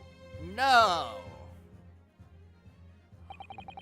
As a defense lawyer, it's my job to advocate for the defendant as best I can. But still, I feel as though there is something even more important at stake here. There is no evidence to suggest that the defendant did as my lord friend suggested. However, in terms of having the opportunity to carry out the alleged tampering, there's one possibility. No! Good gracious! Explain yourself, counsel.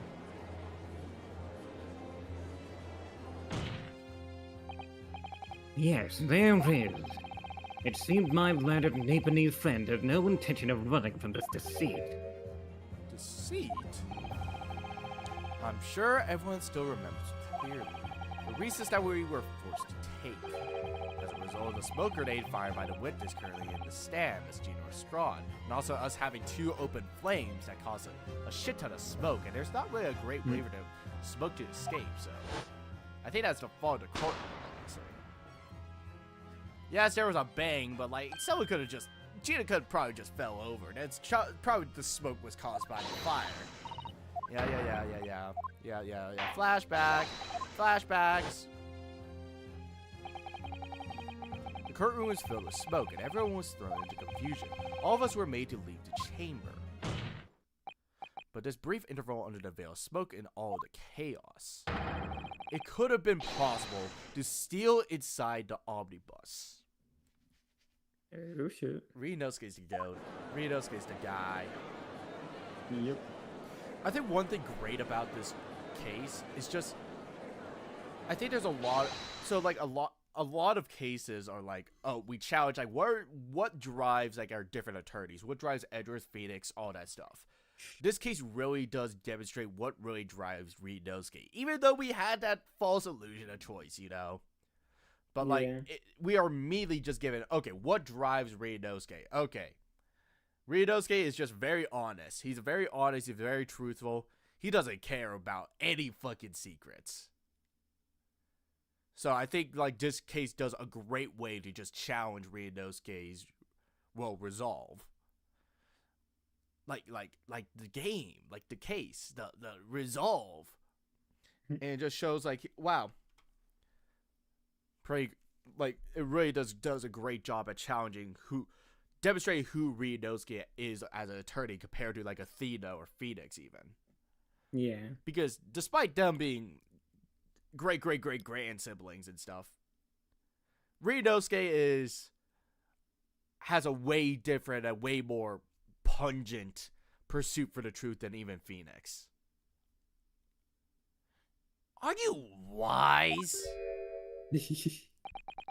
What are you trying to pull, you rotten feckled gouger? Jeez, what are these insults? Probably a slur. Who knows? Gee, they've said like 15 variations of slurs. Janet Sue, I know you localized this game. What? How do you come up with these? If I ever had to interview Janet Sue, shout out Franziska von Karma voice actor. How the fuck do you think of these? Like, he studied hard. You're supposed to be defending me. This wicked block. This block doesn't apply me. Objection! Whatever you think this is, it changes nothing. The facts are the same. Yeah, is this just what Europe is? After this courtroom was evacuated earlier as a result of a smoke grenade. Are Europeans just discreative with their insults? That's crazy. A number of inconsistencies materialized in relation to the omnibus.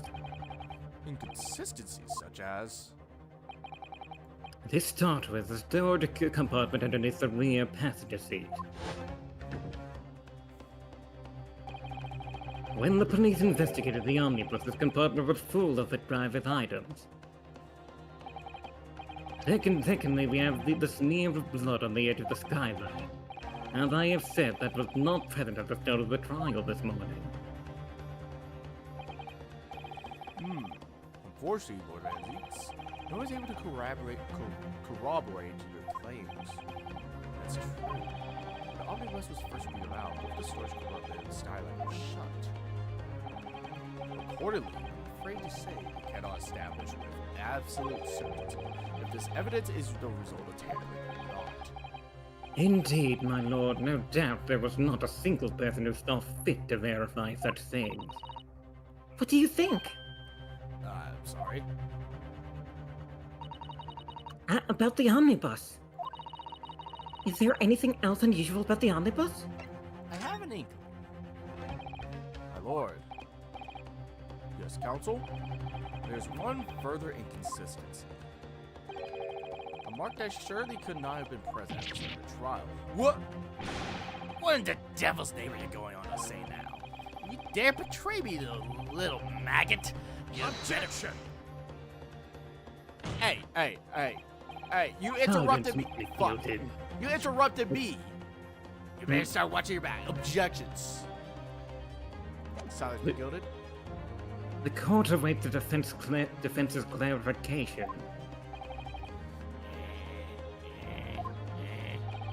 This trial keeps swinging one way or the other. One way or the other. I'm gonna find the truth from what's deception. What am I supposed to believe here? The truth. I have to ask you to elaborate, counsel. Where exactly? Fuck. Yeah, fuck. Bam. Fuck.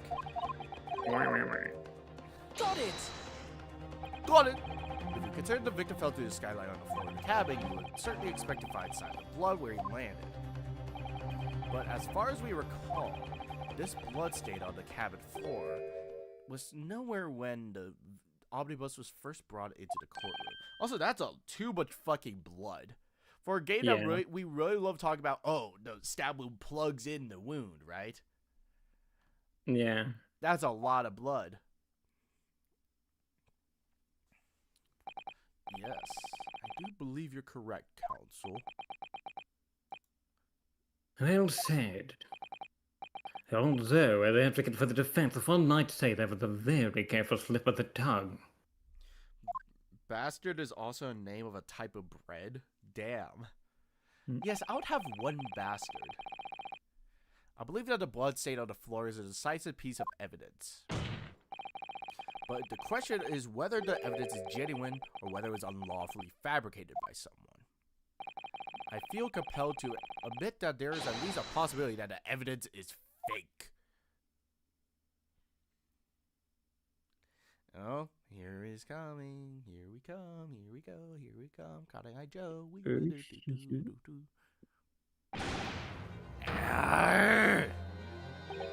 This trial is over. Mr.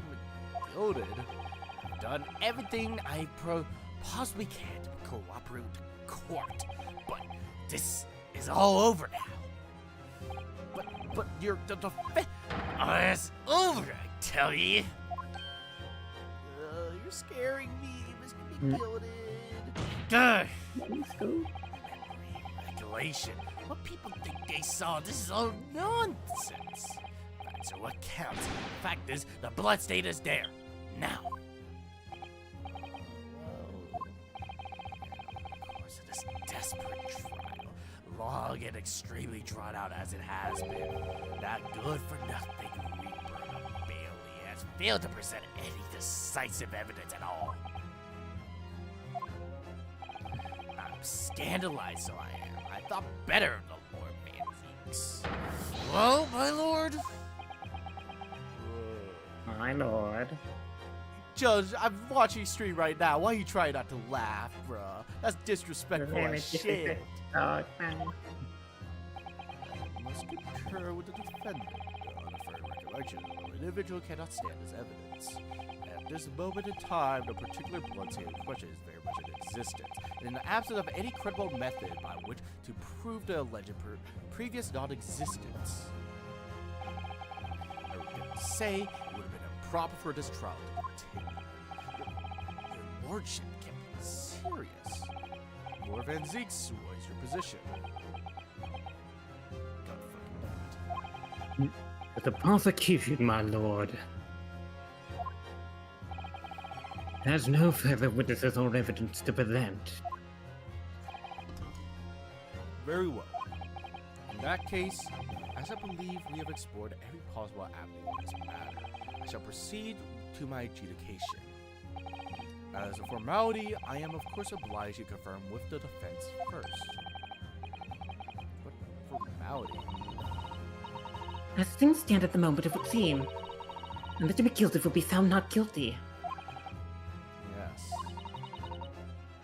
Which would mean we've won. What a sour, like we've won. Yeah. What a, just the we won period is just, man. I know it's a small fucking thing, but it's like, it really just like, damn, we won?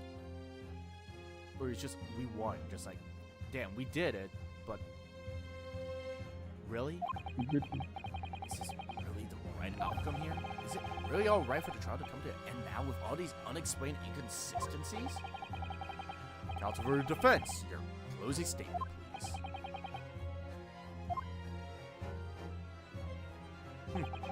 Yes, my lord.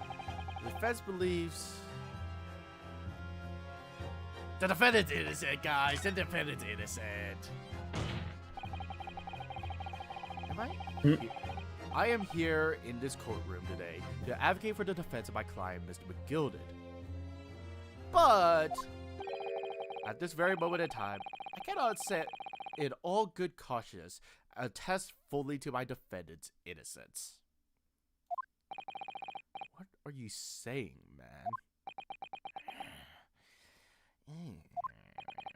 Without any question, there is conclusive evidence to prove that the defendant is guilty. However, there is also no conclusive evidence to prove that he's innocent. Good. Gracious me! Oh, he's pissed. He's pissed. Order, order! This is unprecedented behavior, counsel.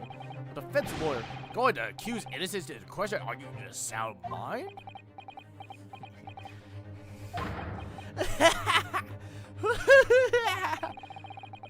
This was a grand decision. They'll point you as my lawyer, though it was a grand decision. What? I must say I didn't expect quite an exciting spectacle to end like this. but still. Here, for all your troubles. Ow! Those coins hurt. For your job well done, and some fine work you've done, so yeah. What do you mean? It's just the right honorable gentleman so succulently put it before. The trial cannot go on anymore. Okay, Edgar Allan Poe. And your closest statement it was, how do I put it? Nothing more than a formality.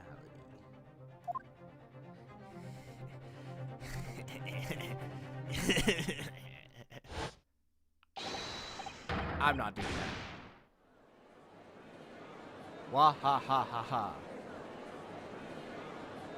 I really don't know how to make all this. What the evidence even genuine? Fake. Be clearing and then start the rubbish fixed and properly, as I said. Stinking rich old goodness of you. Work. Work.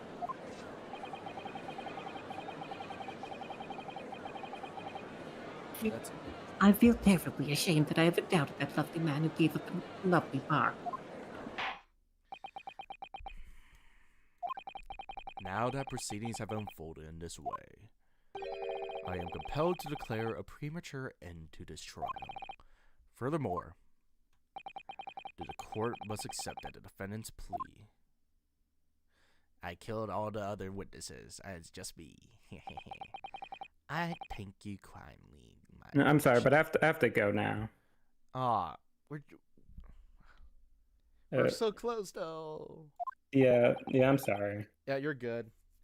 Hey, Yeah. everyone, Okay, we're good. check out Gina's Twitch. I thank Gina K so much because in this one, you stuck with me for 4.5 hours. Yeah. 2, you've saved me a lot of talking, so thank you so much. No problem. Have a good music cue. Everyone thank K. Everyone thank Gina, bro. Their channel's in the description. Thank them so much to this grand music playing to us. I'll finish us out. Anyway, see ya. Thank you for joining me.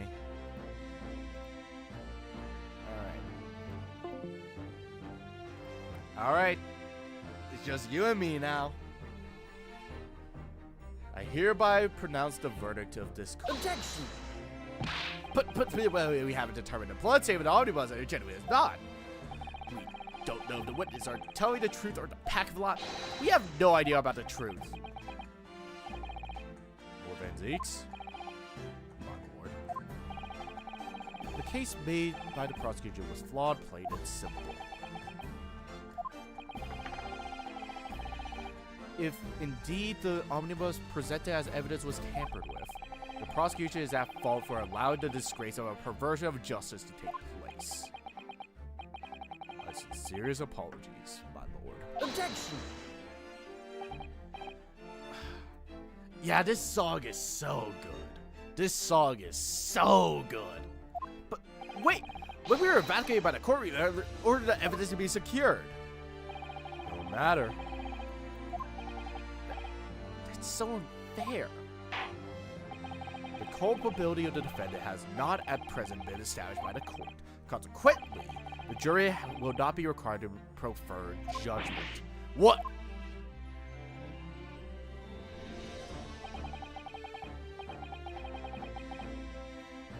Well, Lord Van Zeeks, it's been a pleasure, so it has. And as for you, my dearest fellow, I couldn't have asked for a better defense. Do you mean to tell me this is a grand waste of time? It is the law of the land, my good man. If you'd like to pursue the matter further, you can always stop by and change the law. This one case also just shows, like, we were, like, stacking up this court system so much. Like, this is a grand, great, perfect system. But this first case alone just shows how flawed the law really is. It's like, damn. trials are like this all the time. This is one of the most realistic depictions of it.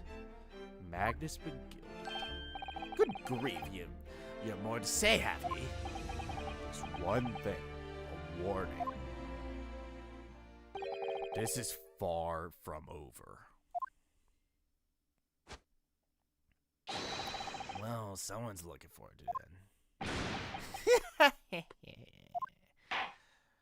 I hereby pronounce the defendant, Mr. Magnus Begilded. Yes! Not guilty!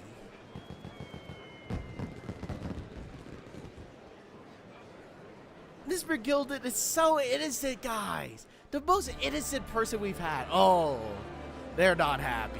I can't believe this. This is an outrage. I should examine evidence more. What are you talking about? The man was cleared. He's innocent. Man, our client, so innocent, guys. We did it. With the courtroom in pandemonium for the second time that day, the judge delivered his verdict. My first ever trial in Great Britain has come to a abrupt end, with the defendant being found not guilty, ostensibly a victory for us. Ugh.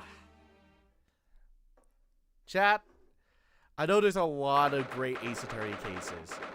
Pause. Damn, 5:14 p.m. Damn. I know there's a lot of great Ace Attorney cases, right? No combination, right? Is this top 5? I don't think we can put top 5, but like, is this top 5? That's the question we're gonna need to sit on for a little bit. I'm just gonna throw it out there. Actually, let me throw it out in the chat right now, and by the time we finish the case, that'll be the verdict. Let me make the poll.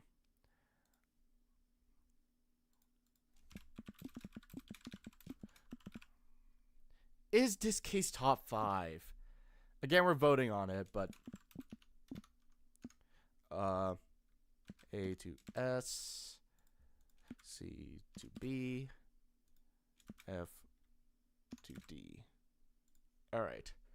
I'm starting poll, and then we'll finish it all up. And we'll get the results while we finish it all up. That certainly was a long trial. Yes, it was. How long will we be streaming? Almost 5 hours now. Yes, it was. Your first ever trial on foreign soil and your first victory. This was a wonderful performance. My heartfelt congratulations. And to you too, Miss Susato. Thank you for your assistance. If you don't like Susato... I've said this before. Like, there's a lot of characters I really do like. I like Maya, Godot, Clavier, Trucy. There's a lot of characters. But I understand if people don't like them. But if someone doesn't like Susato, I will genuinely throw hands. I'll genuinely fight someone if they don't like Susato. I'm so genuine that. That's the one character I'm like, I will literally throw hands if you say you don't like her.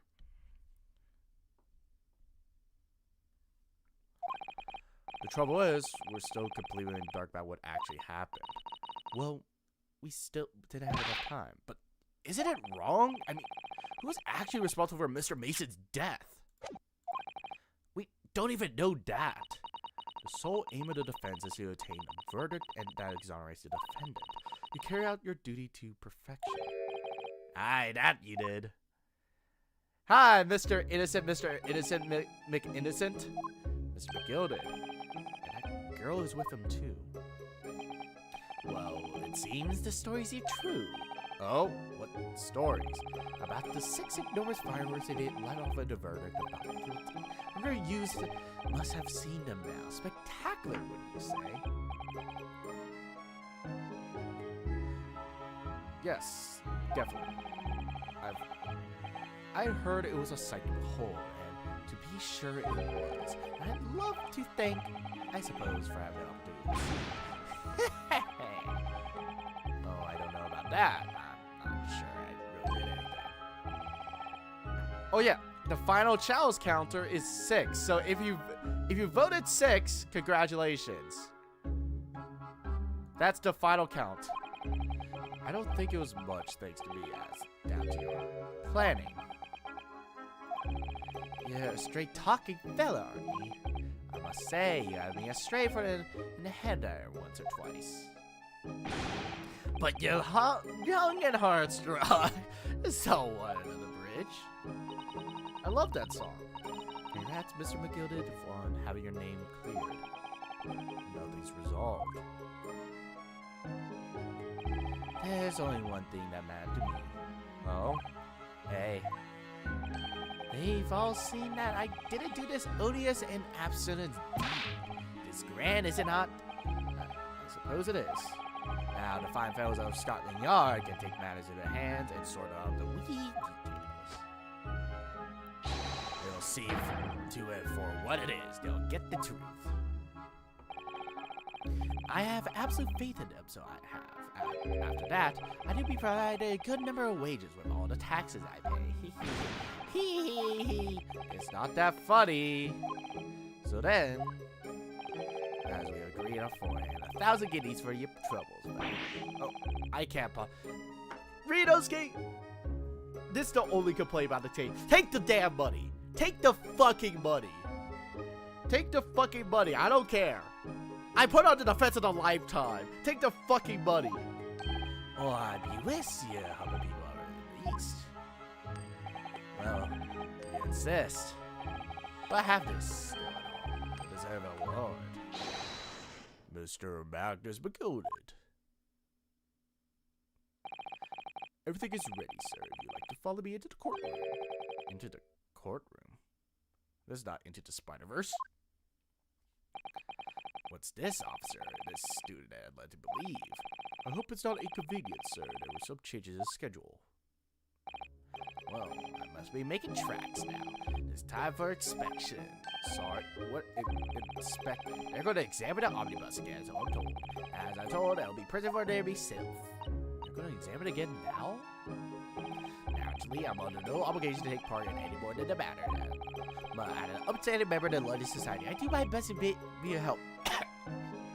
Whenever I can. Holy shit. This a gentleman's duty service.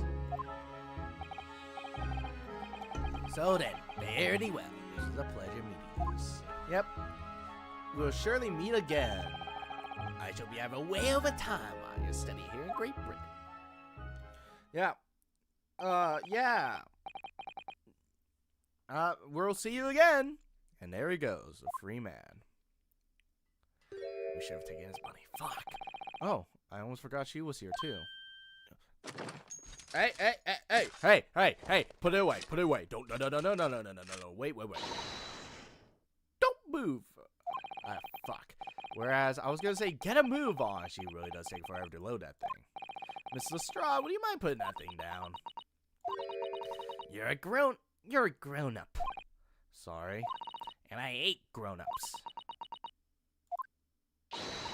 Oh, there you are. What?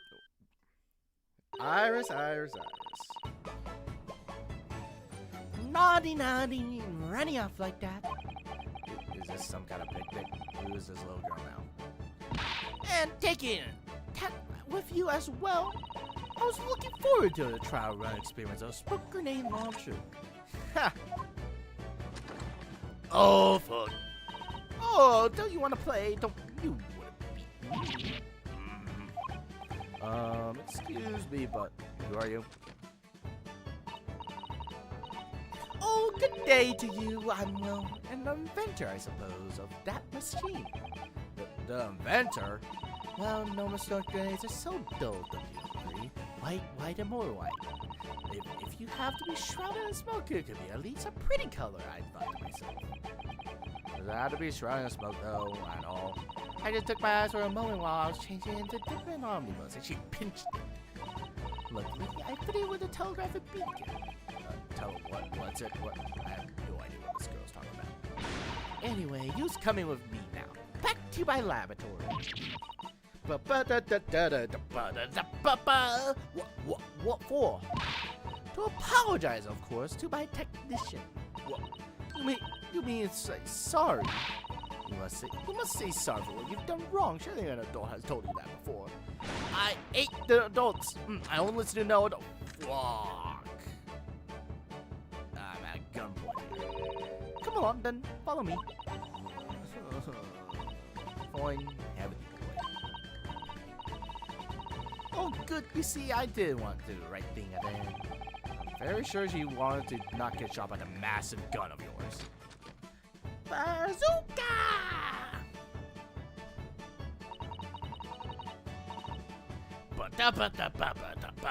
Well, we'll be leaving now. Bye.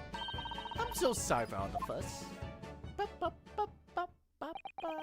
She was a livid one. Well, do you think perhaps we ought to get our own way too? Yes, you're right. But where to? Oh, we haven't had time to find a place to stay. No sooner than we have. Also, we haven't ate in like 8 hours. All of our travel cases are still with the bailiff. I was originally planning on spending today in search of lodging. At this late of hour of day, I'm afraid we may be out of luck. Don't worry though, I have a plan. We'll sleep on the anti-homeless architecture. If the worst comes to worst, I heard there's a lovely park that we can spend the night. Please tell me you're not to go to the park. I know that may be a little chilly at that time of year, but our youthfulness will see us through. We should have taken the money. Fuck! We should have taken the money! I'm not so sure. I think a midwinter London night will freeze a young person's solid just as easily as an elderly. Oh dear, that's so sad. Now I'm starting to regret turning Mr. McGilda down. Yeah, you should have taken the fucking money. At least take like a couple guineas. And so, the trial to determine worthiness of the territory was over by the end of the first day in London. We did it! I'm glad everyone's rejoined to see what we're going to see next. However, as we're soon to learn, there were more trying times ahead, just as the Reaper the Bailey had warned. The case was far from over. Oh, I can give my voice a break. I'm gonna just let it play through. What's going on? Get the fire brigade! Water!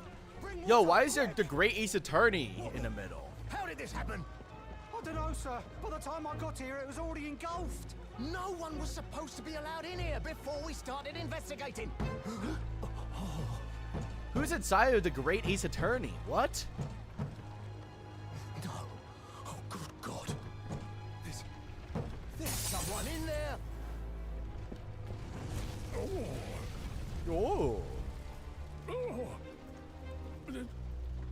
This can't be. And then Benzeeks.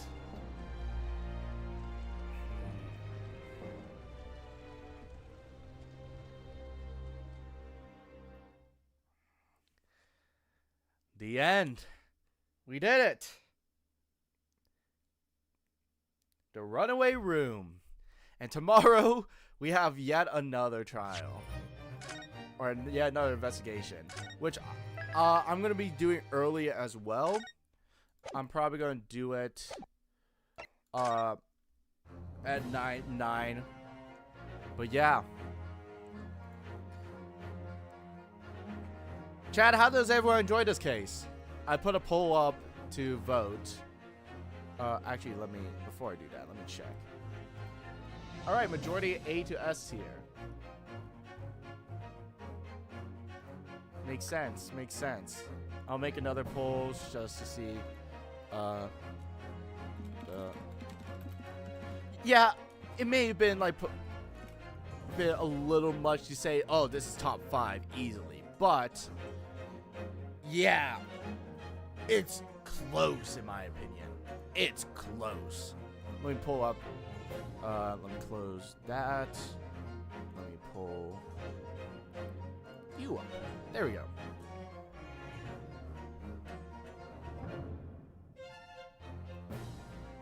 What case is it? It's the case in the whole game. I don't know what you're referring to there. But yeah.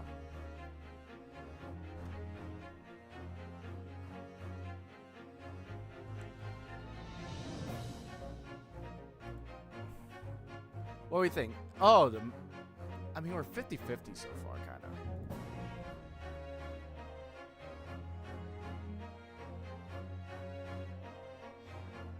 Yeah, what case are we talking about? But all I know is that there's an investigation tomorrow for first Kokoro, and then the trial right after.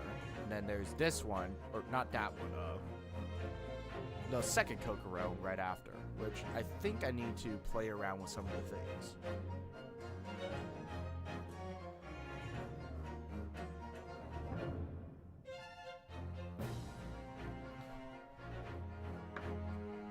But we thinking S tier? We thinking S tier? It's still kind of 50-50 though.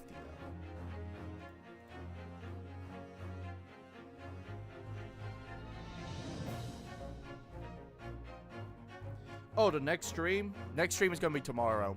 I'm going to stream it at a little early 9 a.m. for me. So, an hour early. So, yeah. But, yeah. In my opinion, it's an S tier.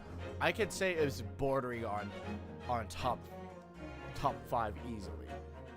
And I think we're leaning more towards S tier as well. Any objections?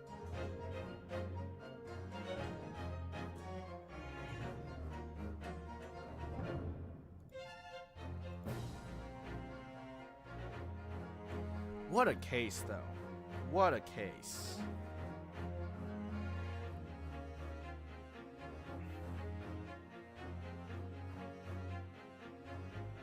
Just a stellar case all around. Just how dark and just like how much like depth there is to it. Genuinely insane. Yep, we're basically leading there. Yeah. Just yeah, what a phenomenal case.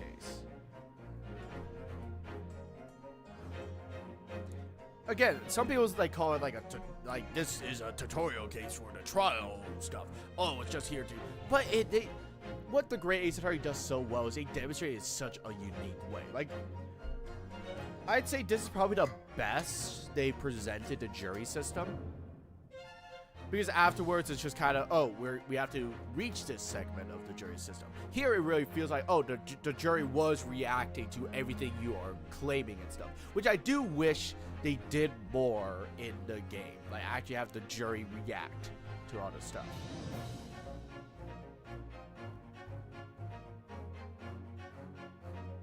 Your friend is absolutely wrong about this Chronicles.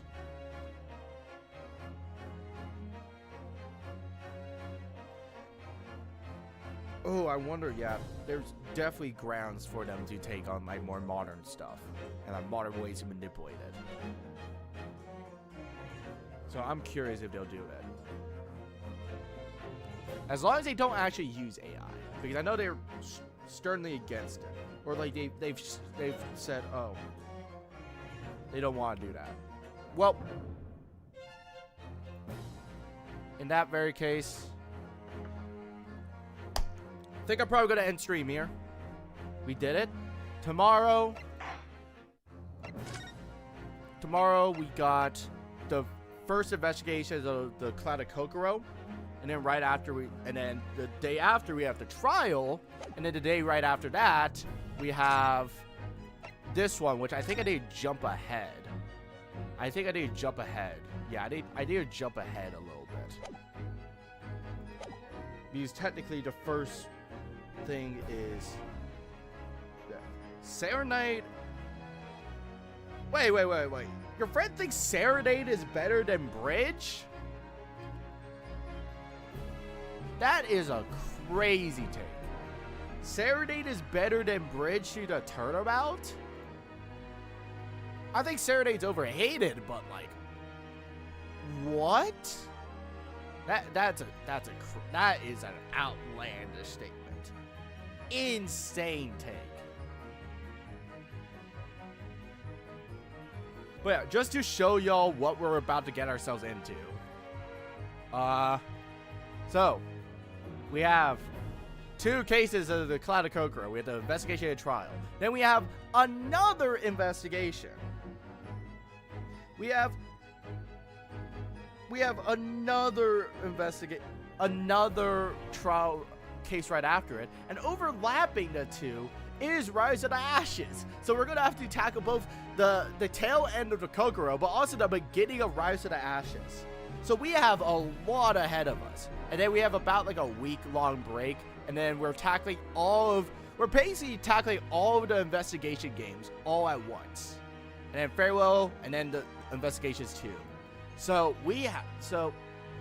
I have about a week and a half, 2-week break, and then we're back in the thick of it. So yeah, this is what we're looking ahead to. So yeah. Anyway, I appreciate y'all being here. We're basically at 5 hours. Let me just double check. Yeah, we're basically on 5 hours on the dawn. So, yep, I'm gonna end stream right when 5 hours hit. So you guys got like 30 seconds before I end stream.